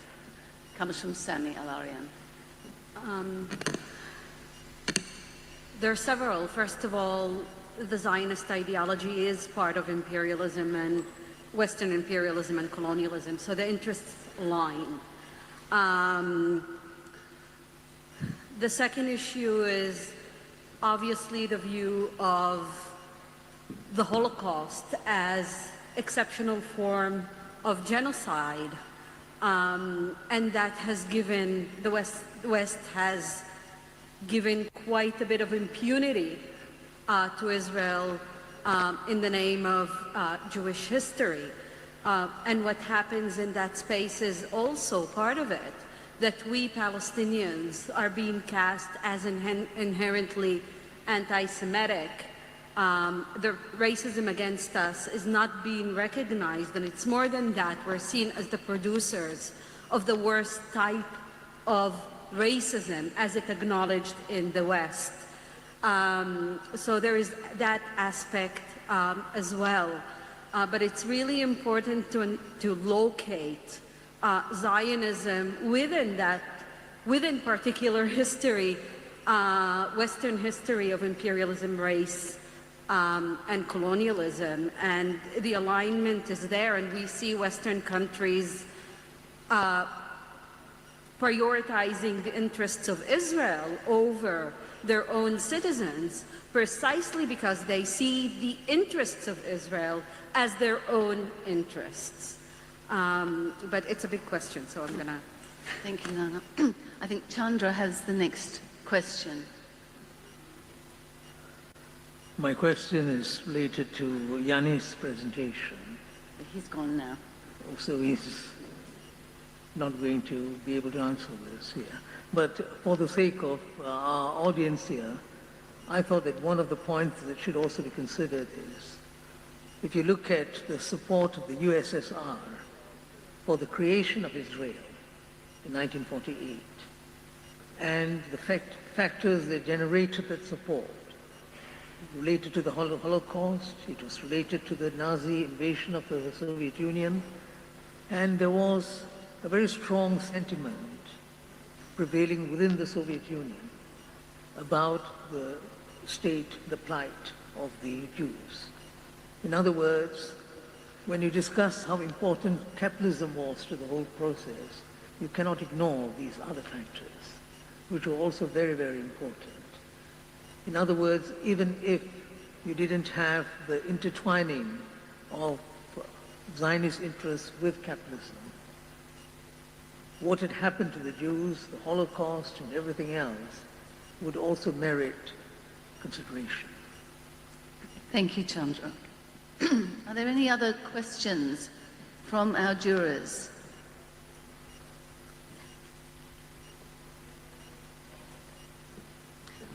Okay, in that case, I'd like to thank the online presenters very much, and I'll hand over to Mary Martha. Thank you. I guess that's it for questions and answers and discussion for today when it comes to this segment of today's first day of the conference. Thank you for the online speakers. Thank you for your time and your patience. And yes, now I will give you a break for coffee, 15, 20 minutes, and then we'll head back to listen to witness stories to those who were in the genocide area, who survived, and who have a lot to say.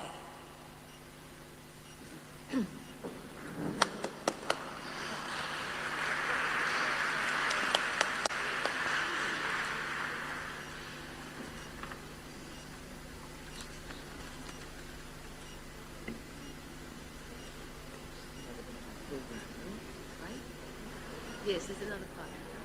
I'll just turn it off.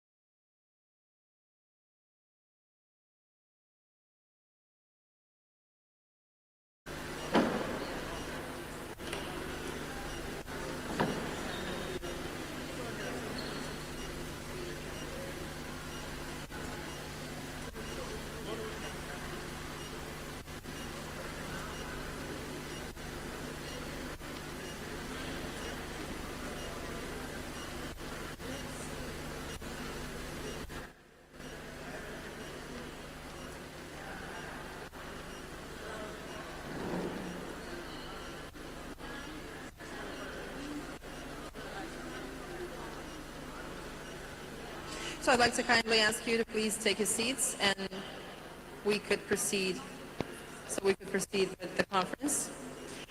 So our next section is the part where we talk about crimes of genocide and war crimes, so we could reach the final verdict on Sunday.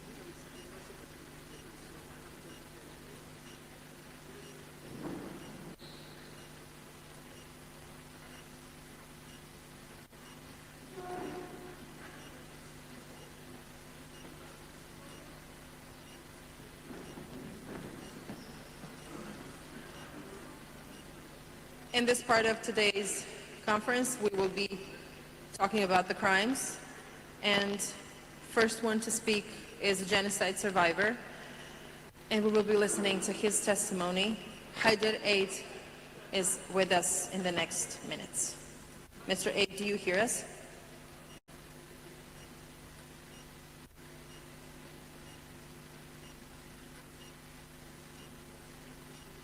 Do we have Mr. Eid online? Okay. So, Mr. Eid, you have your time. So please, as I've said, testimony of genocide survivor, Mr. Haider Eid.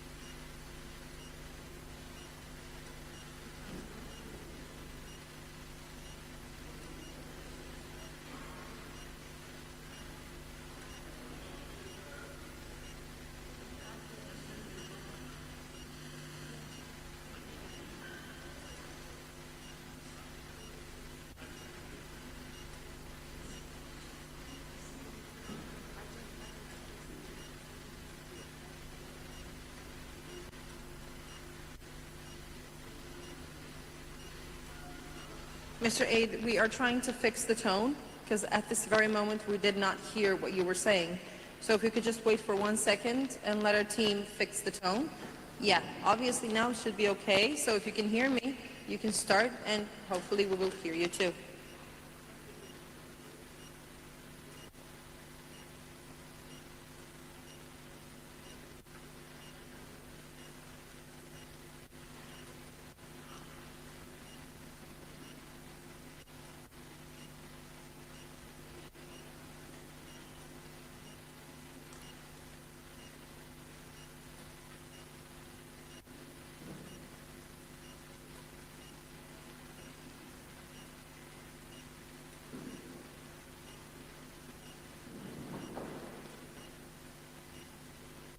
Maybe we could try with Ms. Noura Erekat, if she's ready, until we fix the tone with Mr. Eid.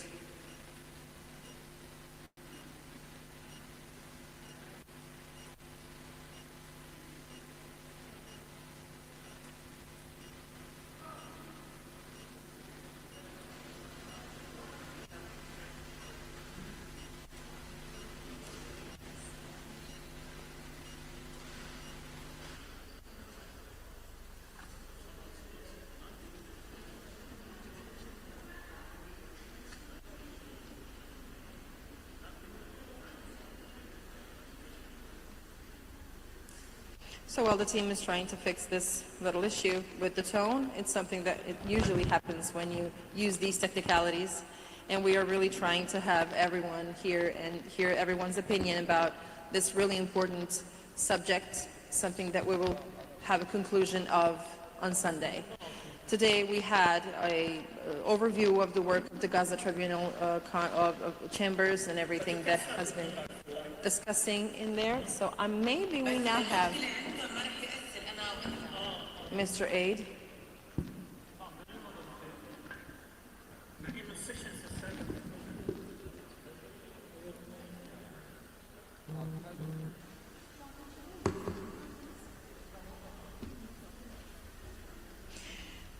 So, as I have said before, we have heard what the Gaza Tribunal has been doing for the past year. We also heard global statements of conscience from different speakers, from Ordati Roy, Marsha Gross, Raji Surani spoke for us, Omar Suleimani. Okay, can you hear me? And Roger Waters. Now, I think we hear Mr. Aid. Can you hear me? You can hear me. And everybody in the audience? Yes, we can hear you loud and clear. Yeah. Thank you very much. Here is your time. Okay, now I can start. Okay, thank you so much. Start, yes. Thank you so much. Should I, okay, from the beginning again? Yes, please, if it's not a problem for you. All right. Okay, dear esteemed members of the jury, my name is Haidar Eid, and I am an associate professor of literature and cultural studies at what used to be Al-Aqsa University in Gaza. And I'm speaking to you right now from Johannesburg, South Africa. I spent the first 2 months of the genocide in Gaza itself, where I was displaced 3 times. And after being evacuated by the South African embassy in Ramallah in December 2023, I went from Gaza to South Africa via Egypt. And South Africa has become my 4th displacement. And I want to begin by stating that it is extremely difficult to find an appropriate word that can describe and encompass the horror of what is happening in Gaza other than evil, an absolute evil, devoid of even the most minimal restrictions, controls, and deterrents, which, however superficial, sometimes succeed in curbing the savage evil that lurks beneath the surface and limiting its manifestations. This is an evil devoid of all frameworks and explanations that justify and rationalize its consequences and find excuses for it after the fact itself. Israeli political and military leaders have deliberately unleashed a genocidal war to wreak havoc on Gaza, my hometown, Gaza City, and I myself was born in the Nusayrat refugee camp, making Gaza unlivable, literally unlivable. Israel has severely punished Gaza's population, especially women, children, and the elderly, for daring to challenge its colonial invincibility.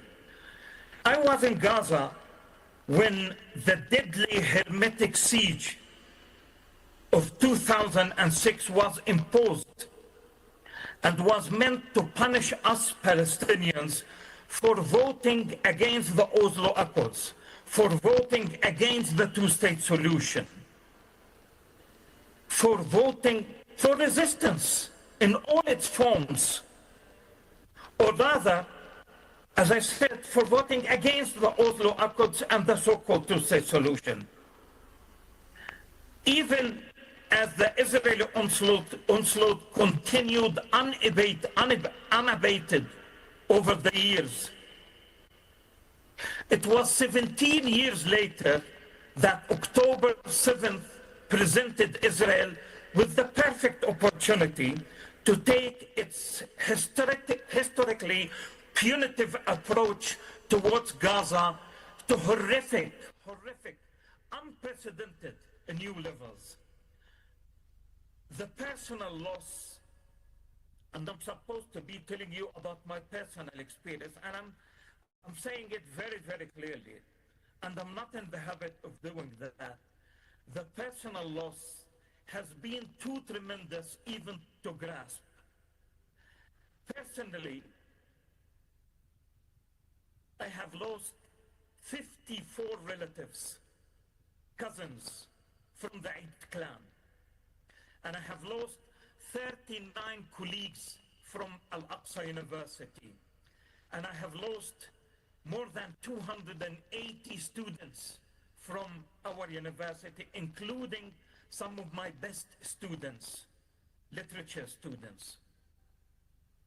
I also have lost all my belongings, my flat, my neighborhood, my family home, my children's school, and my university.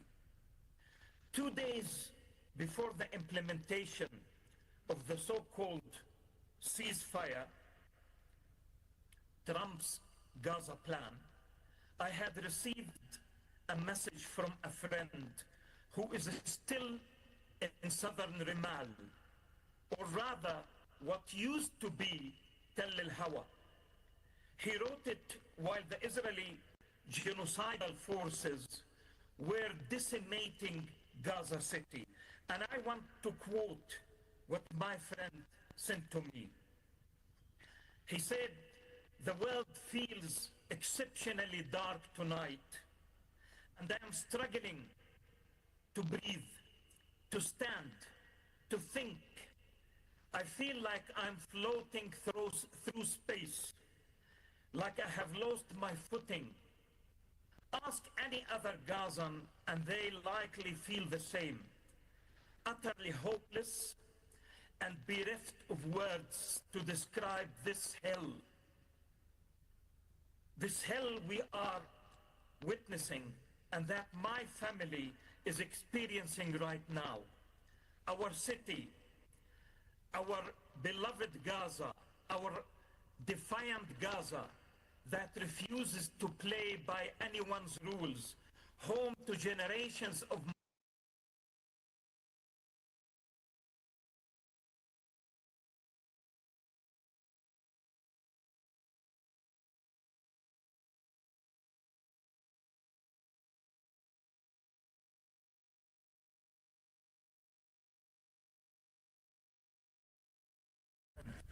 according to Gaza's Ministry of Health. Now, compare that to the percentage of children dead in the Ukraine conflict, which is 0.3%.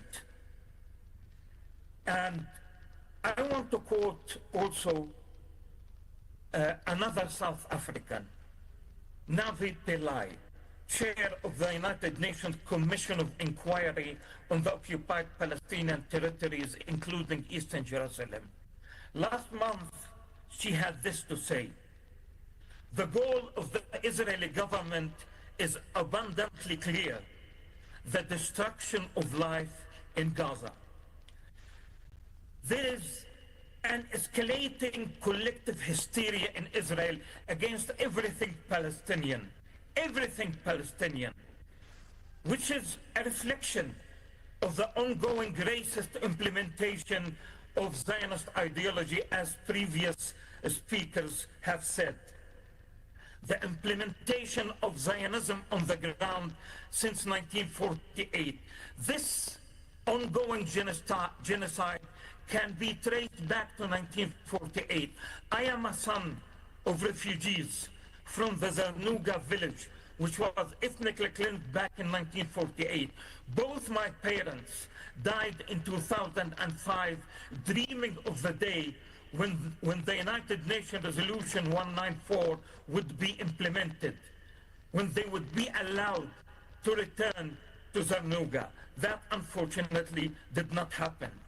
The fact that Israel is a settler colonial state essentially means that, like any other settler colonial state, it is based on either the total extermination of the indigenous population and or ethnic cleansing. Thank you so much.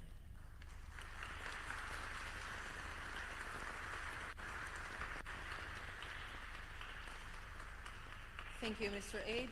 And the next to speak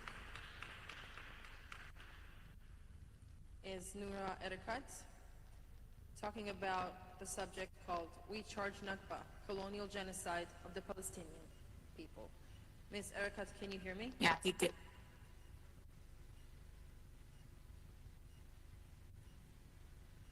Are you with us, Noura? Yes, yes. Yes, thank you. Your time's up. Go on. Okay. I just want to acknowledge my comrade, Mr. Haidar Eid, Professor Eid. That was quite moving. That's incalculable loss. And may we, in these collective efforts, vindicate those losses with our liberation. My name is Noura Erakat. I'm a legal scholar and a professor at Rutgers University, and I am here in my capacity as an expert in international law. In the time I have, I will address specifically how the genocide of the Palestinian people in Gaza is quintessentially colonial in nature and constitutes the cruelest phase of our Nakba. I will conclude on the implications this has for the rest of the world. The jury should consider that Israel, together with its allies, has sought to a confounded Nakba peace. Israel's precedents for such Nakba peace took place between 1947 and 1949, when Zionist militias and later Israel's conventional army conducted military operations that collectively targeted Palestinians in the name of a defensive operation. In Plan Dalet, that plan included the destruction of villages by siege, quote, and conducting a search inside of it, and in the event of resistance, the armed forces must be wiped out and the population expelled outside of the borders of the state, end quote. Framed as defensive, this program of collective punishment aimed at Palestinian civilians and civilian villages resulted in the expulsion of 80% of Palestine's native people and the destruction of 500 villages. No one was punished or has been punished since then. The brazenness of Israel's current campaign is predicated on the normalization of the Nakba. The international community accepted Israel's claim for legal exception in 1948.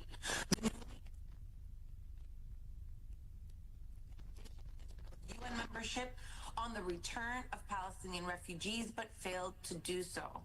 As Professor Ardemsis has written, the international community treated, quote, the new state of Israel as a fait accompli, despite emerging through clear violations of the terms of Resolution 181, as well as international humanitarian and human rights law, and transformed Palestinian refugees into a humanitarian issue whose fate would be determined through political negotiations. The past is the present. More, the Nakba committed in the shadows of the drafting of the Genocide Convention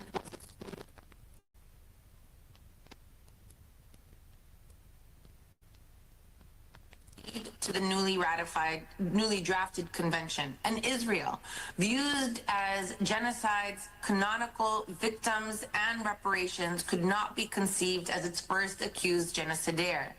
The international community further normalized the Nakba in the following decades, particularly UN Security Council Resolution 242 and the crystallized diplomatic consensus for a two-state solution predicated on the removal and forced exile of native Palestinians.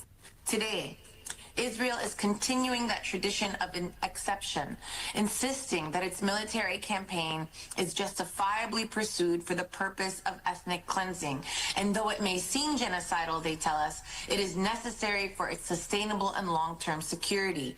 This logic says that the proximity of Gaza, inhabited by 2.3 million Palestinians, 2/3 of whom are refugees seeking to return to their original homes, makes the entirety of Gaza and its population, civilian and otherwise, a threat that needs to be removed or permanently subdued, regardless of whether or not they actually pose a military threat. Accordingly, Israel has insisted that to achieve its military purpose of sustainable self-defense, it should not be subject to red lines of combat and is within its sovereign right to remove the Palestinian population and prevent their return. They are not the first colonial power to make such claims. Unfortunately, however, the Genocide Convention, together with ICJ jurisprudence, do not adequately address this colonial violence. Genocide was legislated as its own unique crime that aimed to exterminate a people based on their immutable character precisely because of that character. The final treaty defined genocide in law as comprising two overarching elements: the intent to destroy in whole or in part a national, ethnical, racial, or religious group as such, and the commission of specific acts to achieve that goal. What the final text of the treaty did not include in its definition of genocide, however, is also significant. Destruction of a group of people was limited to their physical destruction on purpose. It excluded the destruction of a group's political, economic, cultural, and linguistic existence. As such, the final treaty effectively excised colonialism and its constitutive violence from the scope of the international crime of genocide. The Genocide Convention failed to connect a group's biological life to the land upon which they live, thus obscuring how forced removal from land can be tantamount to a group's destruction even if its members survive. Perhaps most significantly, the convention explicitly does not apply to the destruction of a political group, neglecting the way groups with shared political affiliation can overlap with those who share immutable characteristics, particularly during wars of national liberation and struggles against racist regimes. The treaty condemned the destruction of a people, but not the kind perpetrated by the most powerful states. The way the convention has been interpreted by the ICJ also implies that the specific intent to destroy a group should be understood so narrowly as to exclude the more protracted and systematic destruction of a group across time that has been common throughout settler colonial history. In Bosnia and Herzegovina versus Serbia and Montenegro, for example, the court was not convinced that the mass killings of Bosnians happened with such specific intent. The ICJ discounted the systematic destruction of archives, libraries, monuments, and mosques because the convention only punished physical destruction. On nearly every count, the ICJ drew a very thin line between ethnic cleansing, committed for the purpose of forced removal, and genocide, committed for the purpose of destruction. Ultimately, the ICJ established a high threshold to demonstrate intent, thus reinforcing Western prerogatives to absolve themselves of their crimes. The long-standing normalization of the Nakba, together with the Genocide Convention's colonial blind spots and ICJ jurisprudence that further limits its application, makes it questionable whether the ICJ in its current form can ever really vindicate Palestinians.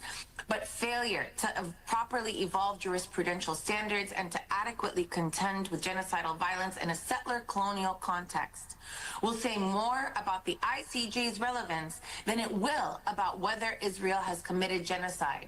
At this point, it is not what the ICJ says about Palestine, but what Palestine has to say about the ICJ and international law more generally.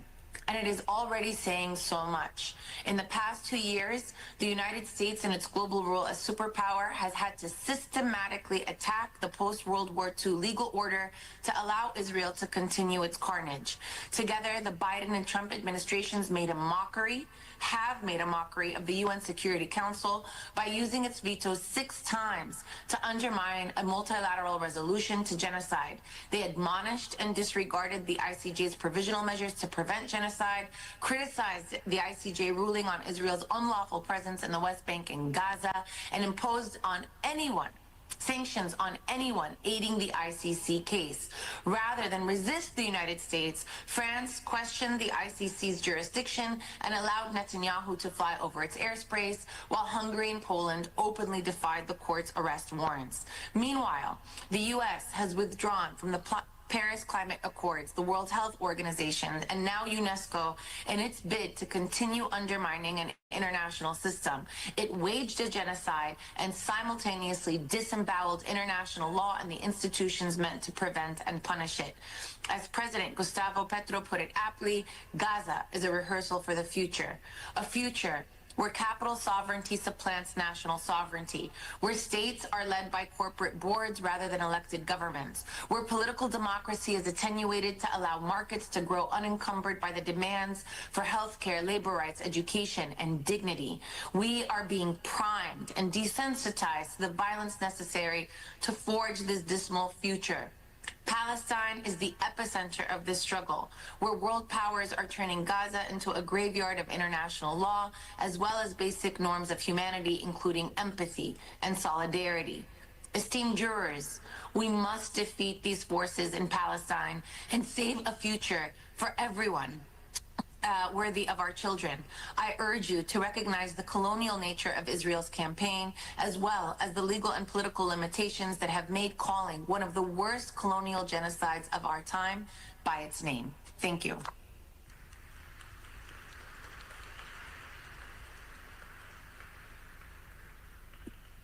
Thank you, Ms. Ericat.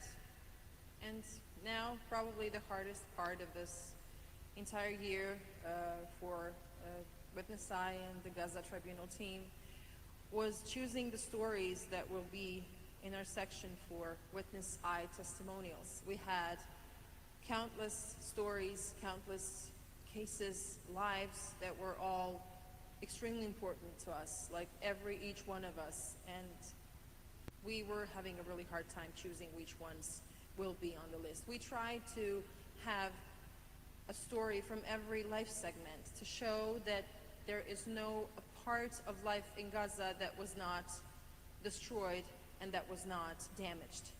So what you will be hearing for the next 4 days, what you have been hearing for the past year with the Witness I testimonials, are true life stories of the people who were surviving genocide, and unfortunately until today 3 of them are no longer with us. So I'm calling for Adwan Abu Muammar for the next few minutes to tell you his story and to tell you his experience, if he's here with us.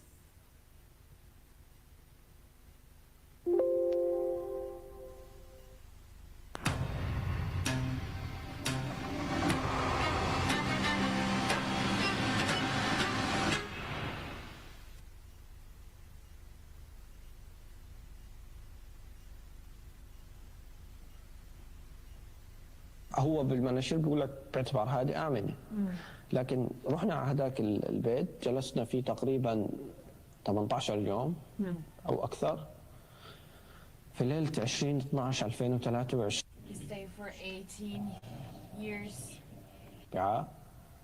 تم قصف البيت على فيه بدون سابق إنذار وبدون أي شيء. البيت كان يحتوي على أكثر من 10 عائلات، 51 شخص استشهد منهم 30. 51 شخص استشهد 30. وصيب جلهم نساء وأطفال. 30 جلهم نساء وأطفال. بدون أي سابق إنذار، والمشكلة الأكبر إنه الصاروخ اللي بينزل عليك ما بتسمع صوت. هذه الشيء الأكبر. في هذا اللحظة لحظة إنه الاتصالات كانت مقطوعة، فأنا طلعت على الطابق الثالث لحد التقط إنترنت.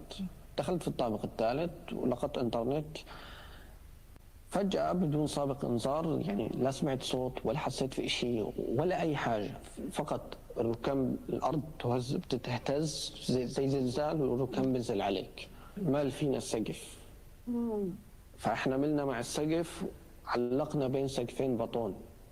بمعنى اللي كانوا في الأسفل هم يمكن استشهدوا. هو البيت نزلوا 3 طوابق على بعض هيك. فاللي في الطابق الاول كلهم استشهدوا. اساسا لو بده يجي الدفاع المدني هو ما بيجي لانه ما عنده خبر، لو بده يجي ما في معدات تطلعنا في غز او تفحر بين الانقاض، لانه احنا في جثث طلعناها او اشلاء من الجثث صرنا نطلعها بعد 3 يوم ولا 4 يوم. ففي هاي اللحظه كان في بربيش اللي بيكون تحت الكراميكا والبلاط في البنى، فلقيته ماسك فمسكت فيه، ضليت اشد فيه، ما قدرت اطلع. فزوج خالتي كان جنبي زقني من وراه وطلعت. فلما وصلت الدرج الامن قعدت اسحب، ما بعرف سحبت زوج خالتي ولا سحبت خالي، بس سحبت كذا حد معي وبلشنا ننزل. لقيت انا نزلت على الطابق الاول، والطابق الاول هو كانت المأساة الحقيقية، لأنه كان فعليا فتات، طابق كان فتات. في هاي اللحظة أنا كنت بصرخ بنادي أمي، أبويا، تالا، منصور، محمد، أمير، كنت بنادي عليهم، بس للأسف ما حد برد لأنه كانوا مستشهدين، ما حد. فضليت ألفلف حوالين البيت ما على أساس أشوف حدا منهم. كنت أرجع للمكان اللي كانوا قاعدين فيه، هم كانوا قاعدين هان أحكي للناس، كان في مئات الناس، وهذه لحظة مؤلمة حقيقة. يعني كان في عشرات من الناس وأنت يعني بتصرخ على أهلك مش على حدا، ما في حد قادر يساعدك، رغم أنه ممكن حد منهم يكون صديق مقرب لإلك. فهاي لحظة مؤلمة حقيقة، أنه أنت حوالين عشرات الناس ما حد قادر يعمل لك إشي. فيومها بتذكر تشبتت في حدا وقلت له خدني على المستشفى، لأنه ما في إسعاف ولا في أي شيء. فأخذني بسيارته على المستشفى. دخلت باب المستشفى، مجرد ما دخلت باب المستشفى كان على باب الطوارئ بيطلعوا 3 جثث كانوا أبويا وإخواني وأنا أصغرهم. فهذه كانت أشد لحظة ألما في حياتي، أني شفتهم وأنا صغيرهم المدلل هم أمامي محروقين أو ممكن مختفين الملامح. فكنت فاقد 2 بالأحرى بالأكثر، هي أمي وبنت أختي، أمي وتالا. تالا هذه كانت بنت أختي 9 سنين، ملاك.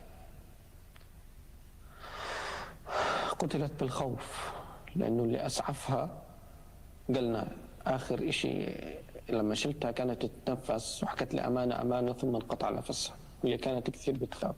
عرفنا أنها قتلت بالخوف من هذا الموقف. وقف قلبها بشدة الخوف. فأحد أقاربي بيقول لي في واحدة كانت لابسة جاكيت أسود وجاكيت أحمر وبنطلون أسود، هيك عمرها 9 سنين 10 سنين.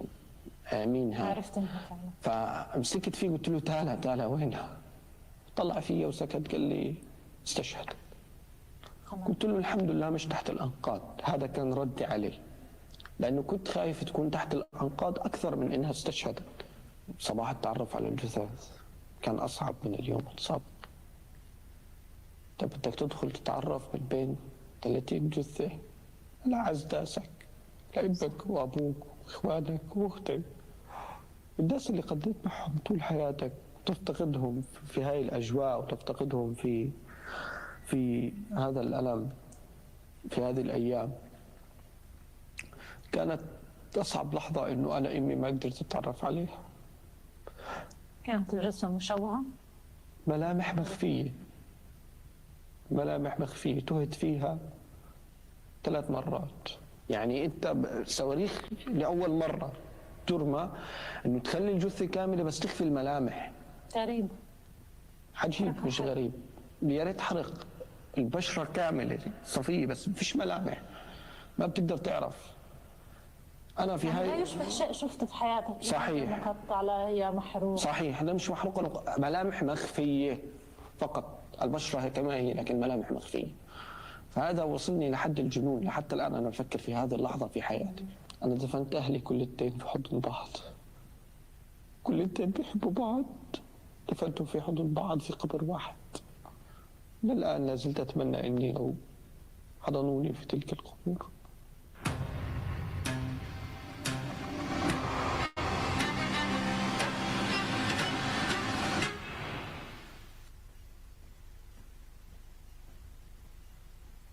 And now we'll be hearing the next testimony. Multiple violations of the international law and the laws of war. Hopefully it will not be too stressful for you, but the truth is not so easy in this case, especially in the case of Gaza genocide.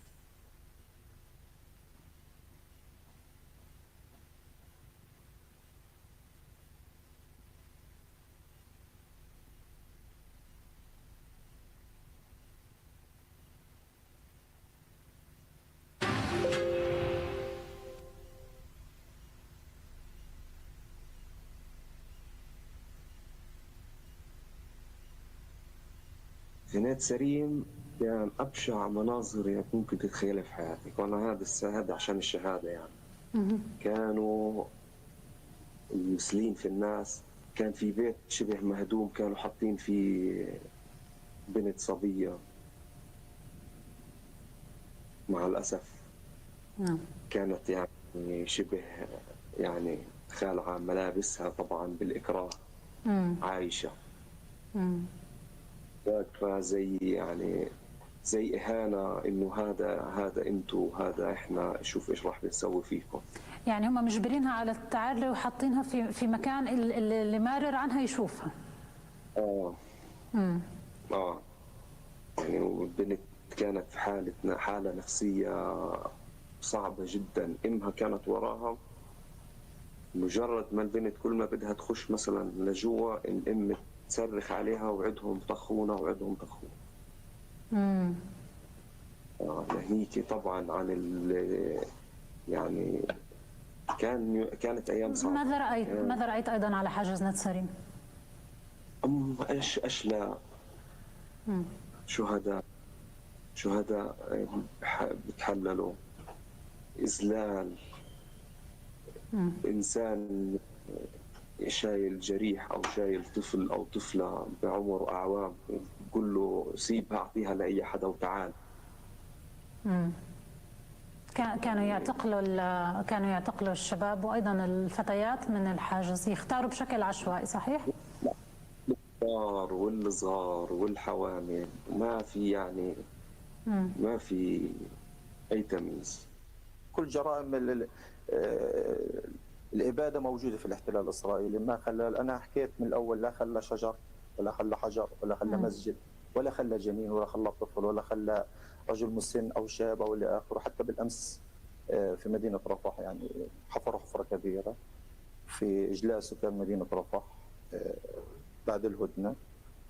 وضعوا الشباب جميعهم في حفرة كبيرة وأعدموهم إعدامات ميدانية مع الأسف أمام أهلهم. النساء يصفوا على جنب، وطبعا الطريقة يعني اللي خلوهم يصفوا فيها على جنب يعني جلوس وحاطين ايديهم على رقابهم ومطملين رؤوسهم، يعني هاي الطريقة. والشباب في شباب عملوا لهم نفس النساء نفس الطريقة، ولكن في شباب أخذوهم ضربوهم ادعوا إنهم من حماس.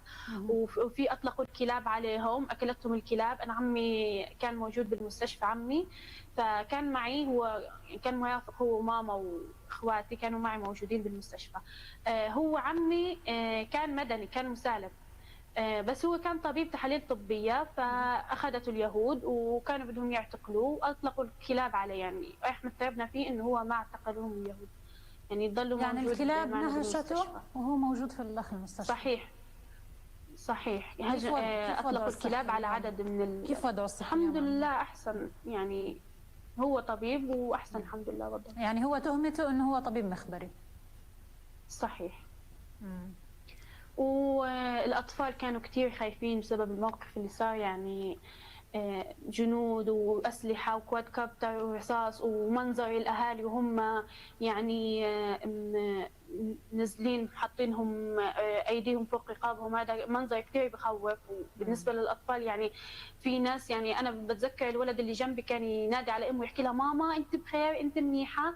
فأنا يعني صرت أهدي فيه وأحكي له أمك منيحة وإن شاء الله ما راح يصير شيء، لأنه يعني اليهود طخت عدد من الناس أمامنا، يعني من الناس اللي كانوا موجودين.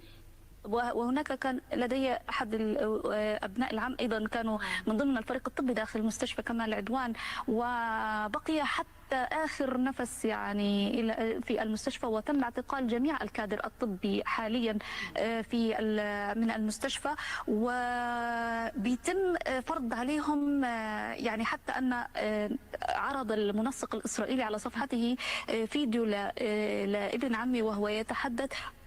الصوت ليس صوته، وحركة الشفاء ليست منه، لكن ركبوا عليه صوت بأنه نحن من كتائب القسام ومن المقاومة ونختبئ بين المستشفيات ونحاول أن نحمي أنفسنا بين المرضى. يعني هم كمان مش استهداف فقط، بيعملوا استغلال الرواية تاعتهم ونشرها بطريقة أنه هذا هو الكادر الطبي، هو أساسا من المخربين والإرهابيين وإلى آخره.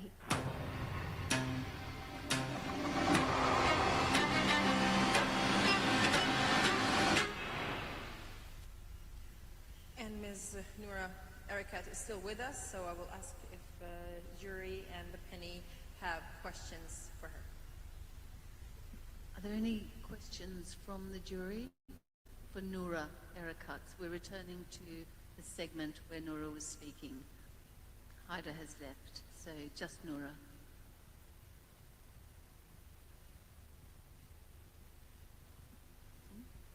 Sami, you have a question?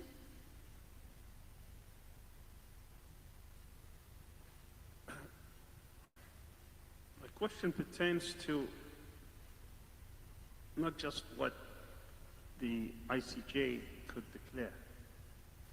When we identify this, what would be internationally, talking about international law, sanctions, I wanted to understand more about states that can go after systems and after countries such as the Zionist regime, like what the Houthis or the Yemenis or others. Do they have the right to intervene into, militarily speaking, into countries that have already been identified as genocidal states? What are the limits by which other people could also, other than countries? What would be the international law point of view?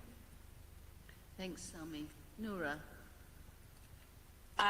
Thank you for that question. I want to start by saying, absolutely, third parties have a right to intervene.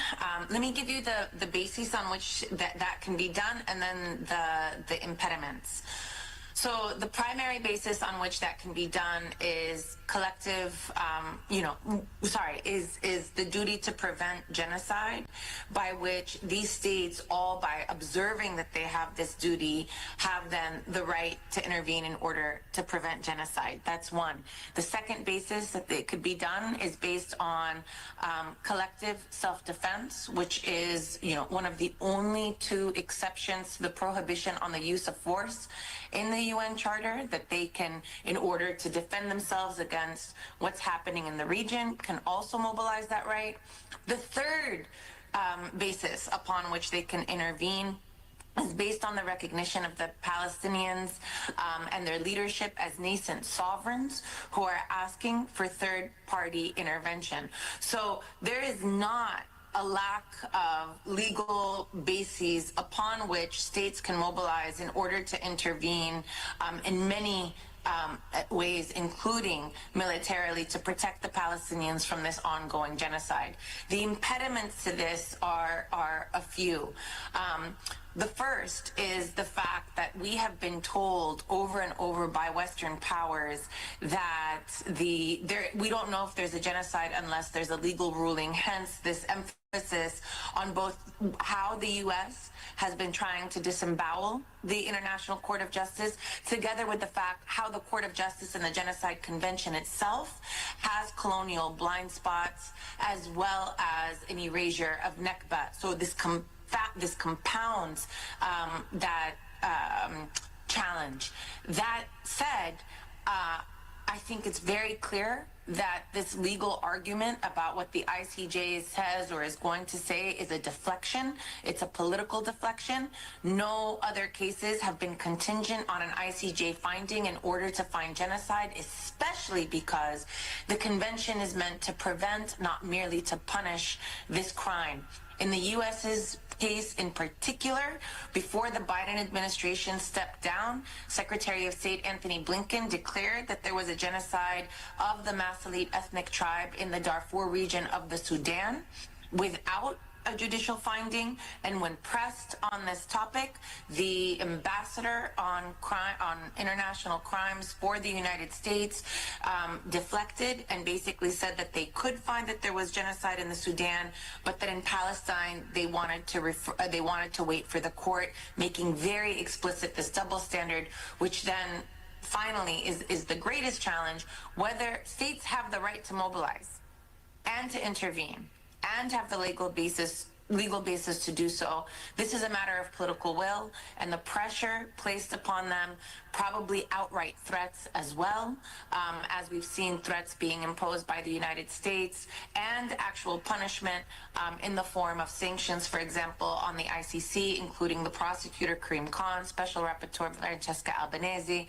and 3 Palestinian human rights organizations who were the first 3 to submit to the court in November 2023 charges of apartheid and genocide, PCHR, Al-Haq and Al-Mizan.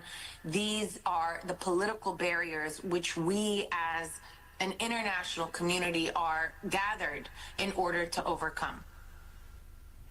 Thank you, Noura. We have time for one more question, but if you have no questions, thank you. Well, I think we can call the session to an end. Yes, we can call it a day. I guess today we have done a lot of work. Thank you all very much for being with us today and for listening, all of the things that we had to say, everything very useful.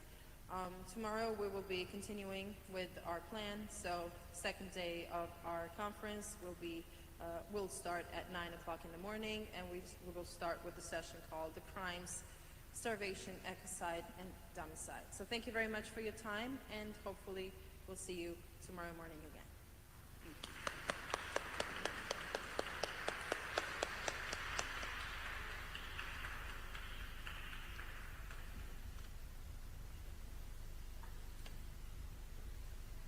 Look, bang on time. Look at that.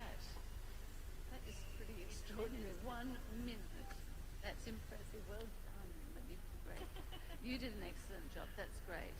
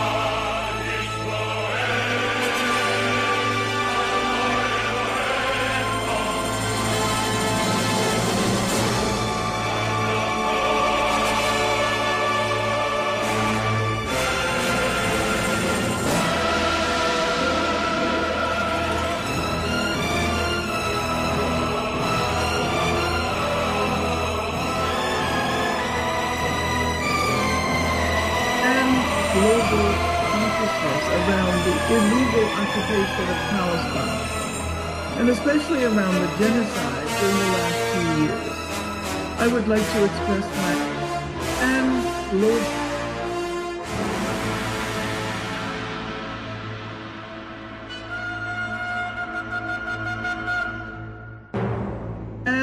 global consciousness around the illegal occupation of Palestine, and especially around the genocide during the last 2 years.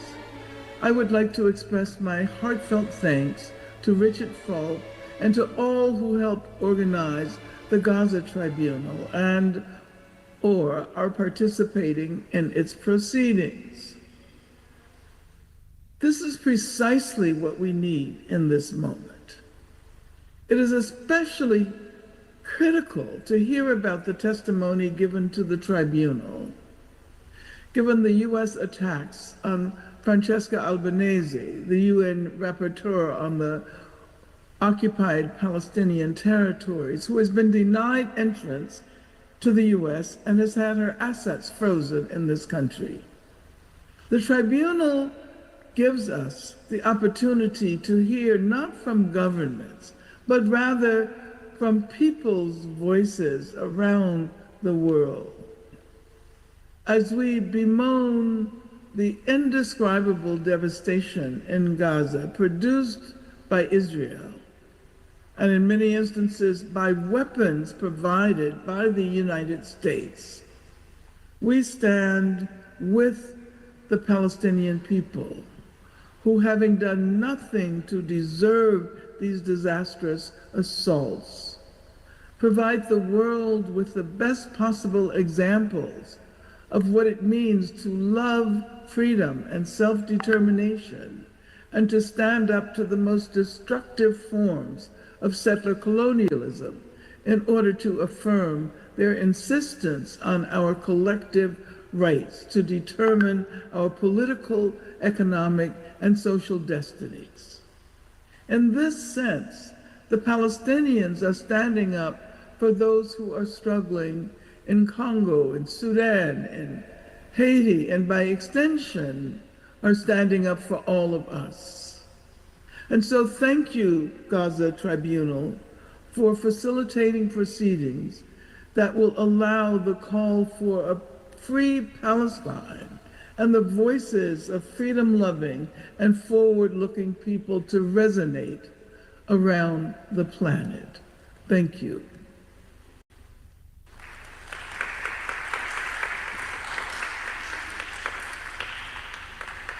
Thank you to Angela Davis. Angela Davis is an American Marxist and a feminist political activist, philosopher, academic, and author. She's a distinguished professor emerita at Feminist Studies and History of Consciousness at the University of California, Santa Cruz, United States. And now, after Angela's statement of conscience, it is time to start with the first panel called The Crimes, Starvation, Ecocide, and Domicide. I do like to emphasize that after every speaking, we will have time to make a discussion with opening questions and answer session. So we should start with Hani Al-Madoun and subject called Starvation by Design, Blocked Aid and the Fight to Feed Gaza. We're talking to a witness and they're online. Hani, good morning. Do you hear us? Yes, good morning.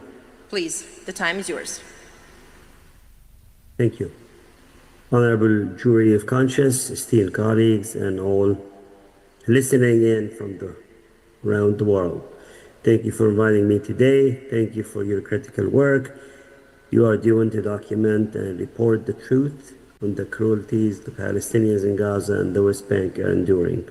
My testimony can help in this effort. I serve as the Senior Director of Philanthropy for UNRWA USA, but in early 2024, I co-founded the Gaza Soup Kitchen with my late brother, Chef Mahmoud. I am here to speak about the occupation's deliberate starvation of Gaza, a crime the world has witnessed and must never forget. Along with my family and colleagues at the Gaza Soup Kitchen, I have been seeing firsthand how impossible it has become to get even minimal aid into Gaza over the past 2 years, because the occupation has intentionally and consistently blocked it. The kitchen's work has not been easy, nor has it been easy for any individual or organization in Gaza trying to save people from starvation. I hear the difficulties in my family's voices in the messages they send me every day, every night. They are being starved, they're watching neighbors starve, and they still try every day to find ways to feed their family, their neighbors, and friends. Ever since Israel announced its first total blockade of Gaza on October 9, 2023, it has largely blocked food, medicine, and other essentials from entering the Strip. Some minimal aid has been allowed in over the past 2 years, but never enough for the Palestinians to survive. And the occupation knows this. As The Guardian reported, Israeli government data confirms that Gaza has been systematically starved. From March through June this year, they allowed less than 25% of the food Gaza needs. Less than 25% of what 2.3 million people needed to survive. Thanks to the Palestinian journalists, the world has finally been seeing the consequences. Famine set and emaciated children took their last breath, even as hundreds of trucks full of humanitarian aid sat waiting at Gaza borders, denied entry by Israel. With funds raised by people around the world, my family and colleagues at the Gaza Soup Kitchen have continued to serve people as best as we can. Sometimes all we could offer was a bland pasta or soup made out of foraged plants, but it has helped people survive. In total, we served about 19 million meals to half a million people since early 2024. Some of these things we were able to cook because the rain grew some of these leaves and plants. I'm constantly in touch with colleagues coordinating the kitchens around the Gaza Strip. They tell me stories of families walking miles for a meal, children with arms so thin you could see every bone. Mothers and grandmothers are collapsing on the streets, especially last summer and this summer as well. There are many rounds of famine that happened in Gaza. The most brutal one happened in May, June, and July of this year, when one elderly woman fainted in the front of our kitchen, and my team thankfully had access to an IV in our medical point that saved her life. Through all this, I have watched our staff endure the pain of hunger themselves, losing weight, losing hair, and yet they return every single day to feed others. Because if they stopped, who else could feed the people? Through grief, through labor, and love, we Palestinians continue to find ways to feed each other, even after burying brothers, sisters, children, and neighbors killed by bombing, starvation, or preventable diseases. And what makes it all worse is the occupation's effort to deny its crimes. They have used old photos from our kitchen to claim there are no famine in Gaza, 4 months old, taken before hunger peaked. It was hard to describe the horror I felt, even knowing that the propaganda campaigns have shielded the occupation for nearly 80 years.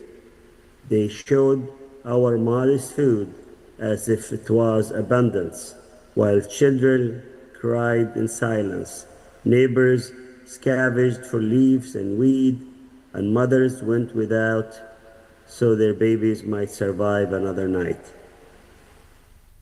They also endangered my family again after losing my brother, my beloved brother, to a targeted bombing They manipulated images of our efforts to care for each other, to pretend nothing was wrong. This is the same army that sent a drone to kill my brother Sheikh Mahmoud. His only crime was delivering food for the Kamal Adwan Hospital in North Gaza.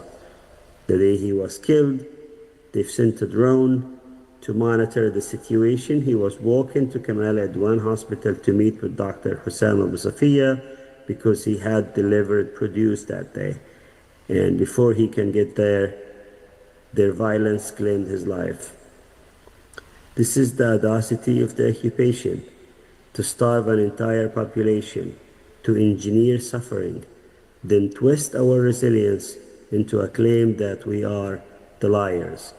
We are asked, the Palestinians are the only people under the sun who are asked every day to prove and provide evidence to show our suffering. These propaganda machines show a pot of stew or meager bread to distract us from the fact that they have decimated Gaza, destroying homes, livelihood, and land. On Gaza Humanitarian Foundation aid sites, or as some call them, the Gaza Horror Foundation aid sites, Palestinians seeking help were systematically targeted. My 18-year-old cousin Samir was killed at those aid sites near Khan Yunis in August.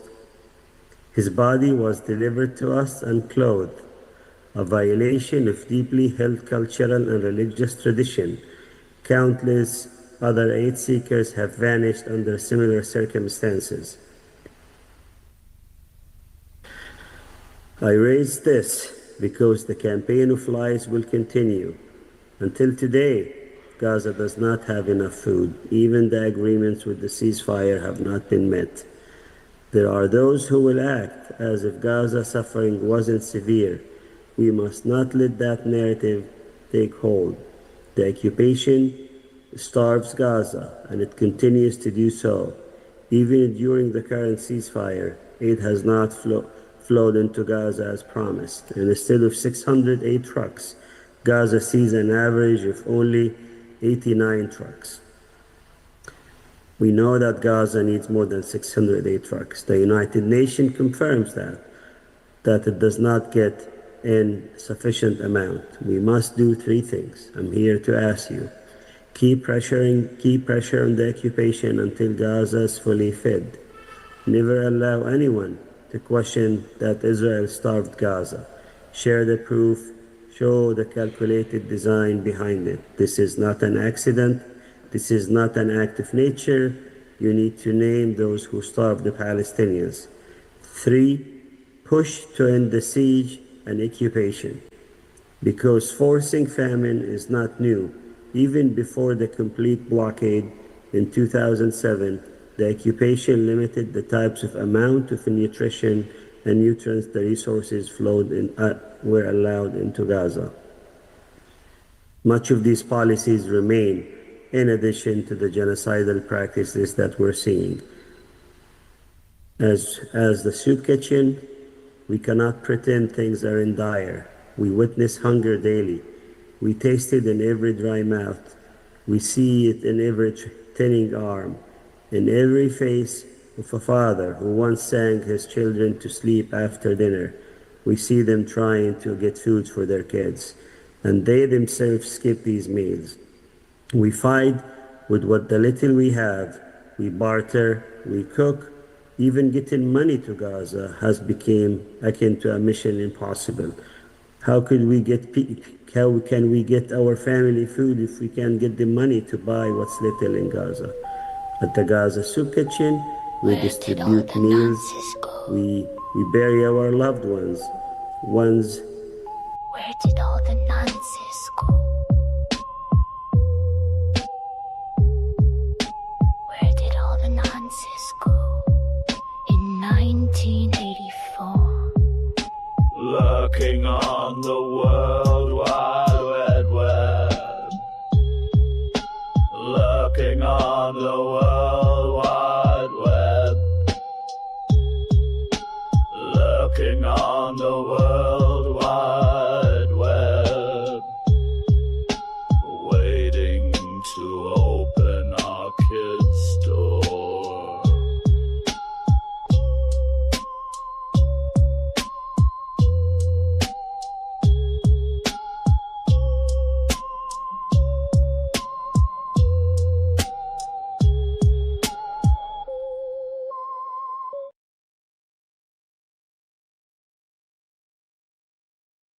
and returned to ladle of soup the same afternoon. This is the reality for Palestinians. This is Gaza's right now. We buried Chef Mahmoud, and the next day, my sister Chef Fatin was cooking for the community. And yet, despite the bombs, drones, rockets, and destroyed homes, we continue.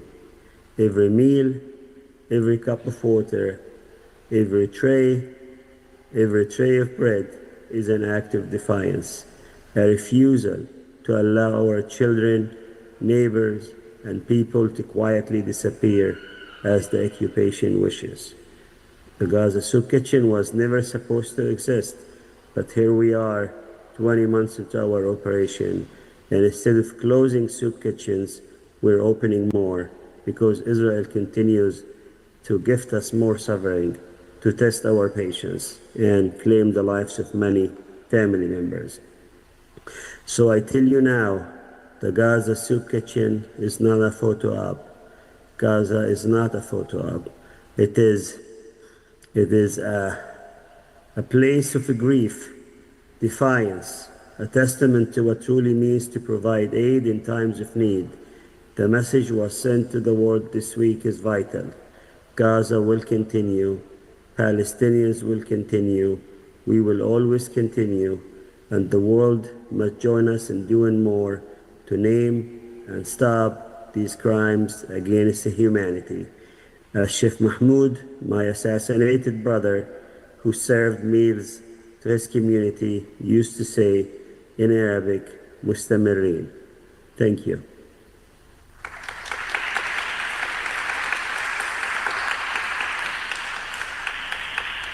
Mr. Al-Madoun, thank you for your time and strength to speak. I would like to ask you to stay online with us because as soon as our next speaker is finished, we will open a discussion for questions and answer. And talk about declaration of famine and weaponization of humanitarian aid. The right person is definitely Hilal Elver, and she will be speaking in the next minutes.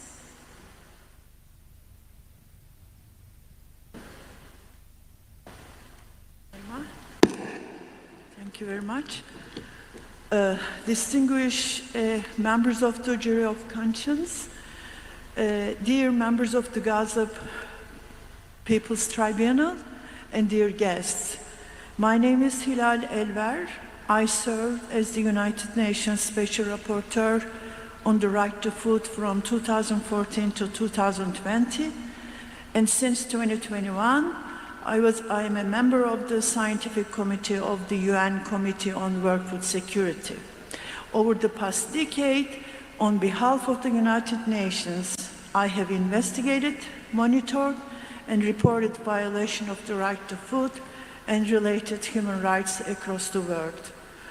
Among the many conflicts, Palestine has always been a central place in our work, especially the right to food, the right to water, and food sovereignty have all been persistently denied to the Palestinian people. Today, I will share with you a chronology of starvation in Gaza, demonstrating how Israel has used hunger as a weapon for years, first as a tool of control during the long blockade years, and later as a genocidal instrument after October 2023. What I present is not conjecture, but documented fact drawn from UN agencies, international humanitarian organizations, and scientific assessments. Like many of you, I have watched how Western powers, especially the United States, have been complicit, silently or actively, in the continuation of Israel's assault.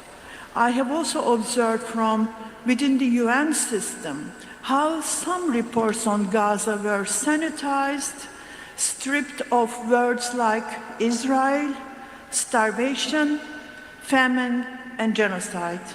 Because my time is limited, I will focus on the essential facts that reveal how Israel has orchestrated the most deliberate and efficient starvation campaign.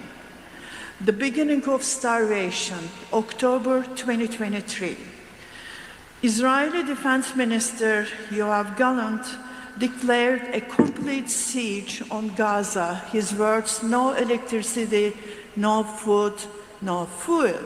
The immediate halt of essential supplies marked the start of systematic starvation policy. 2 weeks later, under international pressure, Israel slightly eased restrictions, allowing in about 1/5 of the pre-war aid flow. And the siege continued. The intention was never relief but control.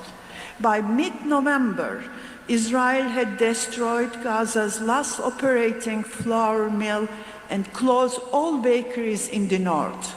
This eliminated the population's ability to produce bread and forced complete reliance on insufficient, unpredictable humanitarian deliveries.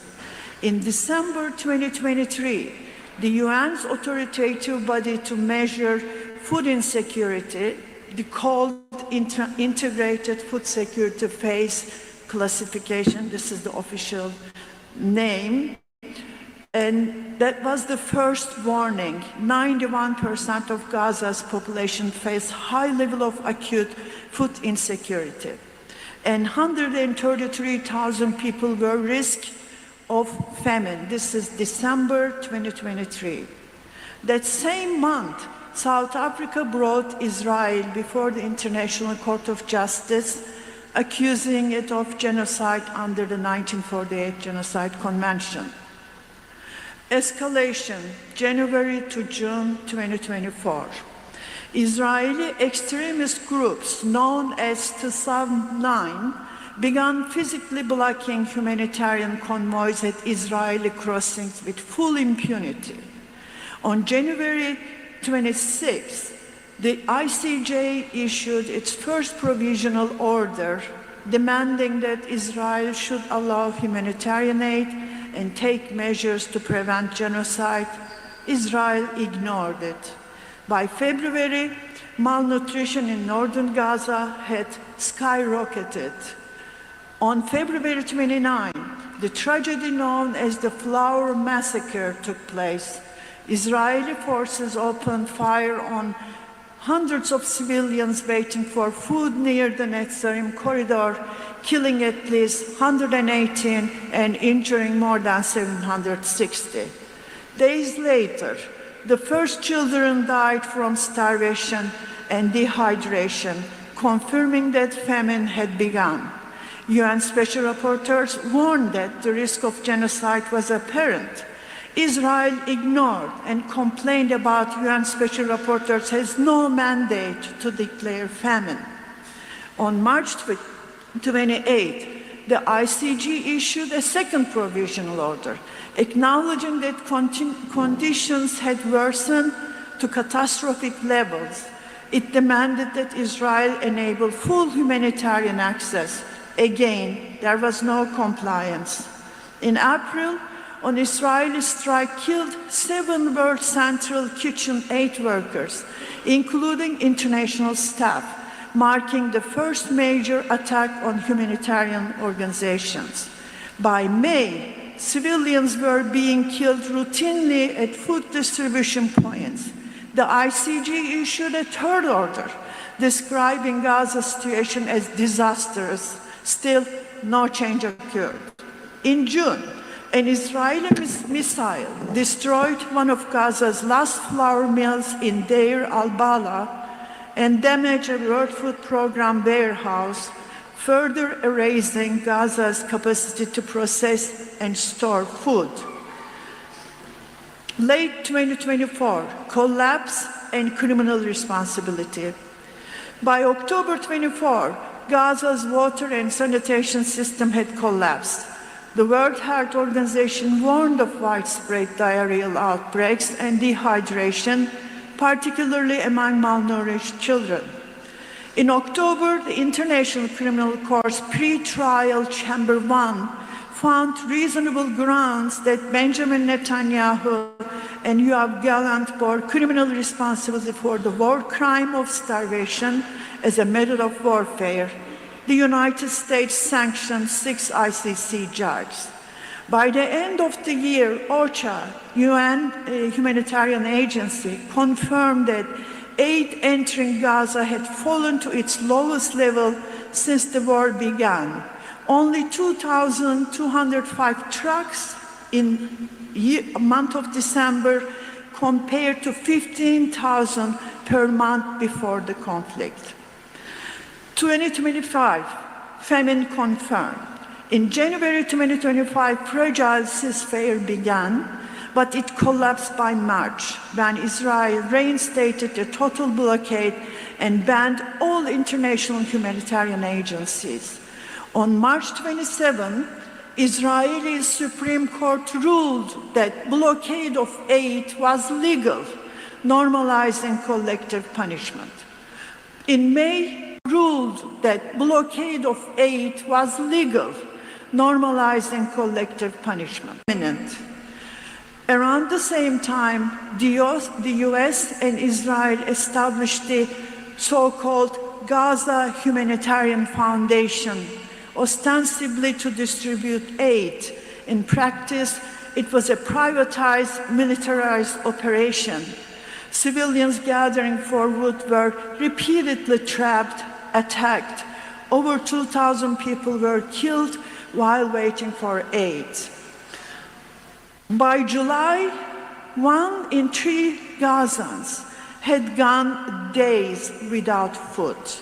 On August 15, 2025, famine officially declared in parts of central Gaza, 640,000 people in catastrophic condition, which is famine, an entire population, 2,001 million, at that time it became 2,001 million, was in crisis level or worse. Conditions in North Gaza, even impossible to understand. They excluded northern Gaza, only put it in central Gaza. On October 10, 25, after nearly 2 years of attack, a fragile ceasefire began. Members of the jury, from this chronology, several key findings emerge. First, total blockade was not a temporary military necessity, but a deliberate strategy designed to produce what I call intermittent famine, a controlled starvation that avoids immediate mass death, but ensures long-term suffering and population destruction. Second, Israel systematically destroyed Gaza's entire food system, mills, bakeries, farms, greenhouses. The purpose was not only to deny food, but to guarantee that Palestinians would remain dependent and destitute long afterwards. Third, humanitarian aid was weaponized, killed unprecedented numbers of humanitarian workers. Aid delivery sites became dead zones, what Gaza health authorities called human slaughterhouses. Fourth, the long-term damage to the ecosystem was intentional. This created economic starvation, ensuring Gaza's unlivability even after the guns stopped. Fifth, the international legal system failed. Israel openly defined them. Neither ICJ nor ICC was taken seriously. United States sanctioned ICC officials, UN Special Rapporteur on occupied territories, and shielded the perpetrators. This revealed the most alarming truth. Even with overwhelming evidence, international law proved powerless against political impunity. Concluding, members of the jury, famine is both biological and social humiliation, indignity, dehumanization. The Gaza famine is not a natural disaster, it's a man-made atrocity, the result of deliberate policy decision, and it was avoidable. Despite 3 ICG orders and countless UN reports, the world watched as famine unfolded in full view. The consequences of lost lives, the collapse of life of Gaza as we know it, will endure for generations. To reverse this catastrophe, Gaza requires immediate large-scale humanitarian access. Most importantly, investigation into the war crimes of starvation is necessary and urgent. Without accountability, there can be no justice, and without justice, there can be no recovery. The deliberate starvation of Gaza's population stands as one of the gravest injustices and crimes. It must never be forgotten, normalized, or forgiven. Thank you for listening. Okay.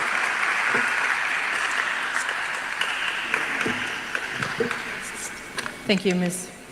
Elver.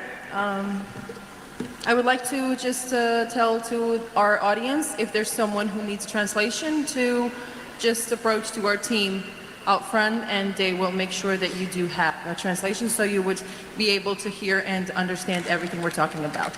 So now we're opening the discussion, and dear jury, members of the jury, you have your space to ask the questions to Ms. Elver or Mr. Al-Madoun. He's online and he's still with us. Do we have any questions at the beginning? I think members, yeah. Yes, please, go on. Thank you very much for your testimony.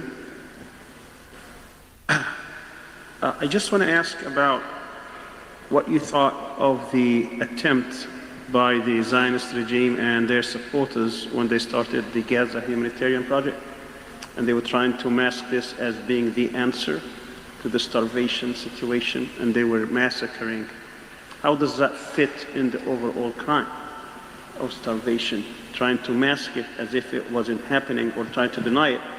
And by doing that, they were introducing alternatives that were fraud. And are these people also who participated in this as complicit? Well, I have You didn't hear way it. to understand you. I know because there's a problem with echo. Because of the acoustic of the... If you get a translation, you'll hear it better. It will be, the echo will be taken out. Okay, all right. It's to you, or both of you, whoever wants to. Sure, no problem. My question here is, they're trying to mask the crime of starvation first by denying it, say it didn't happen, and then they started saying we're going to replace it by this institution they created called the Gaza Humanitarian Project, in which, while they were distributing some aid, obviously not enough, they were killing dozens, scores of Palestinians every day. How does that fit into that crime of starvation, by trying to deny it or by trying to introduce something that says it didn't exist in the scheme of things? Okay. Sorry about this trafficking. Yeah, crime of starvation, as you know, it is the Article 7 of the Rome Statute of International Criminal Court. But unfortunately, there are not many cases about the crime of starvation so far. We don't see any kind of earlier decisions because there are several reasons, sir. Number one, when crime of starvation comes, also there are other war crimes are happening at the same times. In this case, for instance, starvation is way to the genocide. So when the accountability starts, basically the war crimes against humanity would be the starvation, but higher level is the genocide. So there is a kind of complicity about how to deal with starvation. But in starvation case, as you said, not only blocking the food, but also blocking the humanitarian aids and also destroying any kind of objects that is important, the living conditions in the place. So it's quite a big range of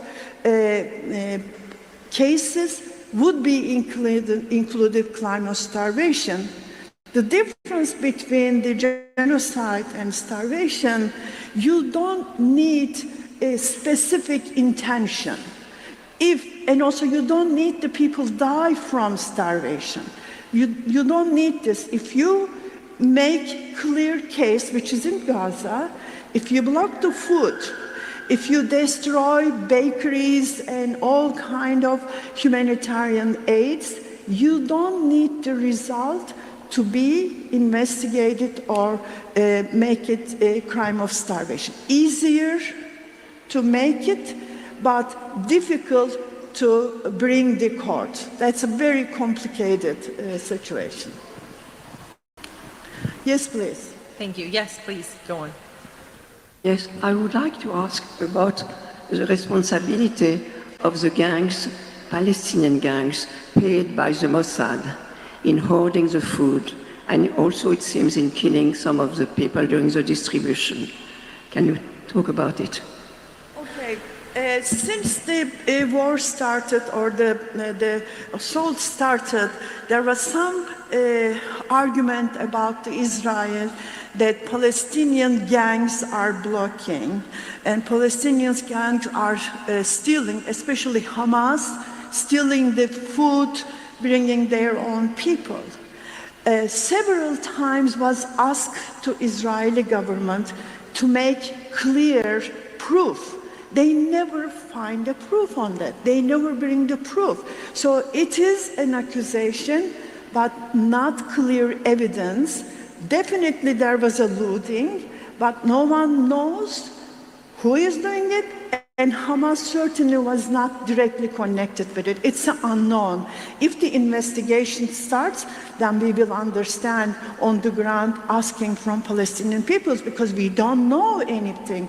No journalist, no international, any authority can come and tell the truth. Maybe Hani Almadouan would answer this too, because he was on the ground. Yes, Hani Almadouan has gangs paid by the Mossad and were hoarding the food and even seems killing some of the Palestinians. Can you tell us about it? Yeah, so just want to go back to the GHF question. Unfortunately, this is the precursor for the GHF was the C pier, the pier that the U.S. paid millions of dollars for and served very few families, and then they dismantled. So that's one. If you remember the Flower Massacre, that happened at the similar initiatives before the GHF. There was some security contractors that got there, and it was chaos, and they started shooting and killing Palestinians. That's another one. It's pretty much, these attempts are ways to undermine UNRWA and the UN, not just the UNRWA. They're trying to leverage aid. They're trying to weaponize aid. That means if they control the aid, they control the population. If you need food and you're desperate, you would give me information and then your family can eat. So that's what the issue is. In fact, yesterday there was an announcement that there is a post-GHF initiative called the Gaza Humanitarian Belt, which is a very scary proposal where they're gonna expect the Palestinians to turn weapons and then they will give them food. I wish I wasn't making this stuff up. This is something was at Reuters. This is a new initiative as the Gaza Humanitarian Foundation closes its doors. Some people are proposing this idea. I hope people catch up on it. Now, on the armed gangs, what is curious about the armed gangs is they just disappeared. You notice whenever Israel is not in an area, these gangs are only functioning and only operating in areas controlled by Israel. In fact, these armed gangs only target trucks that have humanitarian aid in them. We noticed that one aid truck meant for commercial sale, nobody touches it. But if it's an aid truck to disrupt the aid, to add to the engineered suffering. These armed gangs are working in collaboration with Israel, or at least Israel looks the other way.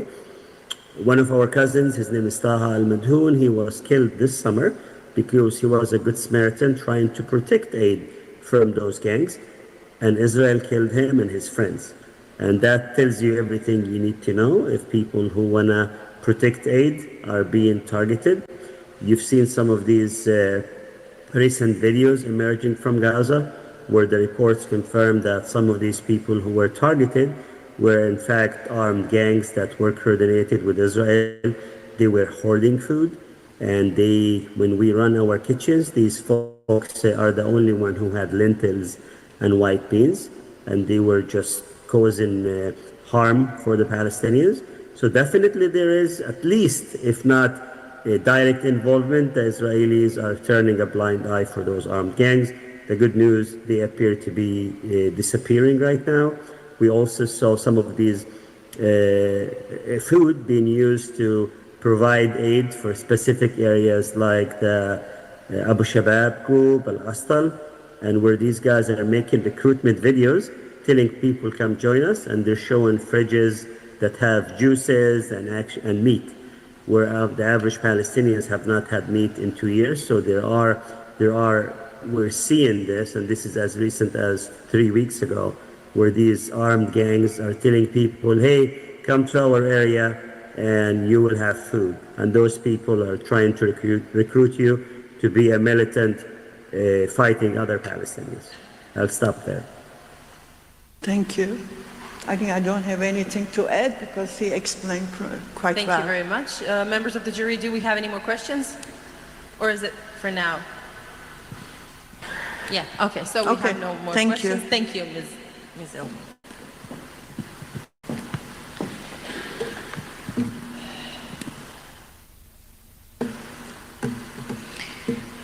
And considering this topic, we will continue with watching testimonies about starvation.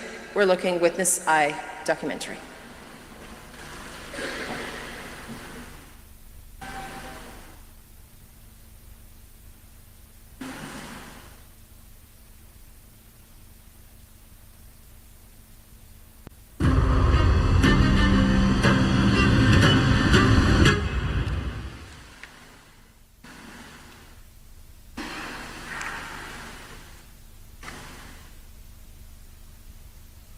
شمال غزة كيف كان الوضع؟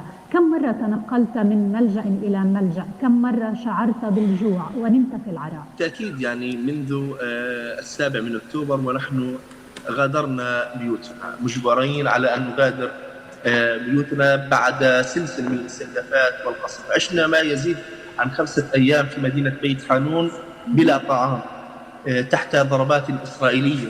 احنا أكلنا ربما العشاء، أكلنا علف الحيوانات، تقاسمنا مع الحيوانات طعام. كان يعني مشهد مؤسي جدا. كنا ربما ننشغل عن طعام، عن تأمين طعامنا باستخدام التغطية. We couldn't access our food, and due to many reasons we had starvation. لكن حاليا في الخيام ما في اكل، ما في شغله، وانا مش قادر اقدم لهم يعني. There were no food in the tents. I tried to help them, but we couldn't access it. We couldn't access the people. It was a great pain. There was nothing you could do. You could not offer food. It was hard to get food. Many times we had to wait for 3 hours, 4 hours. There were no water, no electricity. There were no minimal requirements for the living conditions. And we couldn't access water for our basic needs, and after a while you only try to get water that will help you to maintain your basic function. When the water tankers come, trucks come, you try to fill your water reservoirs. There was no water, there was no food, it was painful. And it was not only in your home. My nephew too couldn't be fed with milk. We did not have anything to feed him. There was nothing we could give. We couldn't provide them with food. It was 2-year-old child. In Gaza, it was hard to access the drinking water. They tried to carry the water with trucks. We couldn't find water anyway. All of the Gaza had this problem, as you know well. From the four corners of the earth, you need food aid. You require food. And sometimes, in order to reach the food, I had to walk long ways. There were no vehicles over there. And you only was able to use some small motorized vehicles, and those small vehicles were so expensive also. If you are able to reach the food, you would be able to satisfy the basic needs of your family.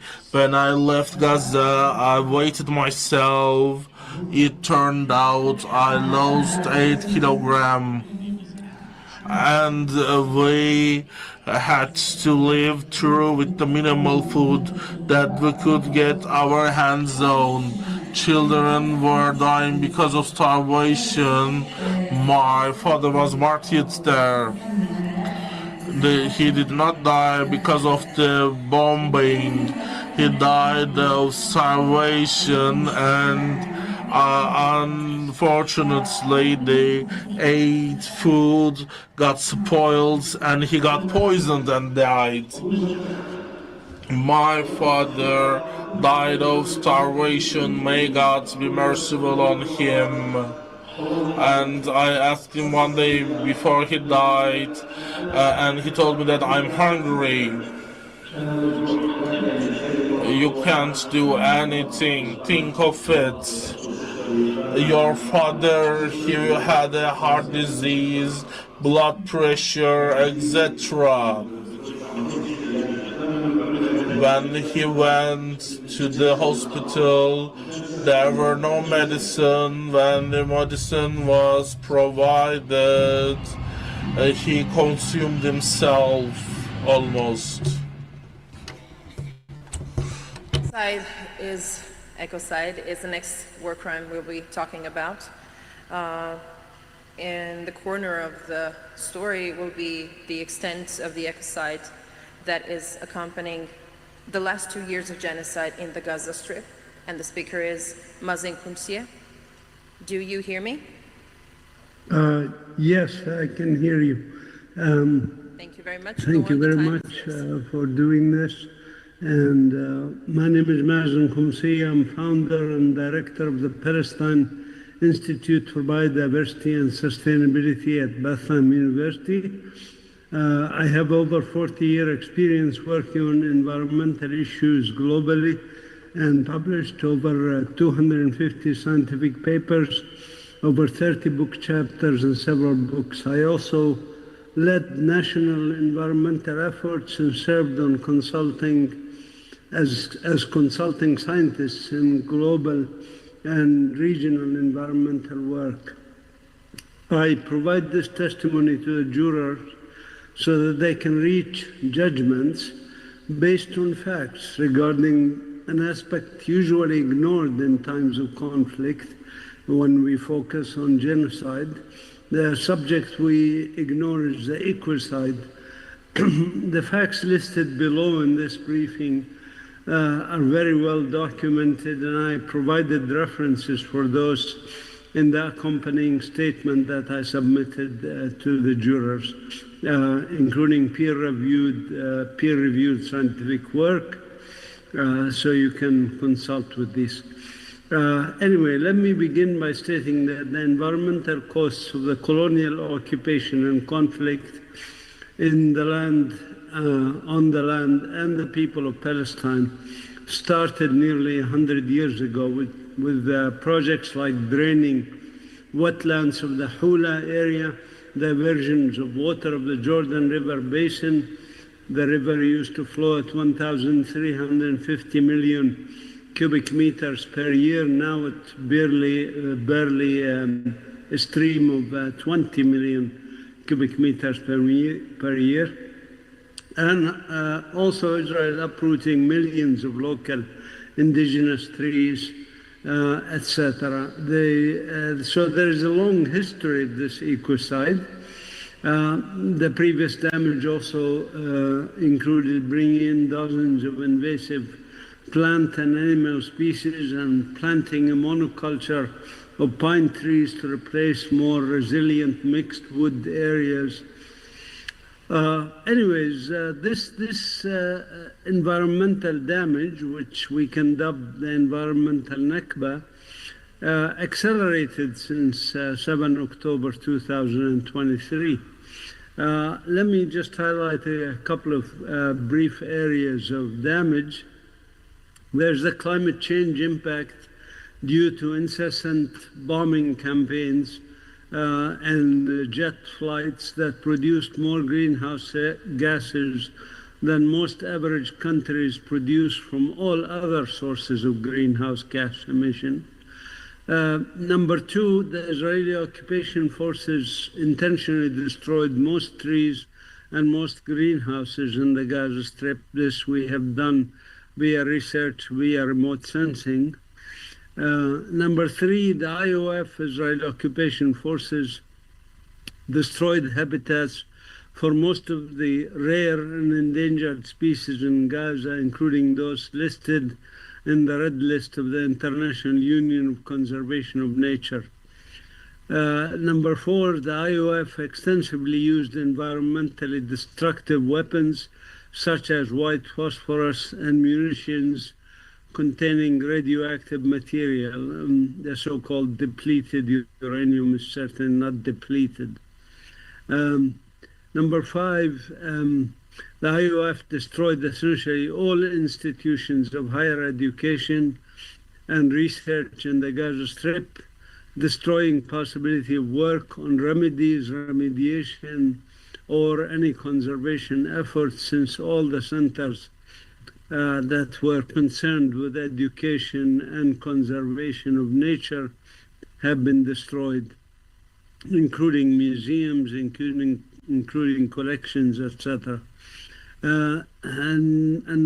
Number six, the IOF destroyed most of the hospitals and rendered others poorly operational.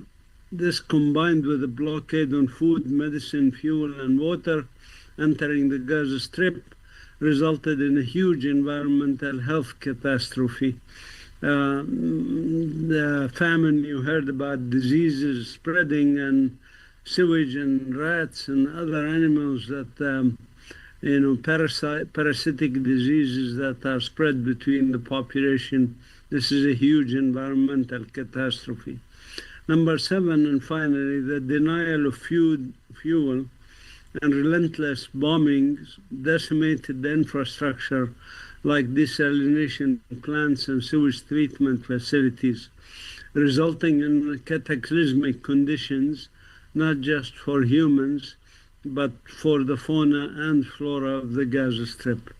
I thank you for the opportunity to give this testimony, and I wish the jurors to consider it in deliberation to add it to the other damage that you heard about, including the genocide, the medicide, the scholasticide, the ecocide certainly needs a special place. My own guesstimate is that there will be more people dying from the environmental catastrophe in Gaza in the next 10 years than have died from the bombings, that have been killed from the bombings. So thank you very much.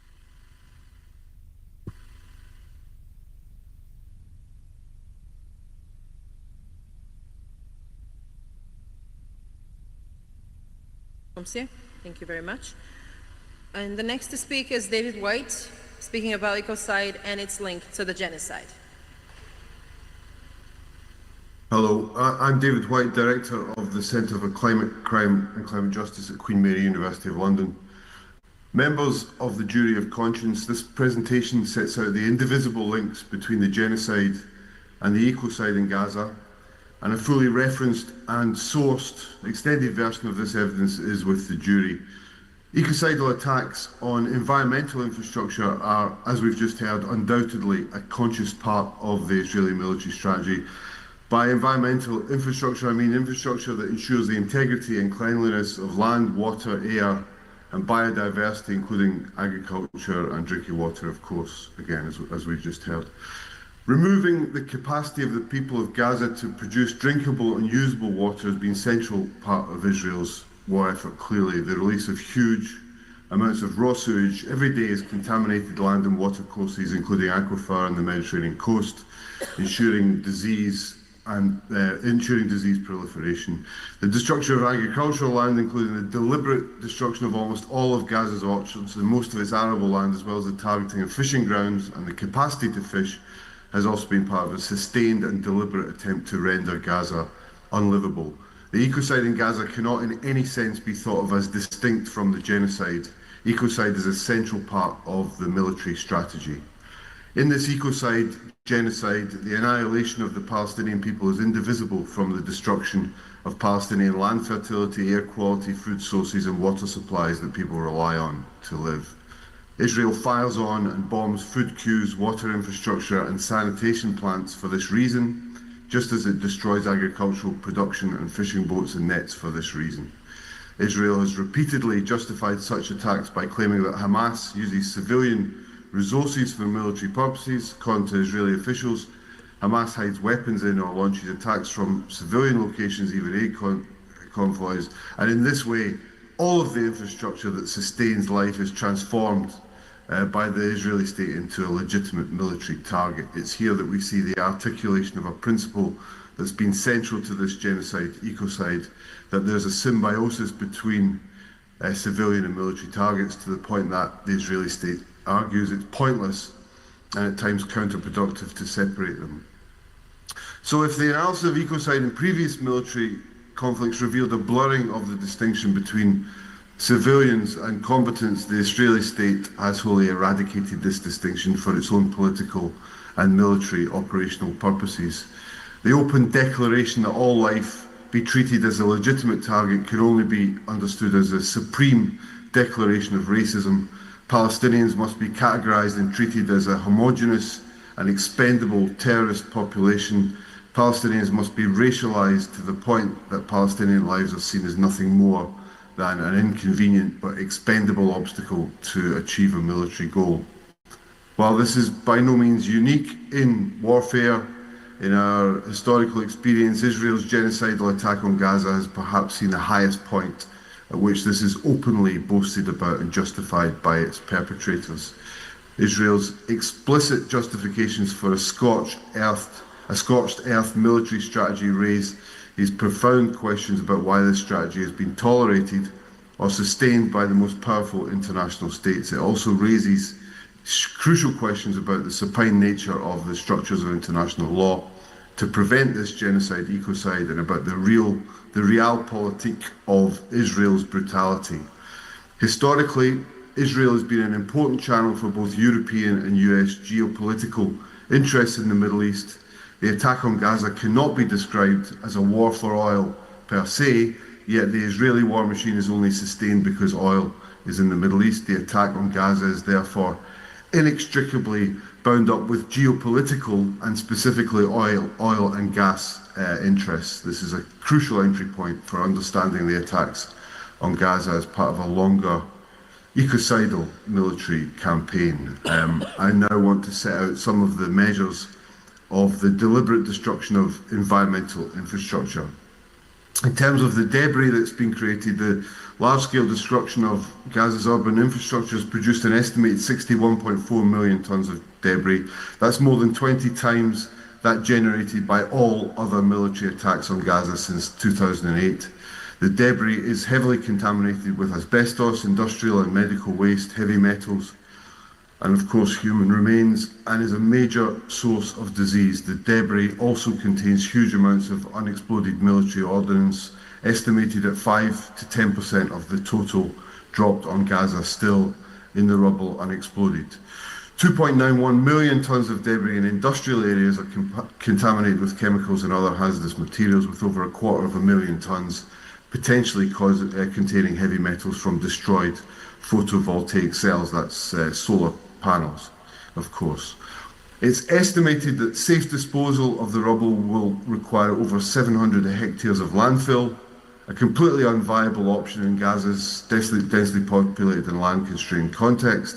And I want to stress this, that in this respect, under the Oslo II Accords, hazardous waste, all of the waste I've just mentioned, must be transferred to Israel pending establishment of Palestinian disposal facilities. This is a mandate that applies to all waste, the waste created by Israeli attacks since October 2023 included. But of course, this does not feature in the so-called Gaza peace plan. In terms of air quality, the destruction of energy infrastructure in the blockade has led to an exponential rise, as we've just heard, in the burning of wood, plastic and other waste materials, and that has released high concentrations of particulate matter, dioxins and other highly toxic compounds. Emissions from munition explosions and fires in bomb structures, including industrial facilities, have released significant quantities of highly toxic chemicals. Deaths caused by acute respiratory infections have been rising rapidly throughout those attacks. Water quality, the UN Environment Programme in June 2024 had already reported that water sanitation and hygiene systems are almost entirely defunct. Earlier this year, the Palestinian Water Authority reported that over 85% of Gaza's water and sanitation infrastructure is inoperable. Gaza now primarily relies on groundwater sources, 97% of which is considered unsuitable for human use. The major public health emergency that we've heard about includes the risk of a cholera epidemic and actually more recently the emergence of cases of polio in children.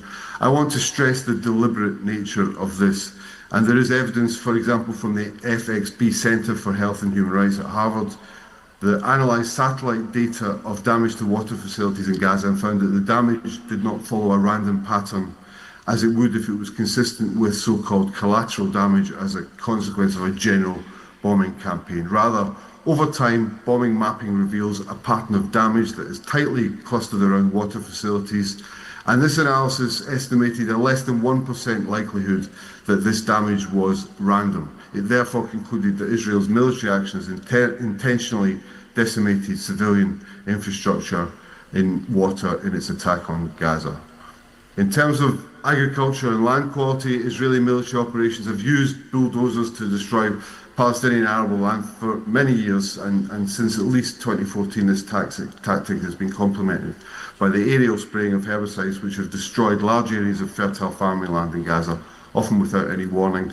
And as Mazen has just documented, there's a much longer history of this. During the current onslaught, this tactic has been systemized in significantly new ways. The creation of a perimeter zone in Gaza in which everything was destroyed, living or not, exemplifies this systematization. As one report based on the testimonies of Israeli soldiers reported, and I quote, "Soldiers were given orders to deliberately, methodically and systematically annihilate whatever was within the designated perimeter, including entire residential neighbourhoods, public buildings, educational institutions, mosques, cemeteries, with very few exceptions, industrial zones and agricultural areas which served the entire population were laid to waste regardless of whether those areas had any connection whatsoever to the fighting, so-called fighting. In fact, there were shoot-to-kill orders given in those perimeter zones.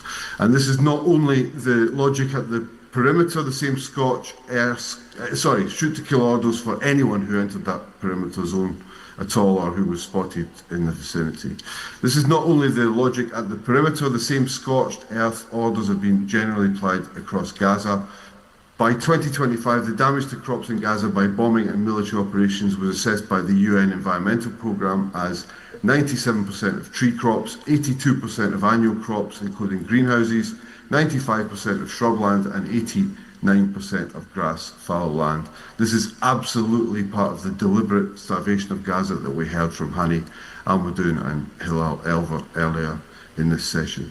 There will certainly be some permanent loss of fertile soil in Gaza with irreversible ecological consequences. So in summary, the destruction of agriculture, water purification and energy infrastructure is central to the military goal, a sustained and systematic strategy to eradicate the capacity for Palestinian life in Gaza now and severely limiting the capacity to survive at any point into the future. The targeting of environmental infrastructure has been a particular feature of wars in the Middle East for a long time. There's a pattern that runs through Iraq, Lebanon, and Gaza that environmental infrastructure is particularly targeted as a mode of warfare. And crucially, as Shuradeh Malavi, who we'll hear from later, has shown, this is unfolded in Gaza as a shift from targeting environmental structure in order to gain military advantage to targeting environmental structure as an end in itself. At key moments in this war on Gaza, the main protagonists have themselves publicly declared their culpability in taking decisions that are calculated to attack the conditions of the life of the entire population of those that remain in Gaza, making survival close to impossible. They must be held accountable for the unimaginable hell they have brought to Gaza. We will never forget, and we can never stop fighting for accountability for those who are responsible for this hell. Thank you.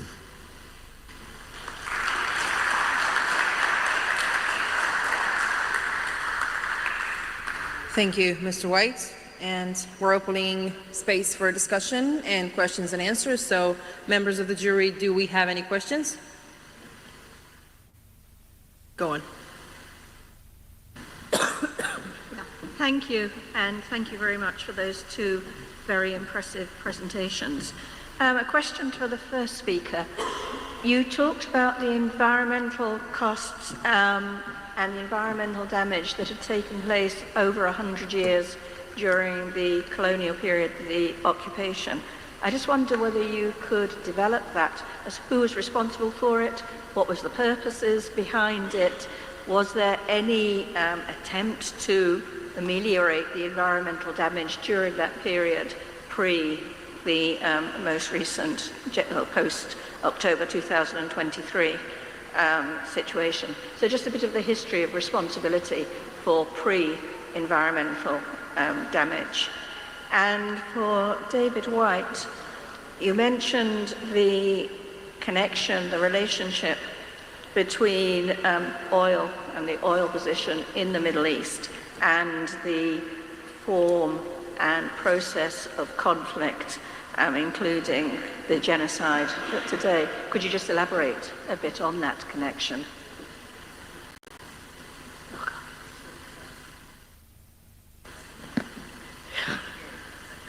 I'm sorry, I've been asked to repeat the question. So I don't know how much you heard, but for the first speaker, just whether you could say a little bit more about the environmental costs of the colonial occupation and the events prior to October 2023. Who was responsible for that environmental damage at that time? Why was it carried out? What were the purposes? And were there any attempts at responsibility with respect to that? And for the second speaker, David White, you mentioned the interrelationship between oil and the geopolitical issues in the Middle East in general and what is happening today in Gaza. Whether you could elaborate a bit further on that. Mr. Kumsi, I hope you've heard the question, so you can proceed with your answer.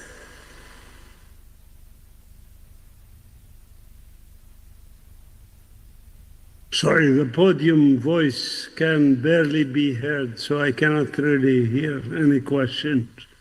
If you want to put questions in the chat, I'm happy to answer.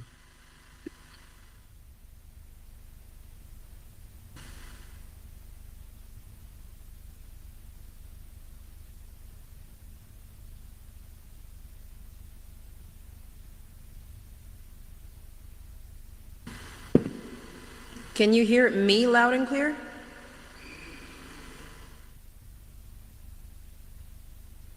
Mr. Kumsi, do you hear me loud and clear?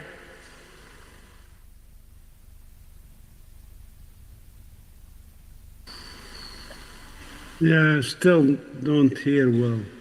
It's very, very...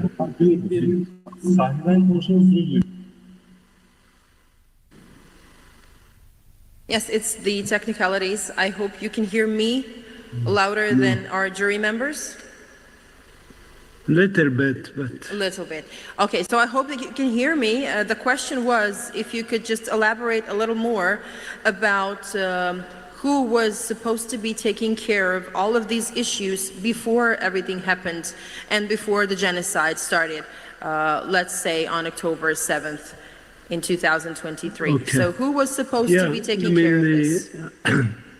There's three sectors in society usually deal with environmental issues. There's governments, there's the academia, and there's the non-governmental organizations like the NGOs, environmental NGOs, and so forth on the ground.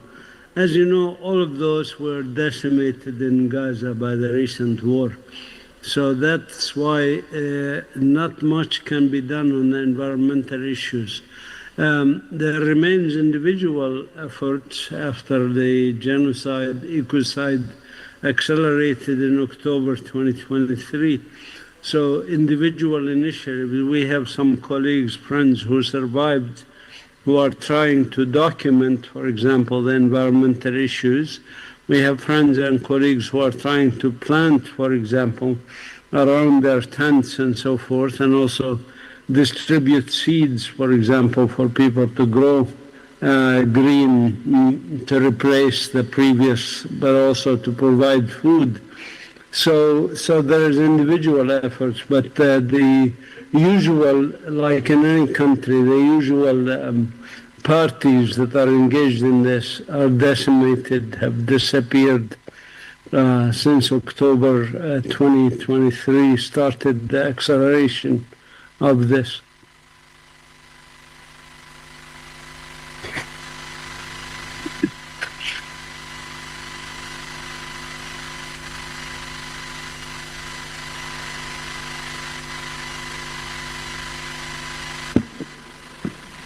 Thank you, Mr. Kumsi. Mr. White, the question for you was if you could just elaborate a little more into details about the connection between oil and genocide in Gaza.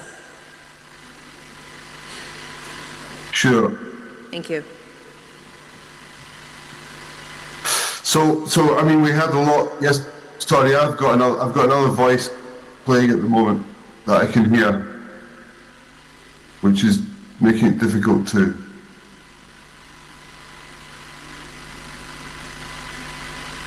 Okay, I'll try to respond, but I've got a voice coming very wildly out of the system. I'm sorry, I can't. Would the people that are in the background stop talking in Turkish? We can hear you clearly, so if you can speak. The problem is I can't hear myself talk because of the very loud voice you have an here. echo, okay. I'm not sure what the... Yes. I think it's stopped now. Okay, I'll respond now. Yeah, let's try to get an answer. Thank you. So yesterday we heard a lot about the establishment of the Israeli state and the long history, and I think it's really important in terms of thinking about the the geopolitical situation and geopolitical interest to say very explicitly that the establishment of the Israeli state from a British perspective meant the establishment of a friendly quasi-European state in the Middle East with a ruling elite that Britain could bank on. And partly because Britain's colonial history had shaped a largely hostile relationship with Arab states, and that part of the world did not largely succumb to European colonisation, and wasn't therefore readily able to reach a neo-colonial settlement. So the State of Israel enabled Britain to maintain a stable ally and maintain some diplomatic presence in the early part of the 20th century, when the Middle East became really crucial because of the oil, and you know, the establishment of British Petroleum is very closely bound up with the discovery of oil in the Middle East. And then in the post-war era, the US adopted a much closer relationship with Israel for the same reason, through close military and economic ties. So that relationship is geopolitical. And the point I wanted to make is that I think that we can only understand the position of Israel, its capacity to commit genocide in this context. And that is essentially an ecocidal context, because the world needs to move away from a fossil fuel-based capitalism, and it is the social relationships that are developed through fossil fuel-based capitalism that create the capacity for genocide. Now, obviously, we need a lot more time to talk about that, but that's precisely what I meant in those comments. There's something else to be said, I think, about the way in which Israel is positioning itself and is increasingly involved in both the production of oil and gas, but also, and particularly gas in the Levant field offshore. And there's a discussion about the extent to which the offshore areas of Gaza are significant here. I think they're significant in the sense that Israel is positioning itself as a supplier of gas in the region. It exports gas now to states, including Egypt, but also the pitch that Netanyahu makes regularly to the United Nations about the possibility of developing the Negev Desert Pipeline project are indicative, as well as the development of the Levant Basin, of Israel's diplomatic opportunism, its strategic positioning and political integration in the region, as kind of closely bound to its positioning as a broker for the oil and gas industry, particularly between Asia and Europe. So I think those are very, very important framing aspects of this that we need to take into account. The environmental catastrophe that's unfolding and has unfolded deliberately in Gaza is connected to the much broader ecocide, and I think we have to always remind ourselves of that as the framing context, and why actually we not only are we all implicated in that broader economic sense, but Gaza is also a question for all of us, because it's a question about the future of the planet. Thank you very much, Mr. White. Thank you very much, Mr. Kumsia. Thank you for... Yes, we do have one more question, and if you do not hear it, I will repeat, because it's important to hear it and to hear your opinions and answers. So yes, please, thank you. Okay, thank you very much for the testimonies you've presented. Is there any comment about Gaza's gas reserves off the coast of Gaza and the theft that's taking place there? And what would be the estimate in terms of the wealth that is being squandered or taken away? Also, the other natural resources like water and others in the West Bank, and other natural resources that have been plundered, have been taken, what would be the estimate of that? And finally, in your presentations, your testimonies, there were a lot of numbers. If it's possible, if you can put it in a table form, like putting the category and the loss or the cost associated with each category, it would be very helpful for us, instead of reading the whole testimony, but also to look at the numbers in one table for each speaker. Thank you very much. Mr. Kumsia, Mr. White, did you hear the questions? Yes.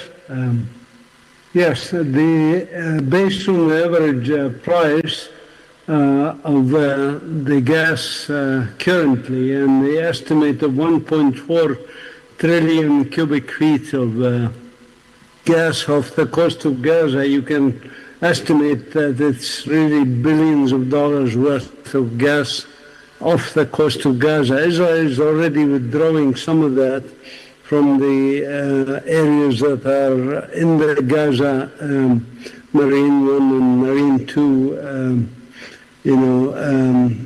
fields and exporting them to Europe.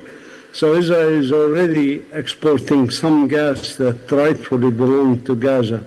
As far as the water, 95% of Palestinian waters from the West Bank are already stolen by Israel, basically taken by Israel. The water aquifer in Gaza itself is depleted significantly for two reasons. One is that the usual recharge of the water aquifer, coastal water aquifer, is not allowed to function because Israel blocked the water coming to Wadi Gaza and other places from the Hebron Mountains in the West Bank and other places to the Gaza Strip. That's number one reason. And number two, of course, is the overconsumption of the gas fields of Gaza because of the water, aquifer in Gaza, because Gaza population, as you know, is 70% or more are refugees from 1948.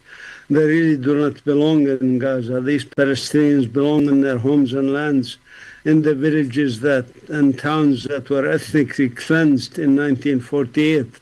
So the increase in population in Gaza that resulted in a population of 2.3 million before this genocide, this acceleration of genocide, I should say, that's that population, 70% addition that resulted in consumption of water, making the water aquifer depleted more, in addition to the lack of recharge. The third point I want to make about the water issue is that, of course, there's pollution of the aquifer thanks to the bombing and thanks to also Israel dumping seawater into the tunnels that the resistance has built in the Gaza Strip.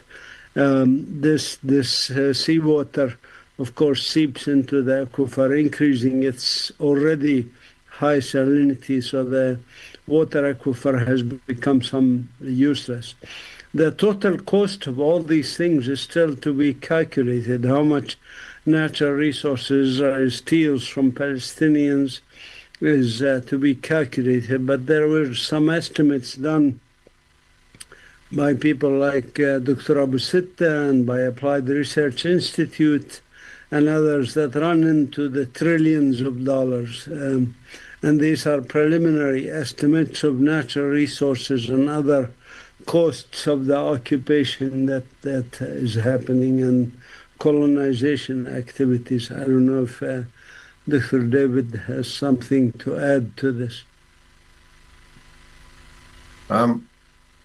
The only thing, very briefly, the only thing I would add is that the total revenue that's estimated to come from the whole of the Levant basin, so that includes the fields off Gaza, but across that whole field which stretches up the coast and includes Gaza, Israel, Lebanon, Cyprus.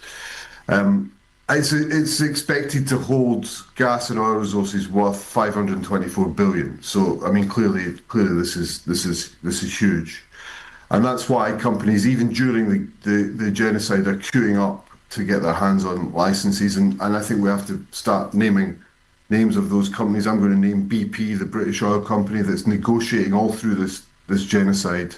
And those are the companies that we also have to hold accountable. It's not just the Israeli state, but it's the And it's not just the European and the US state for supporting Israel, but all of those international corporate interests. In terms of providing the panel with a table, I'm more than happy to. I mean, the evidence, I've given the evidence in full and it's fully sourced, but I'm more than happy to put the estimates of the damage into a table, if that helps. I would stress that my evidence really just draws upon existing documentation that's out there already, but if that's useful for the jury, I'm more than happy to put that on the table. Yeah.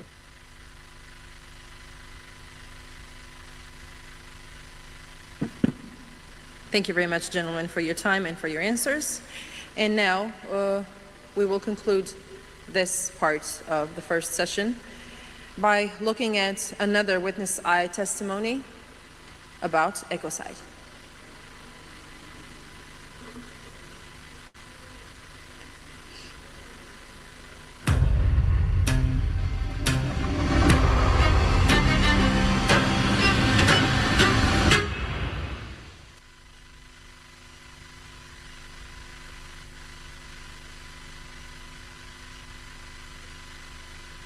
ليش غزة فيها مجاعة طالما غزة كان فيها أراضي زراعية؟ لو تشرح للناس إيش اللي عملته إسرائيل؟ There were agricultural land. Where did all the Nazis go? Where did all the Nazis go? Where did all the Nazis go? If we were to use these green areas, the agricultural areas, we wouldn't be starving. And first, they cut our water. These waters were for drinking. We had all of our vegetables are coming from the West area. Normally, we would be exporting to Israel, but now we are importing from them before everything. But now we are having a famine. No terrain, no water, no electricity. We have nothing. And they hit our water wells. It used to be we had hammams. People used to go there. People used to farm. But now we are having a terrible, terrible situation. Now Israel aerial vehicles detect our agricultural lands and they destroy them. What I mean is, even if there is a ceasefire, there's no way the farmers to return to their lands. You're an expert on that. Yes, that's correct. It would take a long, long time for them to go back. And they will be preparing the lands once again. They would lay framework for electricity to work there. Because in all of our basins they targeted all of these, and we don't have water. Water is dirty. We used to have an occupation. We used to be able to do something 50, 60 years ago. There were huge resources. We used to have breakfast. We used to have chats with our families. We used to have tea with our loved ones. If they called me, I would go there right away. It was a good life. But now with this, I'm really shocked and I'm really sad. What did you see? My brother told me that when he went to your home, he got lost on the way and passed by. He went about 100 meters past the house, then remembered. This is the area after seeing where our home was. It doesn't exist. The area is a disaster. It's not my home. It's not my area. He couldn't find our home. Right now, there's only one thing to be done about the cultural lands. We still have Earth actually. But even if we can't do that, we could have a light industry. And what we know is all agricultural and farming areas, they were seized, right? Yes, they got seized. Then they separated it. It used to be our lifeline. You are mentioning the north part, right? We have fought to north, to south, all of this area were agricultural lands.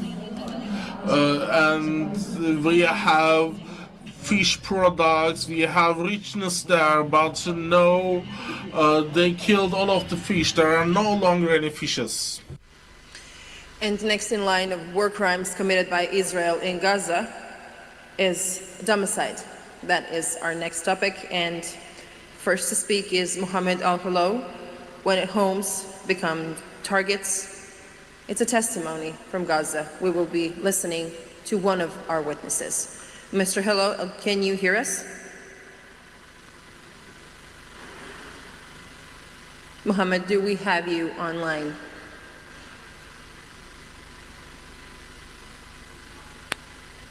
Hi, can you hear me? Yes, Mr. Al-Hullo, yes, I can hear you loud and clear. The time is yours.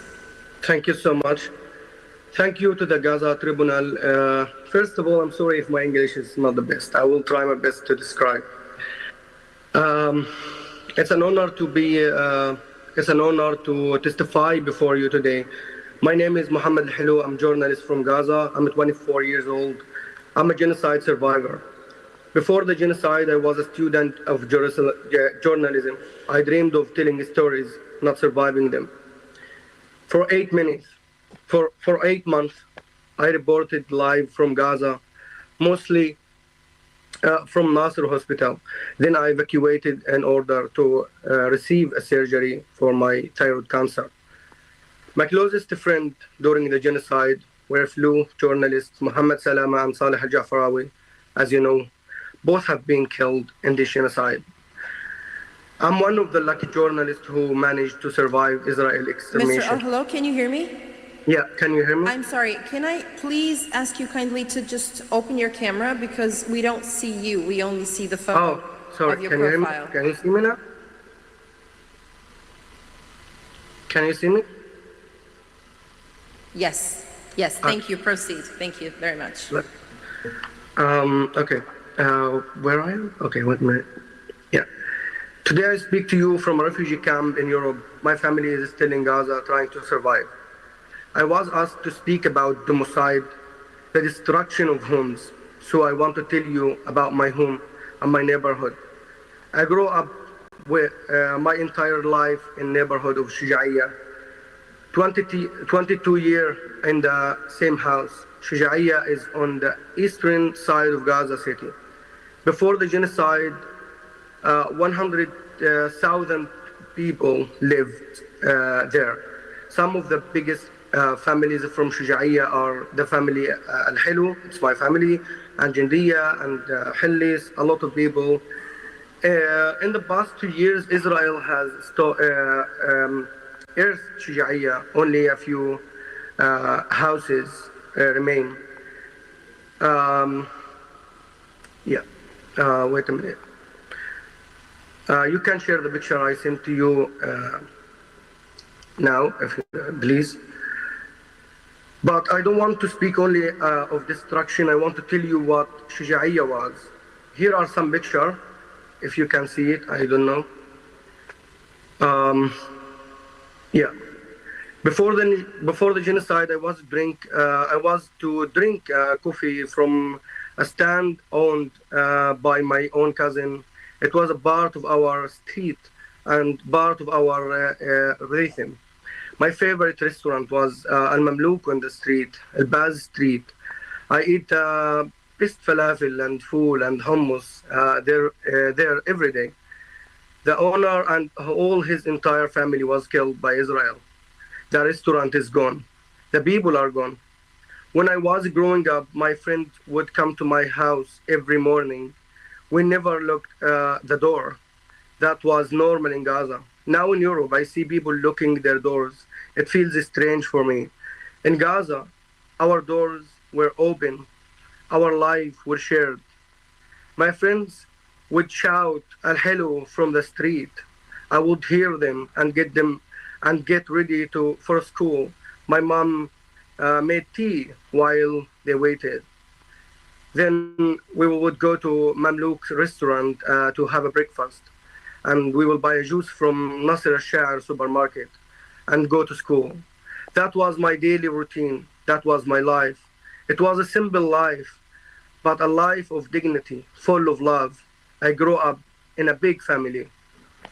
My father is a building engineer, and my grandfather and great-grandfather were builders too. They helped build half of Gaza, Burj Sarraj as example, Sheikh Zayed Towers. These were their legacy. That legacy has been reduced to rubble. Most of the buildings my father designed have been destroyed by Israel. My mother was a journalist too. She taught me to ask questions, to seek truth. If you can show, please, the picture of my mom and my father during the genocide and before the genocide, I will be honored. The difference between this photo is a couple of years. You can see the genocide of their bodies. 14 people lived in our house, all my brothers and sisters, my uncle's family, my brother's family, my grandmother, Suad, who is 85 years. A house full of love, full of life.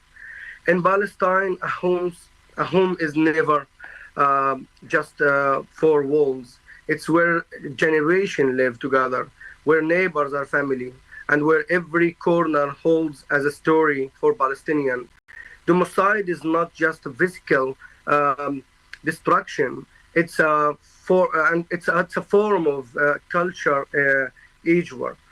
We used to spend summer evening on the roof building and eating orange and staying up all night. Palestine has always been famous for its orange. We used to keep sorry, my English is really horrible. Okay. We loved our roof. I had 12 beloved cats in my house too. Our house was in El-Baz Street in Shujaiya. It's important for you to know this because Israel erased the map. Streets are no longer recognizable. My dream was to get married and live next door to my family. That's how Palestinians live, close and connected to our families. That dream was erased 37 days into the genocide. Our house was destroyed in a single airstrike. That strike damaged or destroyed 70 other homes. Likely my family had fled then to south of Gaza, so they were safe for the moment, but every single Palestinian in Gaza lost so much during this genocide. So even if someone is safe today, they are not safe tomorrow. After our home was destroyed, I lost a nephew, I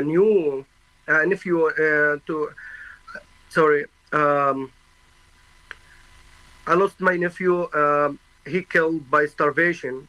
He survived 2 months before his body just gave up without any Rommel or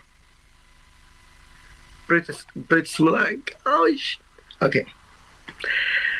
In the cold Gaza nights, he returned to God without a chance at life. About a year later, my younger brother Yahya and my cousin were killed by Israel snipers while looking for food.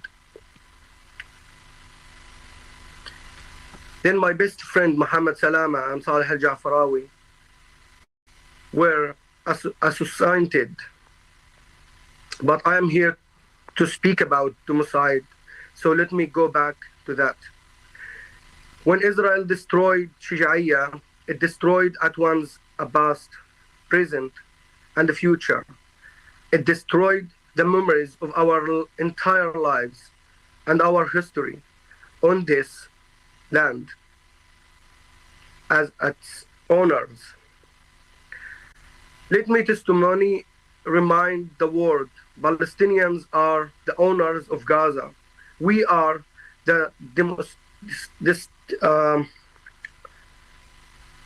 whatever. Shija'iyya was a very special place, like every city or neighborhood in Palestine. It had its own unique culture. It had its own unique accent. The people of Shija'iyya were known by people across all of Palestine. We had a saying in our neighborhood. We used to say, seek knowledge from China and straight from Shija'iyya. That straight has been tested point measure.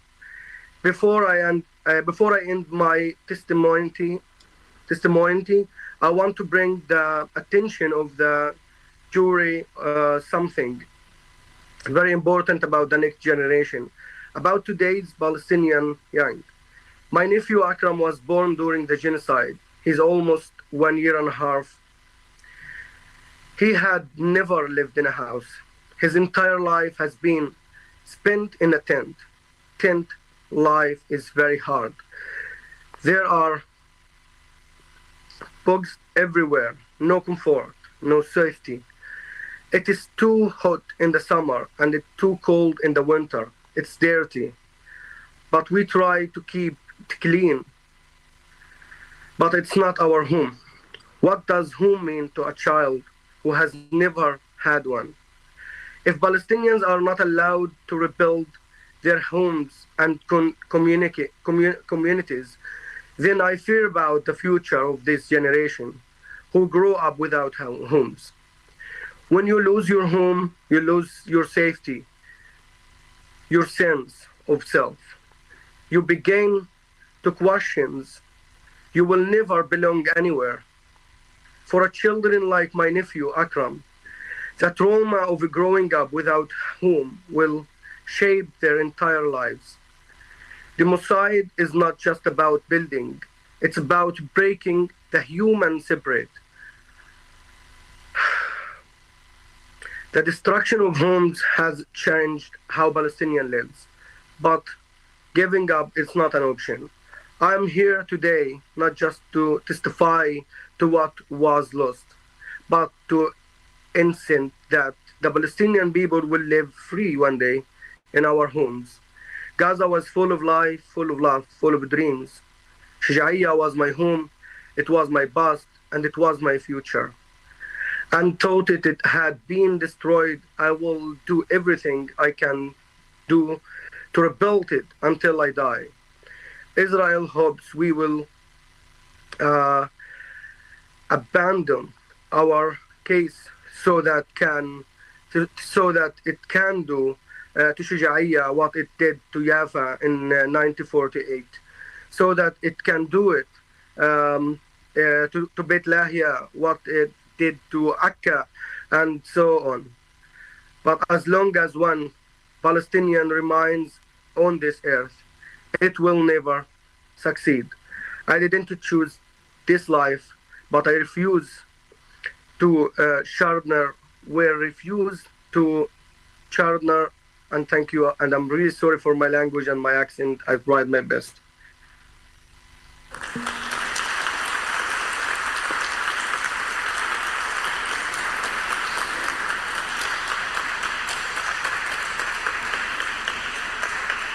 Hello. Yes, Mohammed, we can hear you. I have just let the applause to go on so that you know that you did a great job. Yes, thank you for your strength and the ability to talk. We know that this is really not easy for you. And the next topic, and I will ask you please to stay online and remain with us, because after we're done with this session, we will continue with the questions and answers, so I would like you to be part of it. And the next to speak is Balakrishnan Rajagopal, UNSR on housing, on recognition of domicile as a pathway to accountability and responsibility for the destruction of Gaza. Balakrishnan Rajagopal.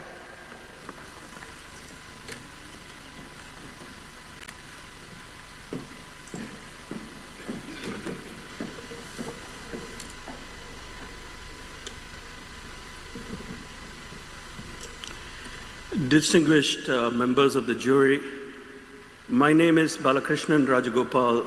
I'm the current UN Special Rapporteur on the Right to Adequate Housing and a Professor of Law and Development at the Massachusetts Institute of Technology. And I'm here in my academic capacity. I will address specifically the mass destruction of homes and displacement in Gaza in particular. As the so-called ceasefire in Gaza remains in tatters, hundreds of thousands of displaced people of Gaza are also returning to search for their homes, and almost in all cases finding only rubble.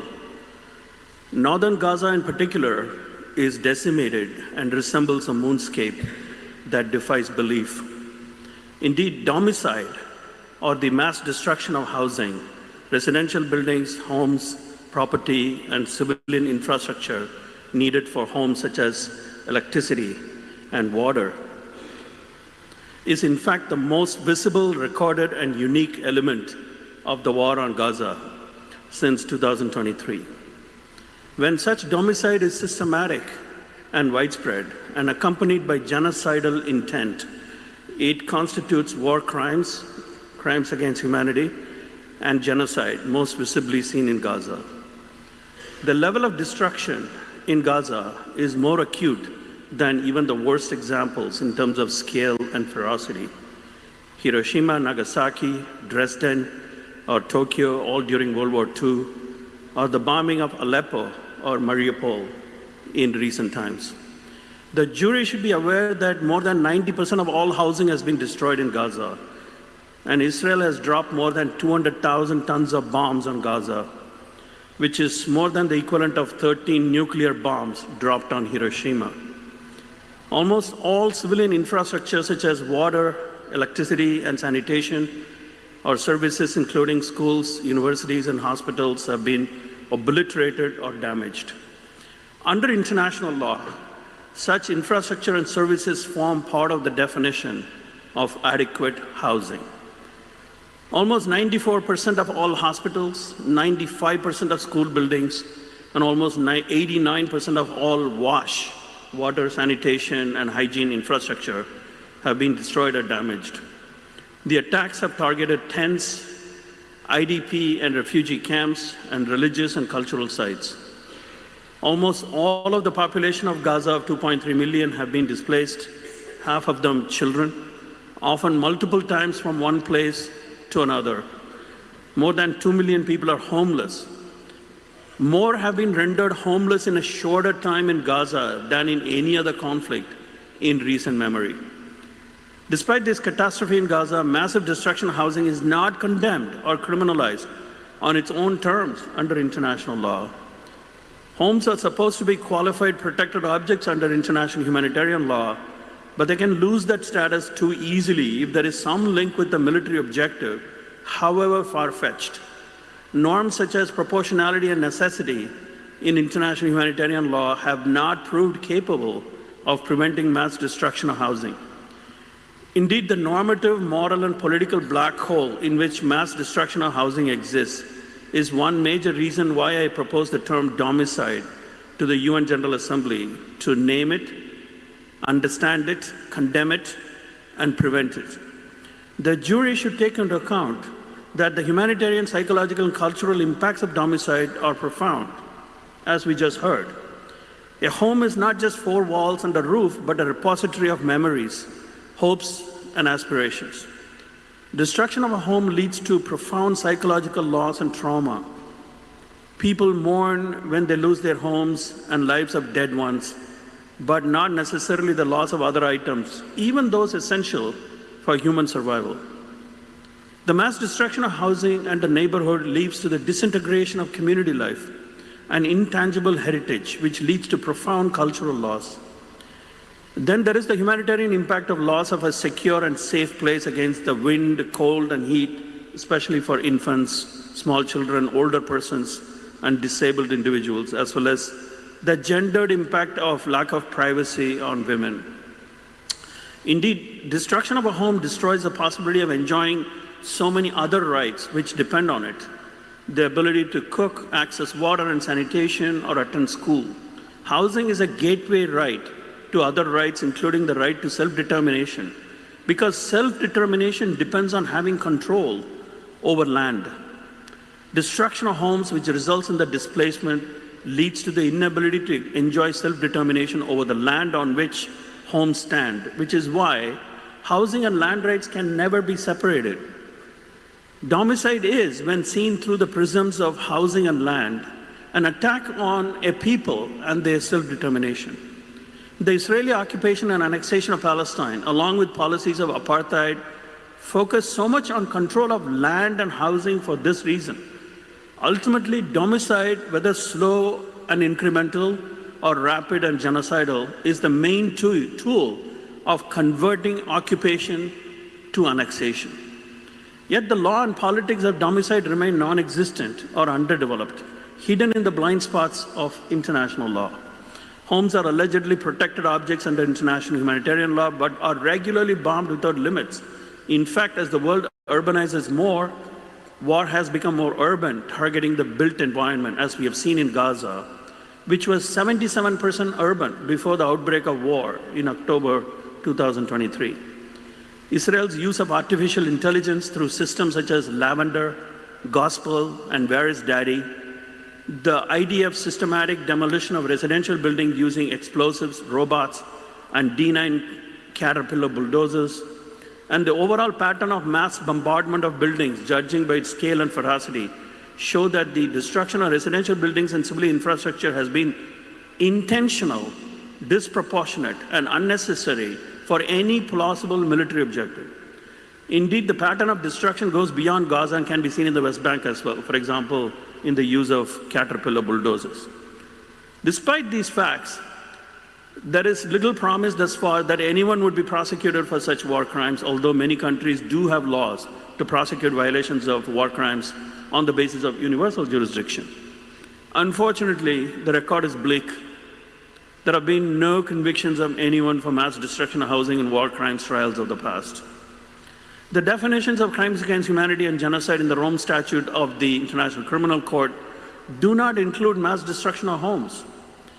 South Africa has alleged before the International Court of Justice in its case against Israel that rendering the territory uninhabitable through massive destruction of homes and related civilian infrastructure actually constitutes genocide under the Genocide Convention. If that argument is upheld by the ICJ, it might offer a glimmer of hope that law is still relevant to control the inhumanity of domicide. I urge this tribunal to respectfully issue a finding that bolsters this line of argument. Under international law, Israel and the other states and private entities that committed or became complicit in domicide in Gaza through their supply of weapons, machinery, products, and expertise remain both accountable and responsible. Accountability is a language of legal and moral liability that usually attaches to individuals or private entities, while responsibility, especially state responsibility, is a well-established doctrine of international law. It is indeed a fundamental rule of established international law that states are responsible for their wrongful acts and must provide reparation to restore all rights. This will be a long struggle, and this tribunal is an important milestone in that quest. Indeed, the tribunal may want to consider how its ruling can influence a strengthening of the politics of solidarity, which must trump the politics of domination and subjugation, which remains operating systems of world order.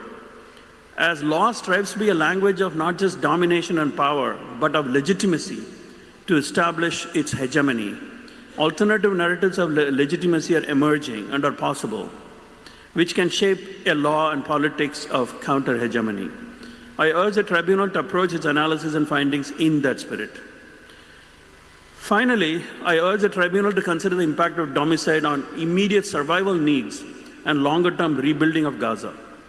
Despite the current ceasefire, immediate shelter needs of almost 2 million people loom large.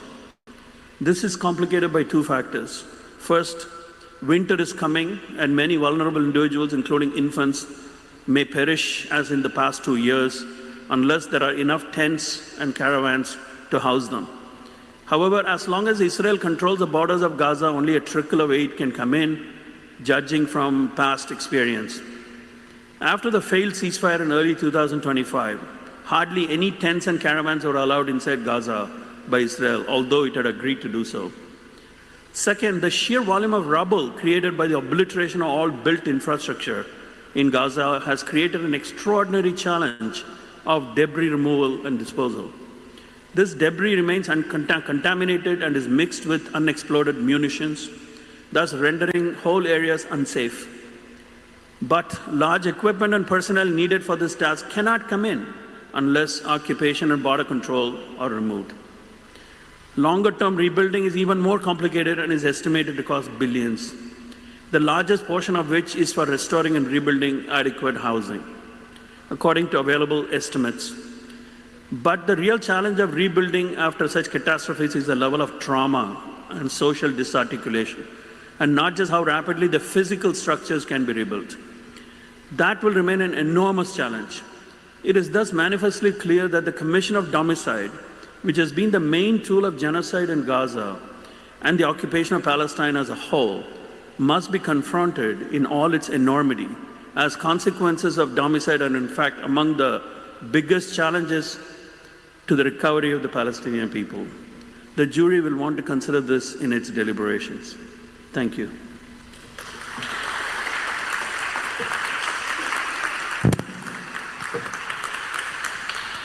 Thank you, Mr. Rajagopal. I would like to ask our team to play a video of a Muhammad.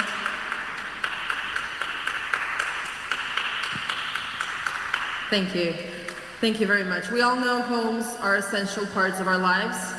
And since Muhammad has been speaking about a loss of one, it's time to see a video.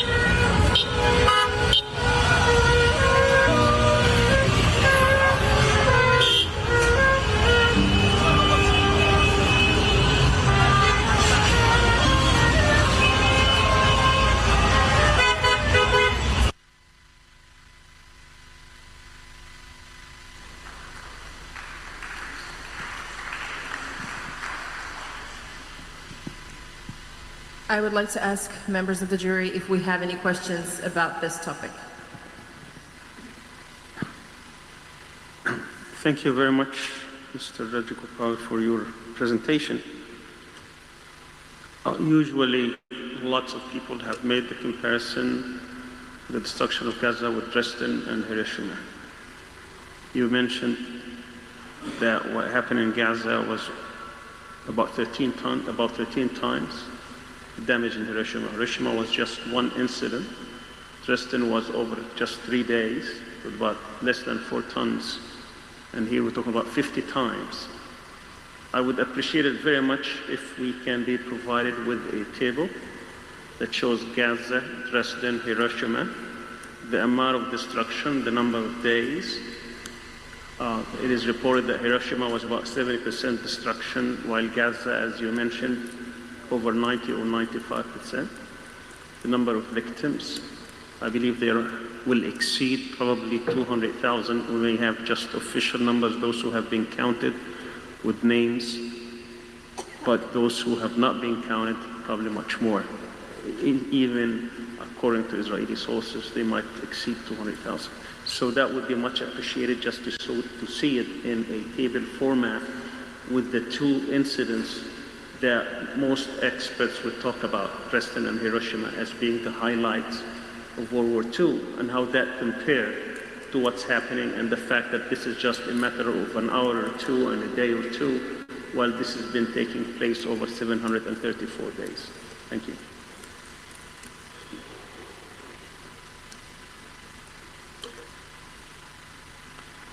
Of course, I can of course have that table prepared, and I'll be happy to supply that in the coming days.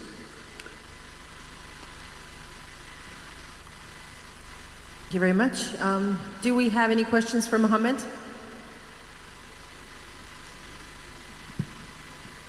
Okay, I guess that would be an ending of this session. And considering that we still do have a lot to discuss, we will definitely be speaking about targeting of civilians and civilian infrastructure. That will be the next part of today's first session.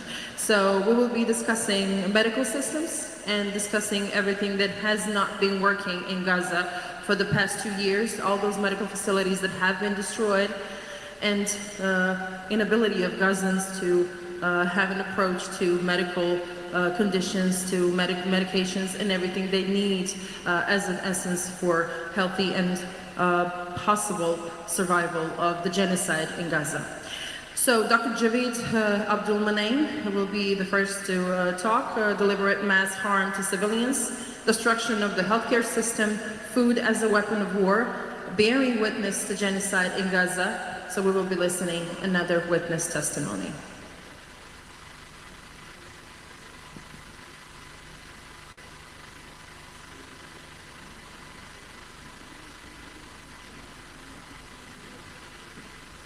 Thank you. Good morning. Good morning. Let me set this up. Hello, everybody. Right. My name is Dr. Javed Abdelmonem. I'm an emergency medicine physician and the Médecins Sans Frontières, Doctors Without Borders International President, MSF. I was in Gaza from the 6th of June to the 31st of July 2024 as a medical team leader. My account today relies on that experience as well as MSF's work throughout the last 2 years. MSF is an independent medical humanitarian organization. We deliver care to people affected by conflict, epidemics, and disasters, and we speak out about what we witness. We've worked in Palestine since 1988. In Gaza today, over 1,000 of my Palestinian colleagues and around 40 international staff support hospitals, clinics, and water provision.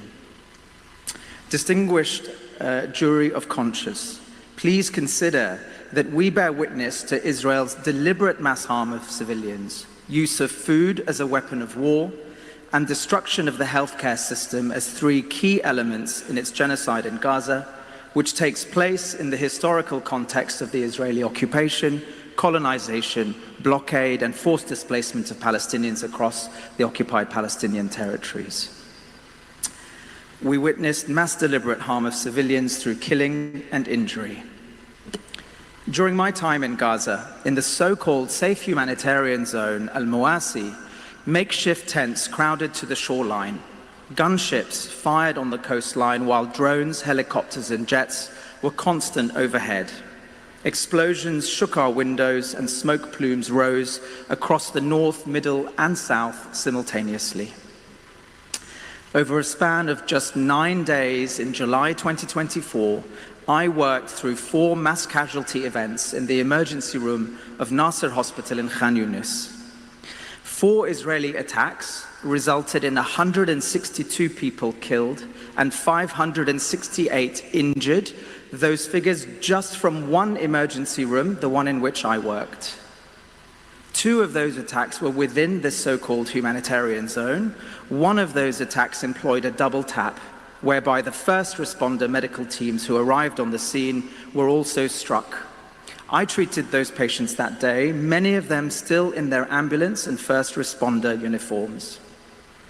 In the middle of one of those 4 mass casualties, I saw our MSF anaesthetist in the emergency room instead of the operating theatre.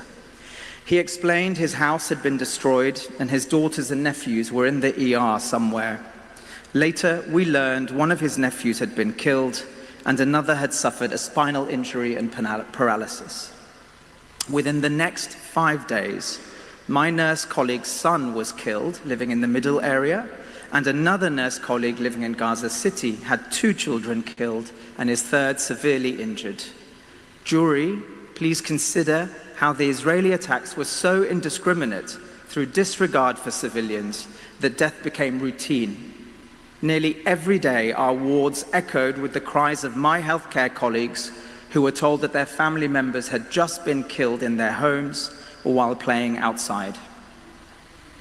Please note one scene I experienced working in the red zone in the emergency room during a mass casualty, which captures a glimpse of the daily horrific reality in Gaza. A 3-year-old girl injured, looking straight at me. She's breathing and alert, but when I remove her dressing, her entire left thigh is peeled down to the bone. Next to her, a woman covered in dust, appearing stable, breathing, eyes open, no obvious bleeding, until I took down the dressing and a large piece of bowel emerged. I kneel over a boy, blood on my knee, in his early teens on the floor, no facial hair yet. He's dead, not breathing. A man, most of his lower leg mangled, a boy with his face almost entirely burnt, a woman whose entire back is burnt with shrapnel and melted clothing, a girl taking her last breaths alone. At least she had the dignity to be on a bed. These are just 7 of the 730 injured or killed in 9 days in one emergency room in which I worked a year ago, and the same violence has continued every week that there hasn't been a ceasefire.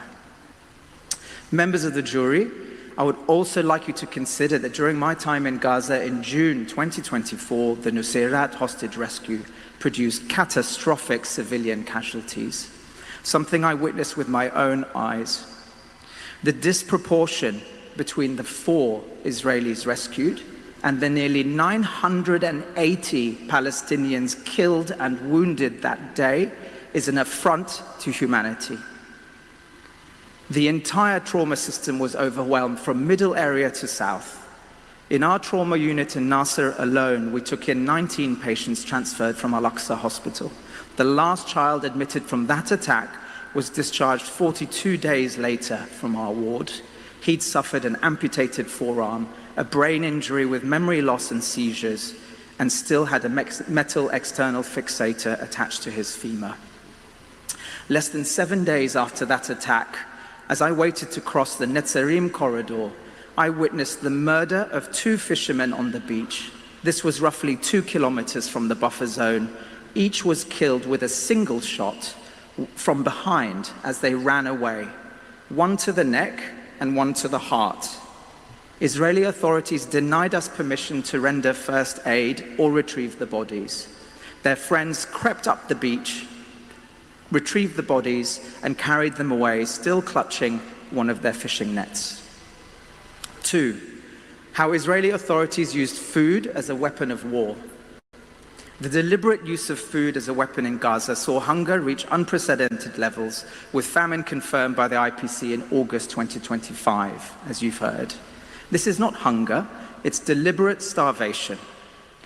At the MSF clinic in Gaza City, in the north of the Strip, the number of people enrolled for malnutrition by the 2nd week of July had quadrupled in the previous month, while rates of severe malnutrition in children under 5 tripled in 2 weeks of July alone. In Gaza City, as of August the 9th, we had 1,599 people enrolled for outpatient malnutrition treatment. 42% of those children are under 5 years old, and over half are pregnant and breastfeeding women. A week-long survey at our clinics across Gaza this July showed a quarter of pregnant and breastfeeding women and children were malnourished. Our 4 outpatient feeding centers were overwhelmed, facing demand driven by deliberate starvation. Members of the jury, during this time, people were forced to seek food at the Israeli and UN-led militarized food distribution sites run by the so-called Gaza Humanitarian Fund, GHF.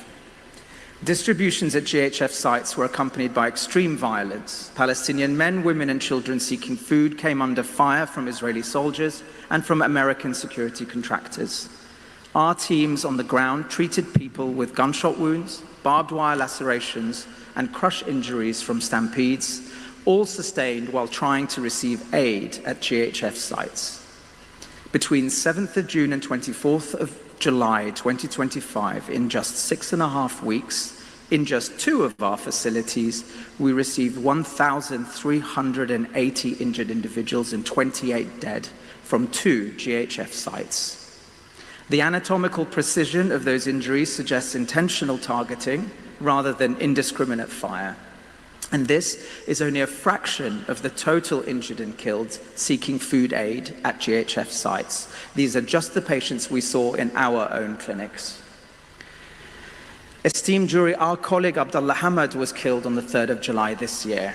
Israeli forces deliberately targeted a group of people, including Abdullah, without warning as they waited for aid trucks to collect flour in Khan Yunis. Jury, we highlight that the famine and deaths at food aid sites were not accidental. They were deliberately orchestrated by Israel. 3, on the destruction deliberately of the healthcare system. Medical facility closures and direct attacks on health infrastructure. In the space of 8 days in July last year, while I worked in Gaza, Israel's evacuation orders resulted in the closure of 13 medical points, 4 primary healthcare centers, and 3 hospitals. This included our MSF Gaza clinic, one of the only functioning clinics for wound care in the north, and the Ministry of Health European Gaza Hospital in the south. That last closure resulted in an influx of patients to Nasser Hospital where I was working. Families wheeled their injured loved ones on their hospital beds kilometers from hospital to try to get them care that day. From October 23 until September of this year, MSF evacuated staff and patients from 24 health facilities. We've endured 50 violent attacks, including airstrikes on hospitals, tank fire on deconflicted shelters, and attacks on convoys. On the 25th of August this year, Nasser was targeted again with a double-tap airstrike. It's the only partially functioning hospital left in southern Gaza. That attack killed 21 people, including healthcare workers and journalists, and one of our MSF staff sustained injuries to his chest. The jury should consider that Nasser is just one of many hospitals hit across the Strip. Since the 9th of August this year, there is not one single fully functioning hospital remaining in Gaza. Currently, only 14 of 36 are partially operational. On the systematic obstruction of medical supplies and equipment, immediately following the Rafah invasion in early May of 24, medical supplies arriving from outside became minimal to non-existent. At MSF inside Nasser, as I worked, we ran out of ibuprofen, gloves, even wheelchairs and crutches. We had to borrow surgical gowns and lacked enough mattresses for beds in the MSF burns and orthopedic trauma wards.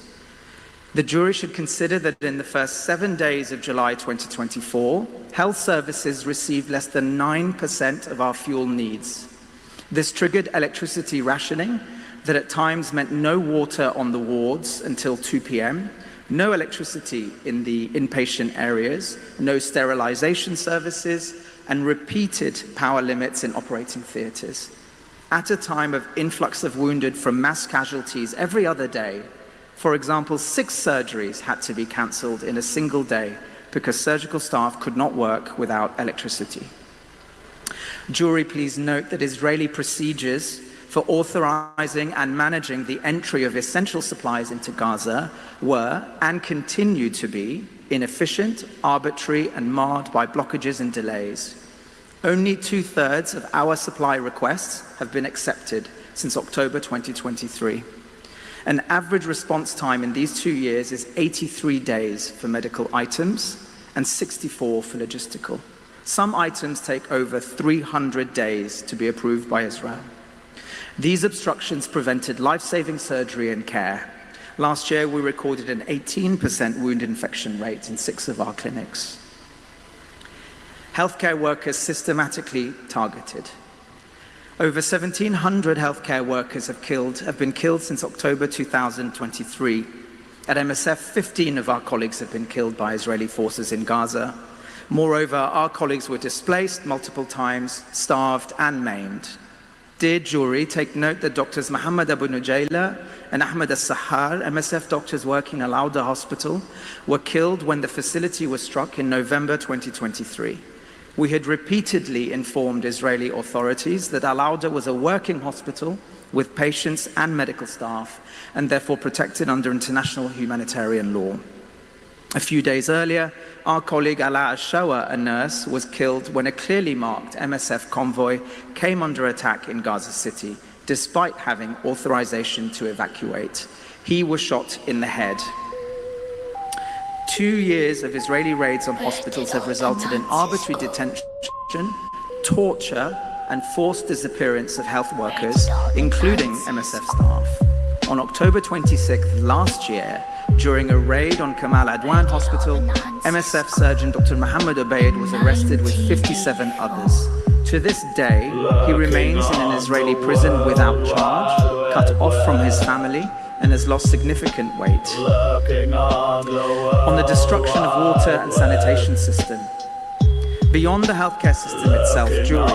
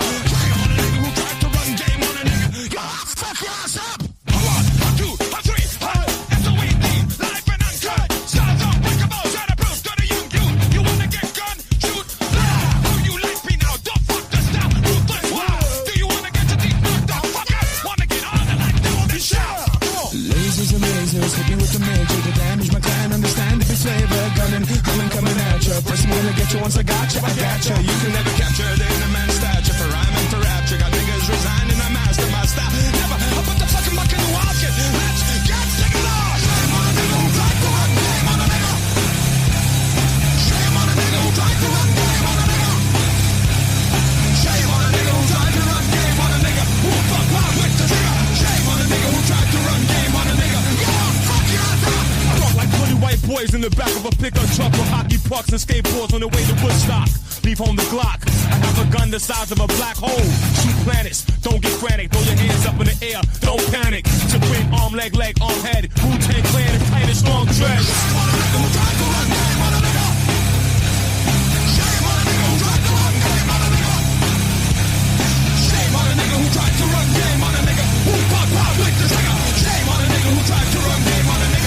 Fuck your ass up.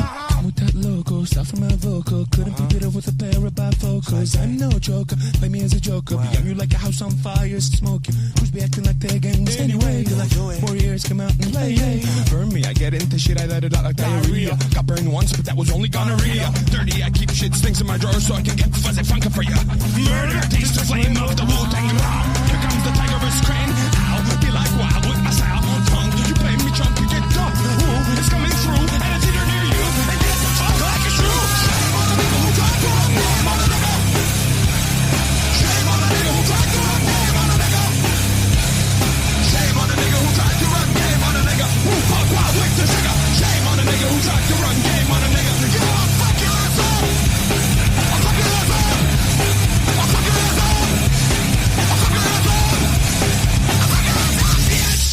fuck his ass up.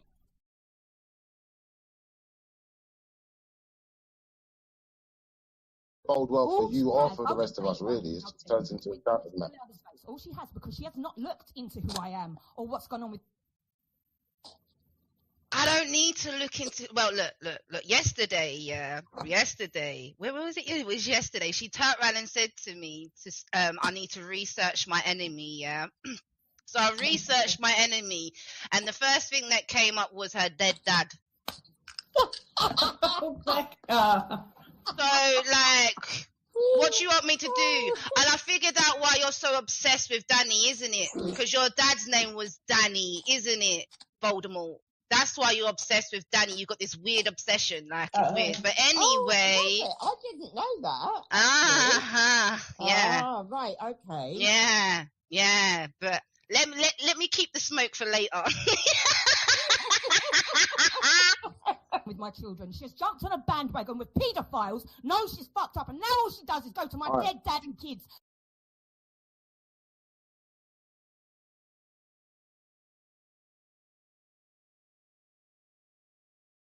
Bode well for you or for the rest of us, really. It just turns into a shouting match. All she has, because she has not looked into who I am or what's gone on with. I don't need to look into. Well, look. Yesterday, where was it? It was yesterday. She turned around and said to me, "I need to research my enemy." Yeah. So I researched my enemy, and the first thing that came up was her dead dad. So, like, what do you want me to do? And I figured out why you're so obsessed with Danny, isn't it? Because your dad's name was Danny, isn't it, Voldemort? That's why you're obsessed with Danny. You got this weird obsession, like it's weird. But anyway, I didn't know that. Yeah. Ah, right, okay. Yeah. But let me keep the smoke for later.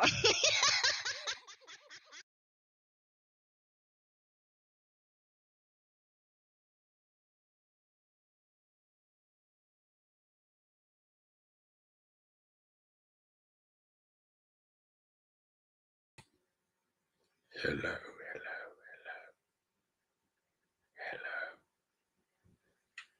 you there, Kaylee? Are you there?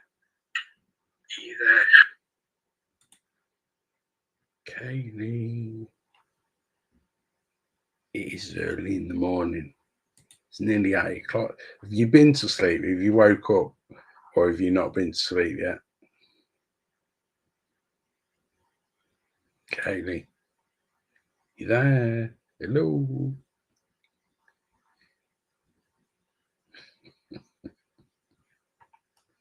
See, this is what Kaylee does. Bait switch, retreat. Put breadcrumbs out there, see what fucking vertebrae and all these fucking people. Oh, they're all coming. I've gone live and they're all coming on my lot. I've gone live. I've baited them up with, oh, you're a nonce, you're this, you're that. And then when they all turn up, I just scurry off back to my little cave and I hide in my cave. I'm like, what have I done? I've done nothing. I've just been sitting here doing nothing. Why are you all attacking me? You're all attacking me. No one gives a shit about you until you was throwing shit at them. Come on, Kaylee. Come out, wherever you are.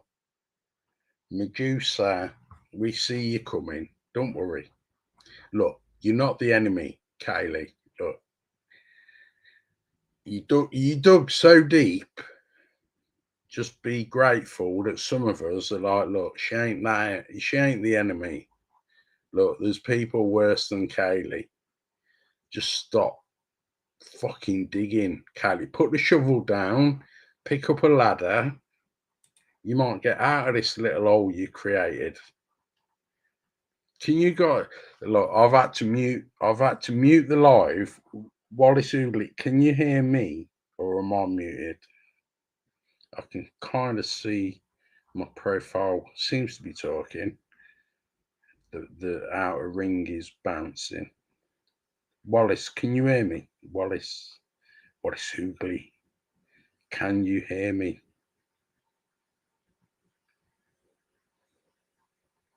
You need to sort your life out, Kaylee. That psychologist hasn't heard the other. So see, she's there. Look, she's picking comments to put. She just don't want to talk to no one. Okay, Wallace. Yes, I can hear you. Right, thank you. Right, so see, she's there. Because if she weren't there, you wouldn't hear me. What are you scared about? Look, Kaylee, it's not the internet versus you. What's your anger? What's your anger? Where's your anger come from? Where is it aimed? Like I said back, fuck me, 3 or 4 years ago, when you joined my Zoom, and I said to you, look, if I give you a magic wand, what's your aims? What's your ambitions? What would you like to achieve? Let's try and do that again without Jake Spur.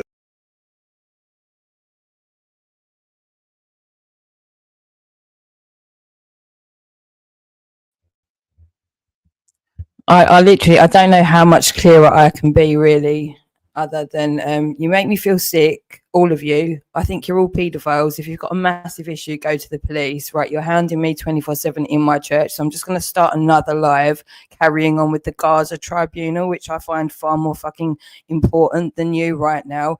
Call me a narcissist for caring about all of the millions of people that are suffering and not you, you dumb cunt. But you carry on being drunk in my church, telling me what's what about me. Crack on telling the whole fucking world about me, you silly cunt. You fucking make me, you repulse me. Do you not understand? I've made it very clear. So I'm just going to start another live and you can carry on here all on your own on the stage. You sick cunt. To give you your chance to explain yourself.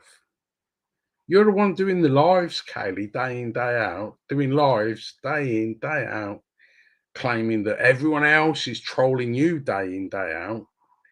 Well, they can only be trolling you day in, day out. Well, they ain't even trolling you. They're just watching you troll yourself day in, day out, surely. So her answer so right, she's begging people. Right, so let me get this straight. So she goes live, she's asking people to tell me where I'm going wrong, challenge me, I'm full of truth, challenge me, this, that, the other. And then when someone joins the fucking panel, she's like, oh, I've had enough of you already. You haven't even fucking spoke to me yet. I've had enough of this already, being questioned and doubted and asked to justify myself. I'm going to start up a new one. It's like, Kaylee, do you not see that everyone sees through this shit? Who, Kaylee, who do you think you're fooling? You're not fooling Tom. You're not fooling your kids. You're not fooling your trolls.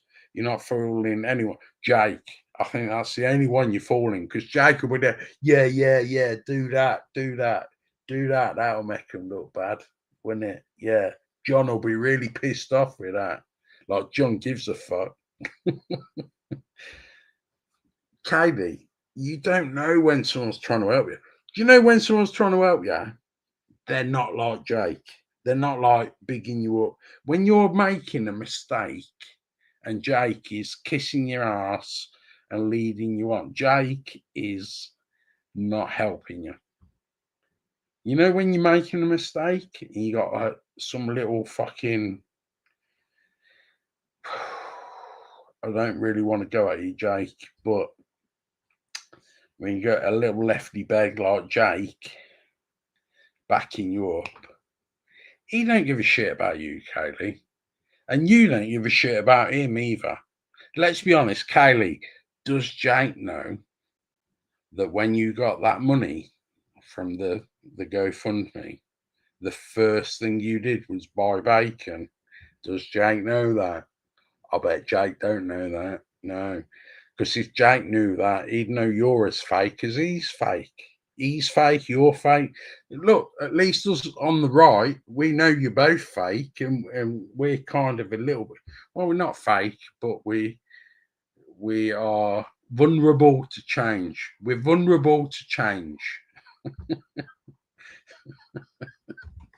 You fucking nugget. You're a fucking nugget, Kaylee.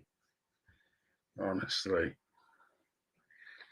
What Kaylee really means is, oh, I've been running this live for so many hours. I'd rather get a little clip shot of Phantom actually talking to me. Okay, right. So let's do a new one then. Right. Where are we going to go then, Kaylee? Where are we going? Put it in the side chat. Set your new one and put it in the side chat. Is Jake coming? Please, Jake. Jake, come and save her. Save her, Jake. Bring your LSD with you. I've got a question for you as well. Kaylee, are you there? Are you there still? No? She left. She left. She left her own fucking... Oh, my God. This is how dumb shit. If I was like Esau or...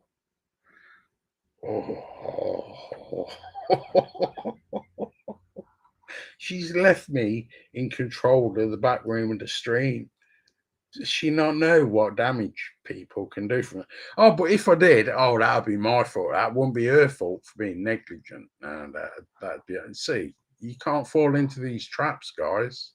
She baits and moves and bait. Oh, let's leave. Like, oh, she's one of them. She'll like leave a fucking Uber and leave a tenner on the back seat. She'll deliberately leave the tenner on the back seat. And if you take the tenner, oh, she'll remember the tenner's there. If you don't take the tenner, she'll forget the tenner. And then when the next customer takes the tenner, oh, she'll write that off as a loss. But oh, if the driver took the tenner, oh, that's him being an evil cunt. If the next passenger takes tenner, that's just a loss.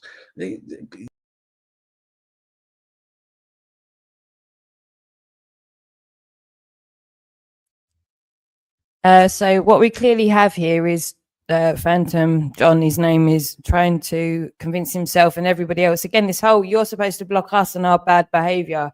It's just because somebody else didn't do worse kind of thing. No, fuck you, you dumb cunt. You don't need to be here, but you sit there. You crack on. Like I've told you, right? I'm carrying on with the Gaza Tribunal. That's what I care about, not you, you dumb prick. But you carry on trying to tell the whole world what I'd do in a scenario that you're making up, you drunk cunt. You're a disgrace, and I think you're a paedophile, but you crack on telling us how shit I am, you stupid, fucking fucked paedophile nonce, John.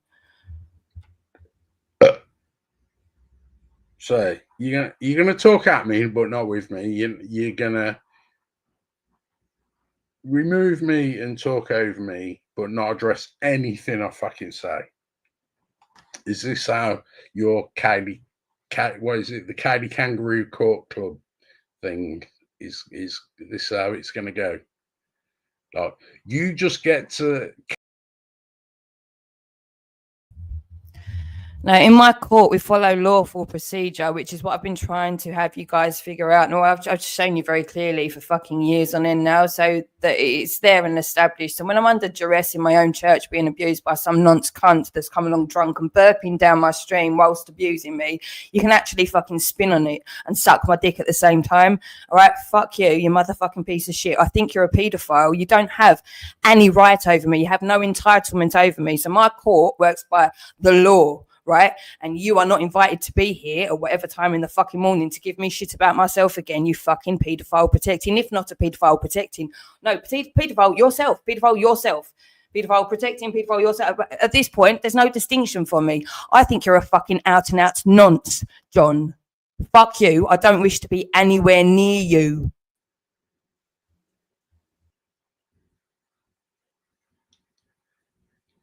See. On her own channel, she just casts aspersions, and then she leaves her own channel.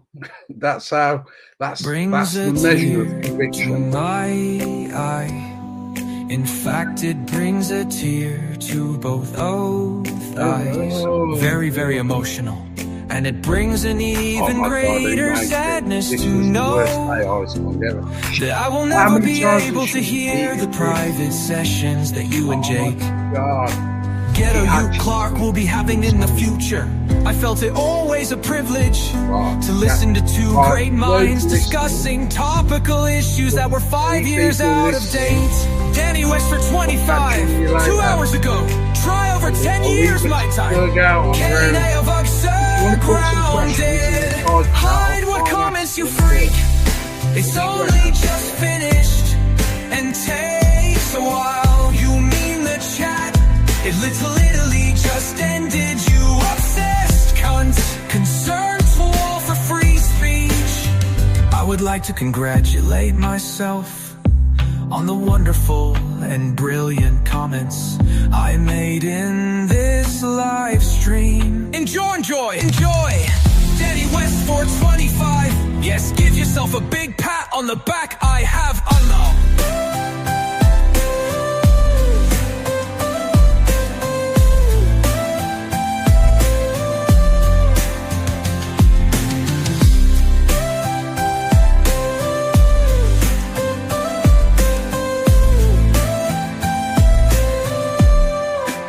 Brings a tear to my eye. In fact, it brings a tear to both eyes. Very, very emotional. And it brings an even greater sadness to know that I will never be able to hear the private sessions that you and Jake, Ghetto Youth Clark, will be having in the future. I felt it always a privilege to listen to two great minds discussing topical issues that were 5 years out of date. Danny West for 25, 2 hours ago. Try over 10 years my time. Kaylee of absurd grounded. Hide what comments you freak. It's only just finished and takes a while. You mean the chat? It literally just ended. You obsessed cunt. Concerned tool for free speech. I would like to congratulate myself on the wonderful and brilliant comments I made in this live stream. Enjoy, enjoy, enjoy. Danny West 425. Yes, give yourself a big pat on the back. I have unlocked.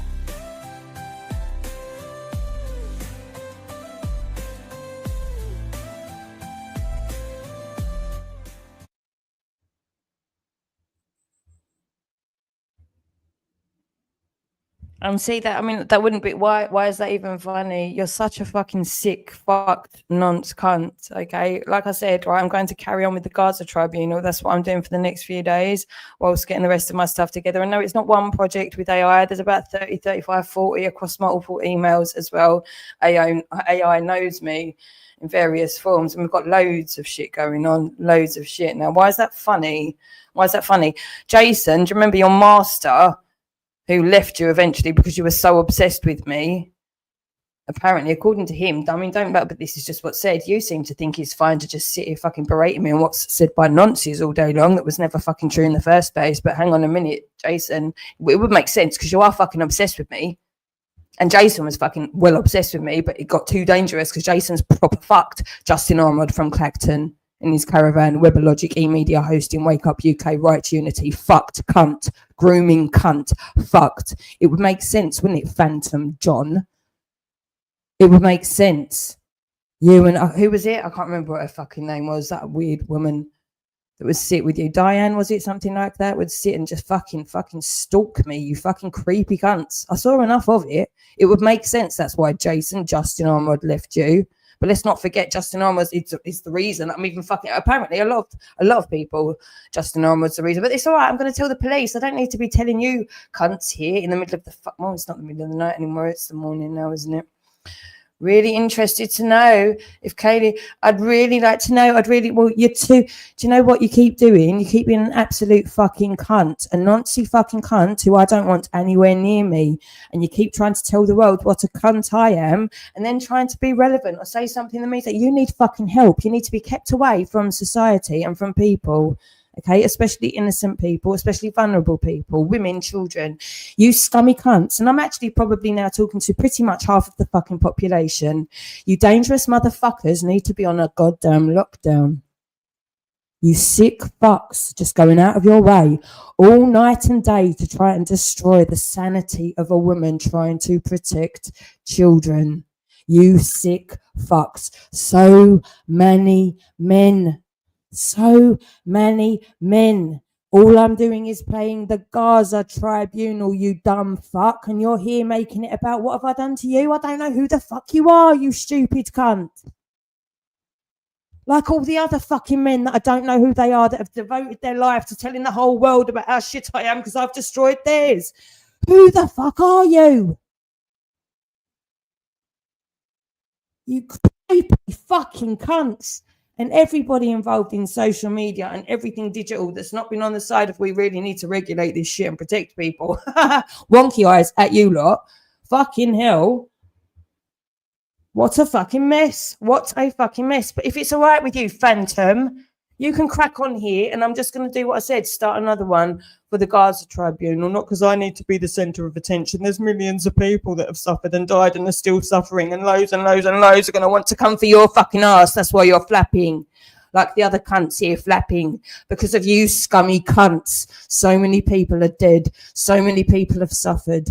So many people are suffering and are going to die early, suffering because of you fucking nonce cunts, and you deserve everything you get.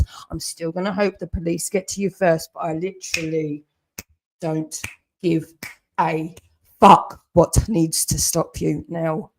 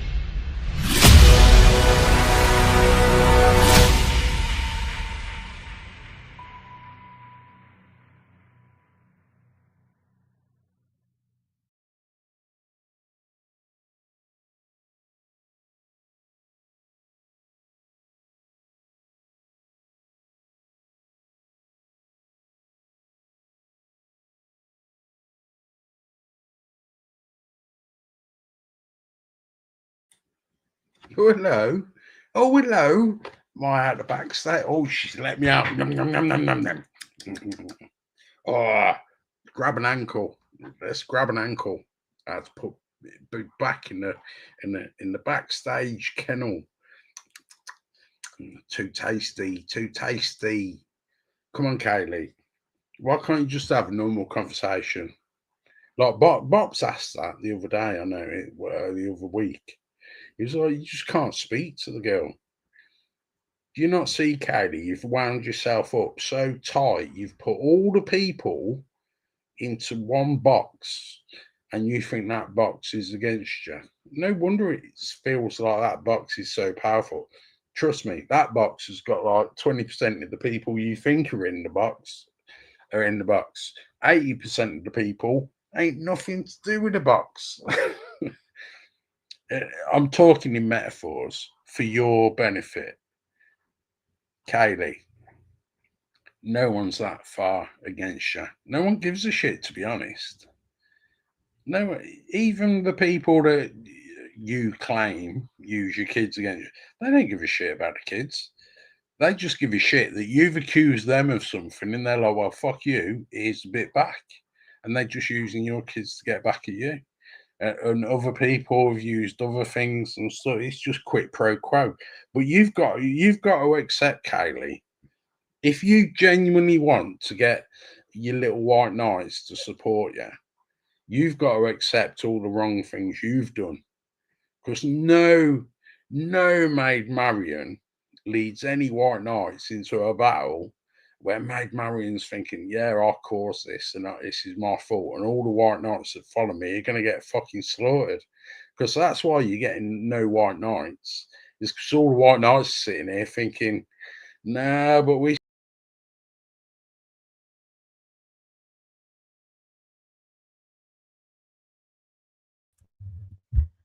Not that I need to, but just for any newbies, I don't require. In fact, I would just literally spit on any supposed white knight that comes anywhere near me. I don't require a man to save me.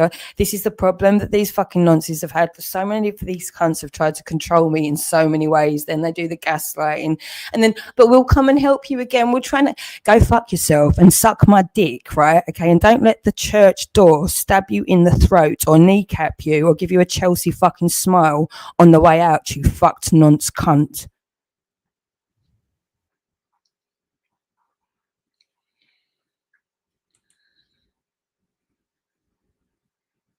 Right, so now you let me back into your stream and you'll leave, and then you'll sit there listening rather than actually have an adult conversation. Do you know what, Kaylee? When was the last time you actually had an adult conversation with someone about anything, like anything? And I mean this from a good look. I don't know where the fuck to begin with someone like you. I really don't. So I'm like, right, okay, she feels it's against that. And if you go against that, she's going to accuse you of being part of the people that are against her. And then you look into it and you're like, well, her own mum's given up on her, her own fella's given up on her, her own kids have given up on her. And it's like, it comes a point where you think, well, hold on, she's obviously doing something wrong herself and she's not fucking willing to accept it or noticed it or doesn't even understand. I'm giving you a grace of like, you don't know what you're doing wrong, but it's going wrong. And I'm saying it's not your fault, but let's talk about it. And then the mere question being raised is enough for you to say, oh, yeah, just fucking agreeing with them. No, I'm not agreeing with anyone. I'm giving you your chance to put your opinion as to what you think's happened and why it's gone wrong without fucking blaming anyone else. I think that's your problem.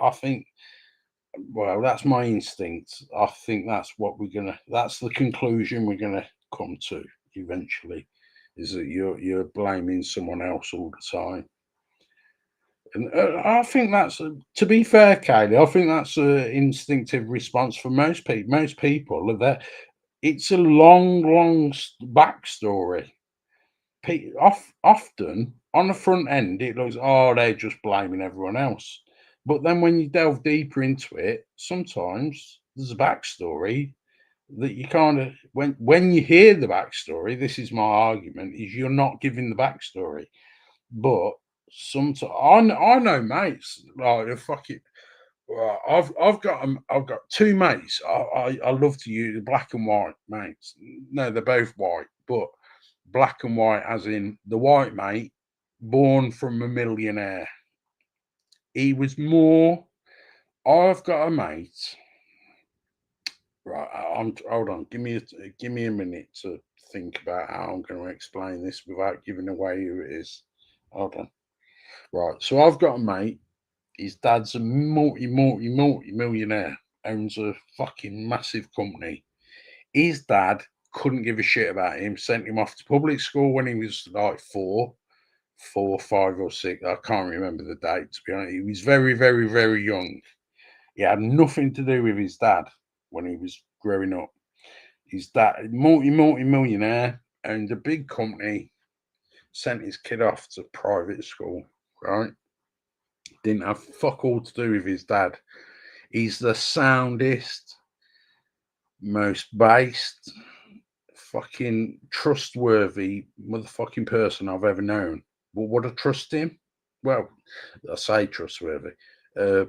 I trust what he says is what he means. But no, I wouldn't trust it because he's very formulated. He's got like an emotional void. He's not had the Easters, the Christmases, the birthdays of like working class parents, how your family means everything. The poor bastard, he's got so much money in the bank, he could spend his whole life spending money and he will never run out of money, right? That's the kind of guy this guy's family comes from. And you don't know what a hug from his mum feels like. You don't know what a fucking kiss or a whisper of like support from his dad feels like. It's priceless shit like that. It's like we're all on these different levels. You've got people with billions of dollars in the bank, and all they want is a hug from their mum or a little word of wisdom from their dad. But no, they're too busy with their businesses and the corporations. They can't afford to raise their own kids. This world's fucking mental, I tell you. And then you get people like Kaylee, where I'm going to give you the benefit of the doubt, Kaylee, and pretend that you're not just faking it for victimhood, right? I think you actually do care. And I think you did have a little thing with your nettles and like, let's go back to nature and look, we can live for free if we need to and all that stuff. And let's just pretend you meant it until Jake come out and it all went a bit fucking Hampstead Heath and it all went a bit fucking weird. You didn't give a shit about that while he was, well, let's leave that to one side. But let's just look at people as people, yeah? We're all having our own different issues. Why is it, Kaylee, that you're always focused on blaming someone else? All of your videos, this is this person's fault, this is that person's fault. All of your videos are about someone else. It's someone else's fault for this. It's someone else's fault for that. And I'm asking you this, Kaylee, to hope that it fuels some sort of self-reflection. Because look, you're going nowhere. You're going nowhere and you're achieving nothing fast. You've done how many hundreds of lives now with different people's names begging their attention by fucking plugging their name in the title. It's not working, Kaylee. And I think you're better than that. I really do think you're better. And I'm not just saying this.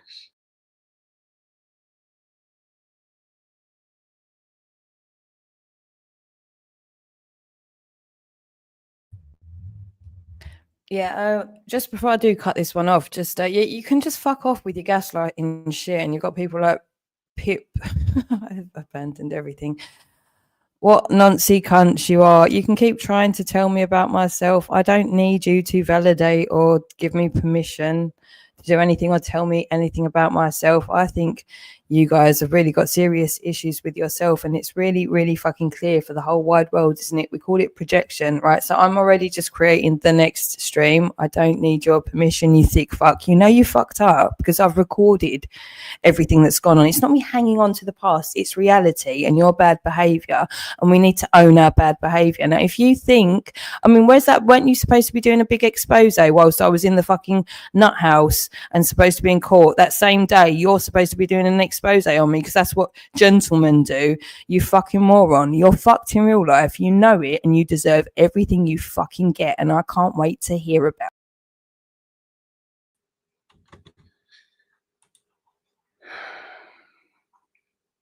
See, why'd you do that? Why can't you just talk? Bops, I noticed Bops tried to do this the other week or month or something. A while back, Bops was like, look, Kaylee, just talk. Why is it the only way you can communicate with someone is by muting them, talking over them, telling them what they think, rather than actually engaging with what they're saying? Do you know that everyone don't hate you, Kaylee? You've created that in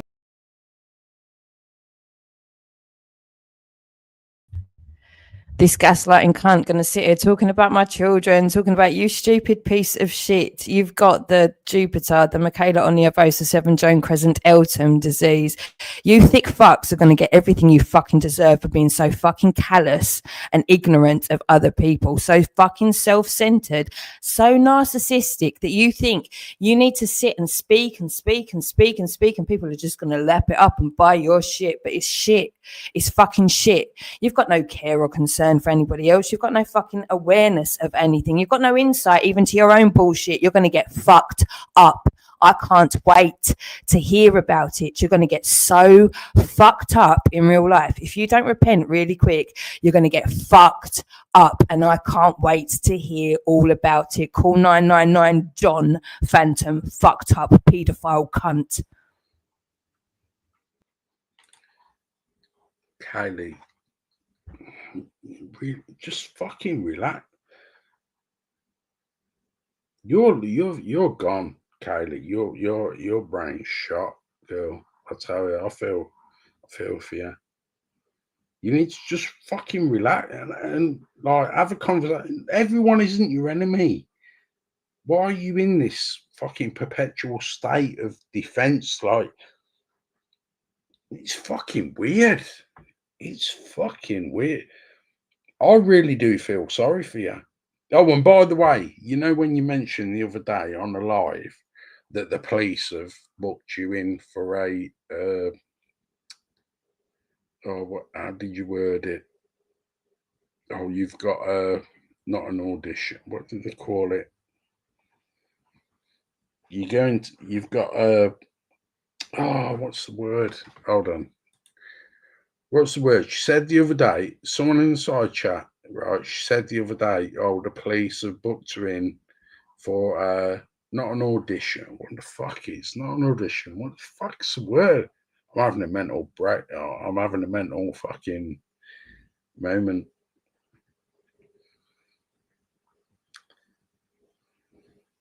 An appointment. That was it. An appointment. Do you know that's to trick you to come in to the police station to stop them coming to find you on a warrant for failing to come up to court?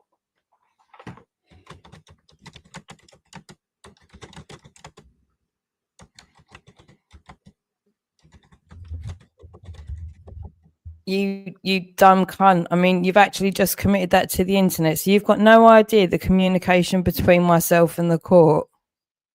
You silly cunt. Right, you think you're convincing yourself there's a warrant out for my there's no warrant out for you, silly motherfucker. You silly mother. There's literally no warrant out. I didn't just not turn up for court. I spoke to the court from the you are so fucked, you dumb paedophile cunt. You crack on, but you crack on. So you think there's a warrant out for my arrest, you silly fucker? Yeah, you're desperate. You fucking piece of shit. You desperate nonces are so So fucked. There's no warrant out for my arrest, you dumb cunt. I didn't just not turn up, you silly piece of shit. I'm quite well able to speak to people. That's why you're so fucked. You just wanted me to go off and be scared and die or kill myself or kill someone else and get put in prison. I can talk to people. Even if I get sectioned, I can talk to people and I'm all right and I get straight back out again and I can talk to the court in the meantime and I can still stream and none of you even fucking guessed it. That's how good I am at what I do. None of you even realised I was running around to psychologists here, and everywhere, and I was still fucking streaming from the fucking nut house, still in communication with the court, not getting arrested. And here you are still to tell me what's what about myself. You fucked nonce. Denial is a river that runs deep.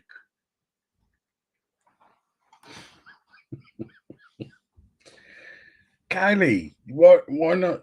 Why do you do this thing of like muting the other person, taking them off the stream so they can't counter what you're saying, and then letting them on the stream and then ducking off yourself? It's madness. If you're standing for the truth and you think what you're saying is truthful, why all this deception and ducking and diving and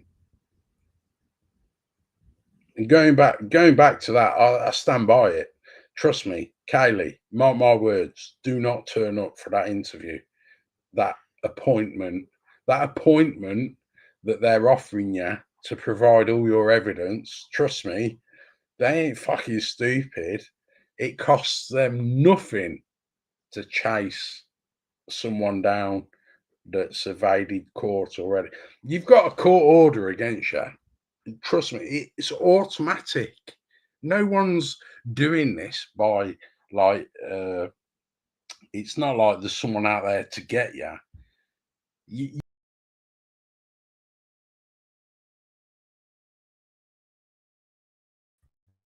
Yes, I've not got long of this one. I am going to go back to the Gaza tribunal because that's what I was doing. But now can we see what's going on here? This fucking moron that I shouldn't even know exists, that's been so obsessed with me, the actual original groomer guy that got me involved in this shit in the first place, left him because of this man's obsession with me. And how many years are we into this? It looks like it's so. He's trying to tell me that there's a fucking warrant out, but there's not. There's not. And if I go into the police to follow up my report, they're not what they're going to do to me. Now you're all concerned about what's going to happen to me when all you've been doing for all these years is threatening exactly because this is what you want to happen. You can't make this work, you stupid cunt. What you're trying to do is silence me, and that's never going to fucking happen. The police, the courts, the mental health, everyone is fully aware of it, and I'm just on the brink of going absolutely fucking public. So this is going everywhere. Now, what are you doing? What are you grasping onto here? Who the fuck are you trying to hope is going to come along and stop me being alive still? Stop me being alive still. That's the problem, isn't it? You dumb fucked. Well, you fucked. You fucked. You fucked. You fucked.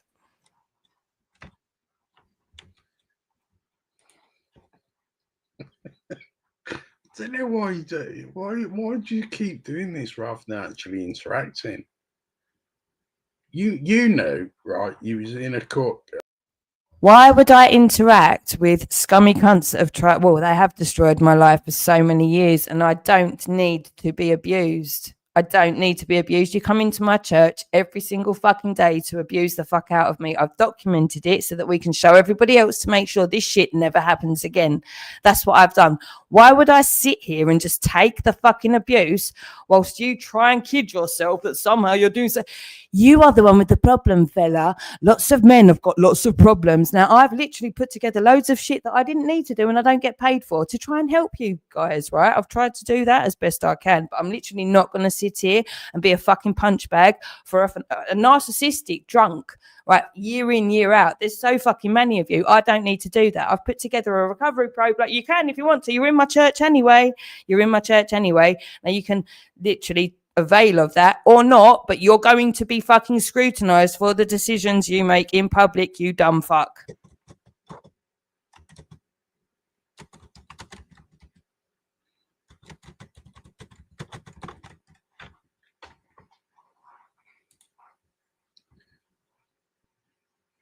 So that make you feel better?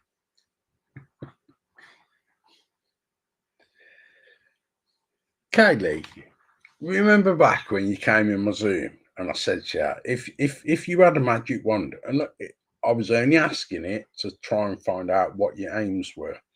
If you had a magic wand, what would your aims be? Like, if you had a magic wand, what would you try and do? Would you loan debt or poverty or this, that, the other? If I could ask you the same question now, what would your answer be? Have you got an answer? So, Kaylee, if you had a magic... What I am going to do is I'm going to say one more time, you're not the center of the universe. And this is what so many people's problem is, right? They've put themselves as being the center of the universe and that everything revolves around you. You've interrupted the Gaza tribunal. Do you know how many fucking billions of people now, really, just even by witnessing, are affected by this situation that I've been trying to cover for my whole fucking life because I've been aware of it, for all that time. Okay, can you not understand? Can you not understand how fucking irrelevant you are in the grand scheme of the fucking world? In time, in history, in world events, in what should have been my life without all of you lot trying to make yourselves the most important thing in my life. It never, you shouldn't be the most, how are you making it okay that you are demanding my attention and time 24/7, you disastrous piece of nonsense shit? You are so guilty about something, okay, to be getting just past that fact that you think you're entitled to my time 24/7 like all these other fucking men. It's sick as fuck. What about Gaza, John? What about Gaza, John? Any thoughts on Gaza, John? Have you seen the rest of the stream, John? About Gaza, John, and all the millions of people, John, the dead and suffering children, John. No one gives a fuck about you, John.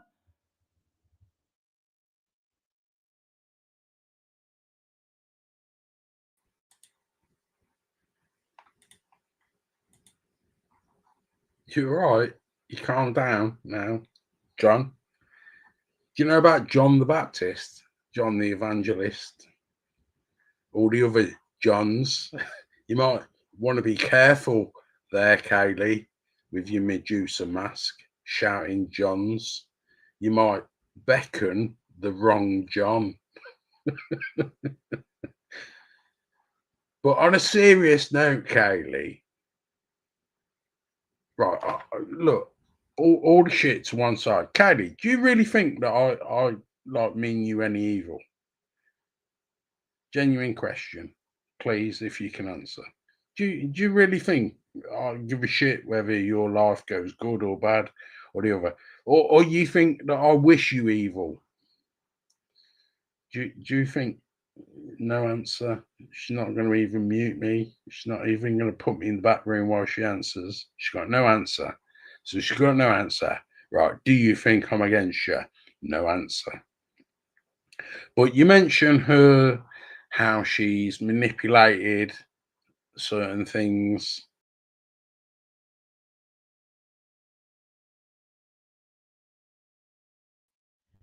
It's really not that I've got no answer. I'm busy working on setting up the next stream so we can carry on with the Gaza tribunal because nobody gives a flying fuck about you or me. Do you not understand, you narcissist cunts?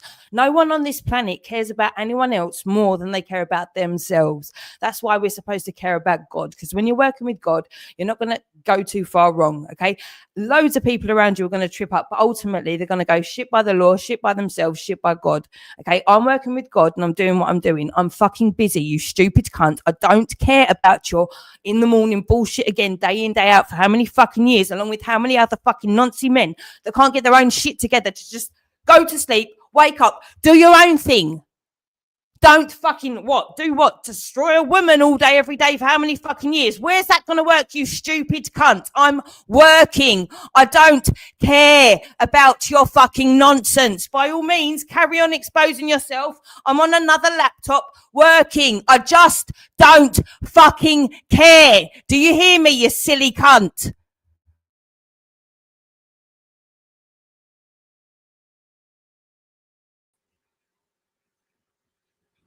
But hold on, if you don't care, why are you responding? And if you don't care, what's the fucking point? And hold on. You're the one going live. Without you going live, no one would be here to react. So you're baiting switching by definition. You're the mouse laying the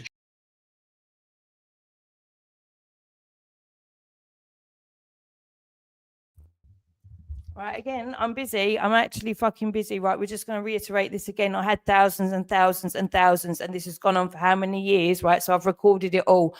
It must be a good 70 just on one account on YouTube. I've got so much shit that I can't deal with. I've had to really create this entire enterprise that I'm now going to invite members to come in and help me deal with the amount of archives that I've got of this fucking abuse and deleting me. Okay, I had thousands and thousands before I had this shit around me. Thousands and thousands and thousands of people wanted to hear what I was saying. All right. And now, because all I've got is this nonsense shit around me 24/7, over the years, I've got it. I can literally show it. I can illustrate it with screenshots, videos, everything that's gone on in real time. All this nonsense shit around me 24/7 when all I'm trying to do is work and protect our children. That's all I'm trying to do. But all I've got is these cunts with their fucking problems trying to make it that it's my fault. Well, you crack on here on this laptop. I'm working on another one, you dumb cunt. I'm exposing you by allowing the space for you to fucking hang yourself. Take some more rope, John, you dumb cunt.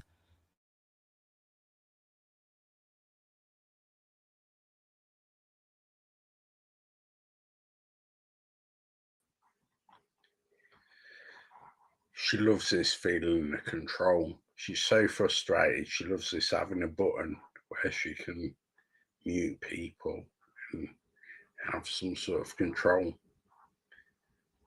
I guess whatever happened to her, this is a reflection of how she feels. It's like finally she feels like she's got that power of control. She can hit the button. Whoever hurt her, it weren't us. For all the falsely accused that might be listening, trust me, don't take this personal. This is like when you're training a dog like a pit bull and stuff. When a pit bull attacks you, it's not because what you've done, it's what the previous owner did. Trust me, it's not about what you've done. You've done nothing. We've done nothing. Whoever's had any interaction with Kaylee before has mistreated her so much, she's now projecting the same response, the biting, the pissing herself when she's in the cage and stuff like that. That's nothing to do with us or what we've done. That's to do with how she was treated before. Trust me, just look, she needs help. She needs help. She needs less judgment. We need to stop. Okay, she's going to spit and fire at you and piss on your leg and fucking gnaw at your ankles and all this stuff. And it's going to make you want to punch her in the fucking head. It's going to make you want to fucking pole driver. Don't. That is what I'm begging you. Don't react. When Kaylee comes biting, just keep smiling, right? I know it's wobble the head. Oh, let's pretend we don't know better. Just fucking agree or ignore it, because engaging with it obviously doesn't fucking achieve anything.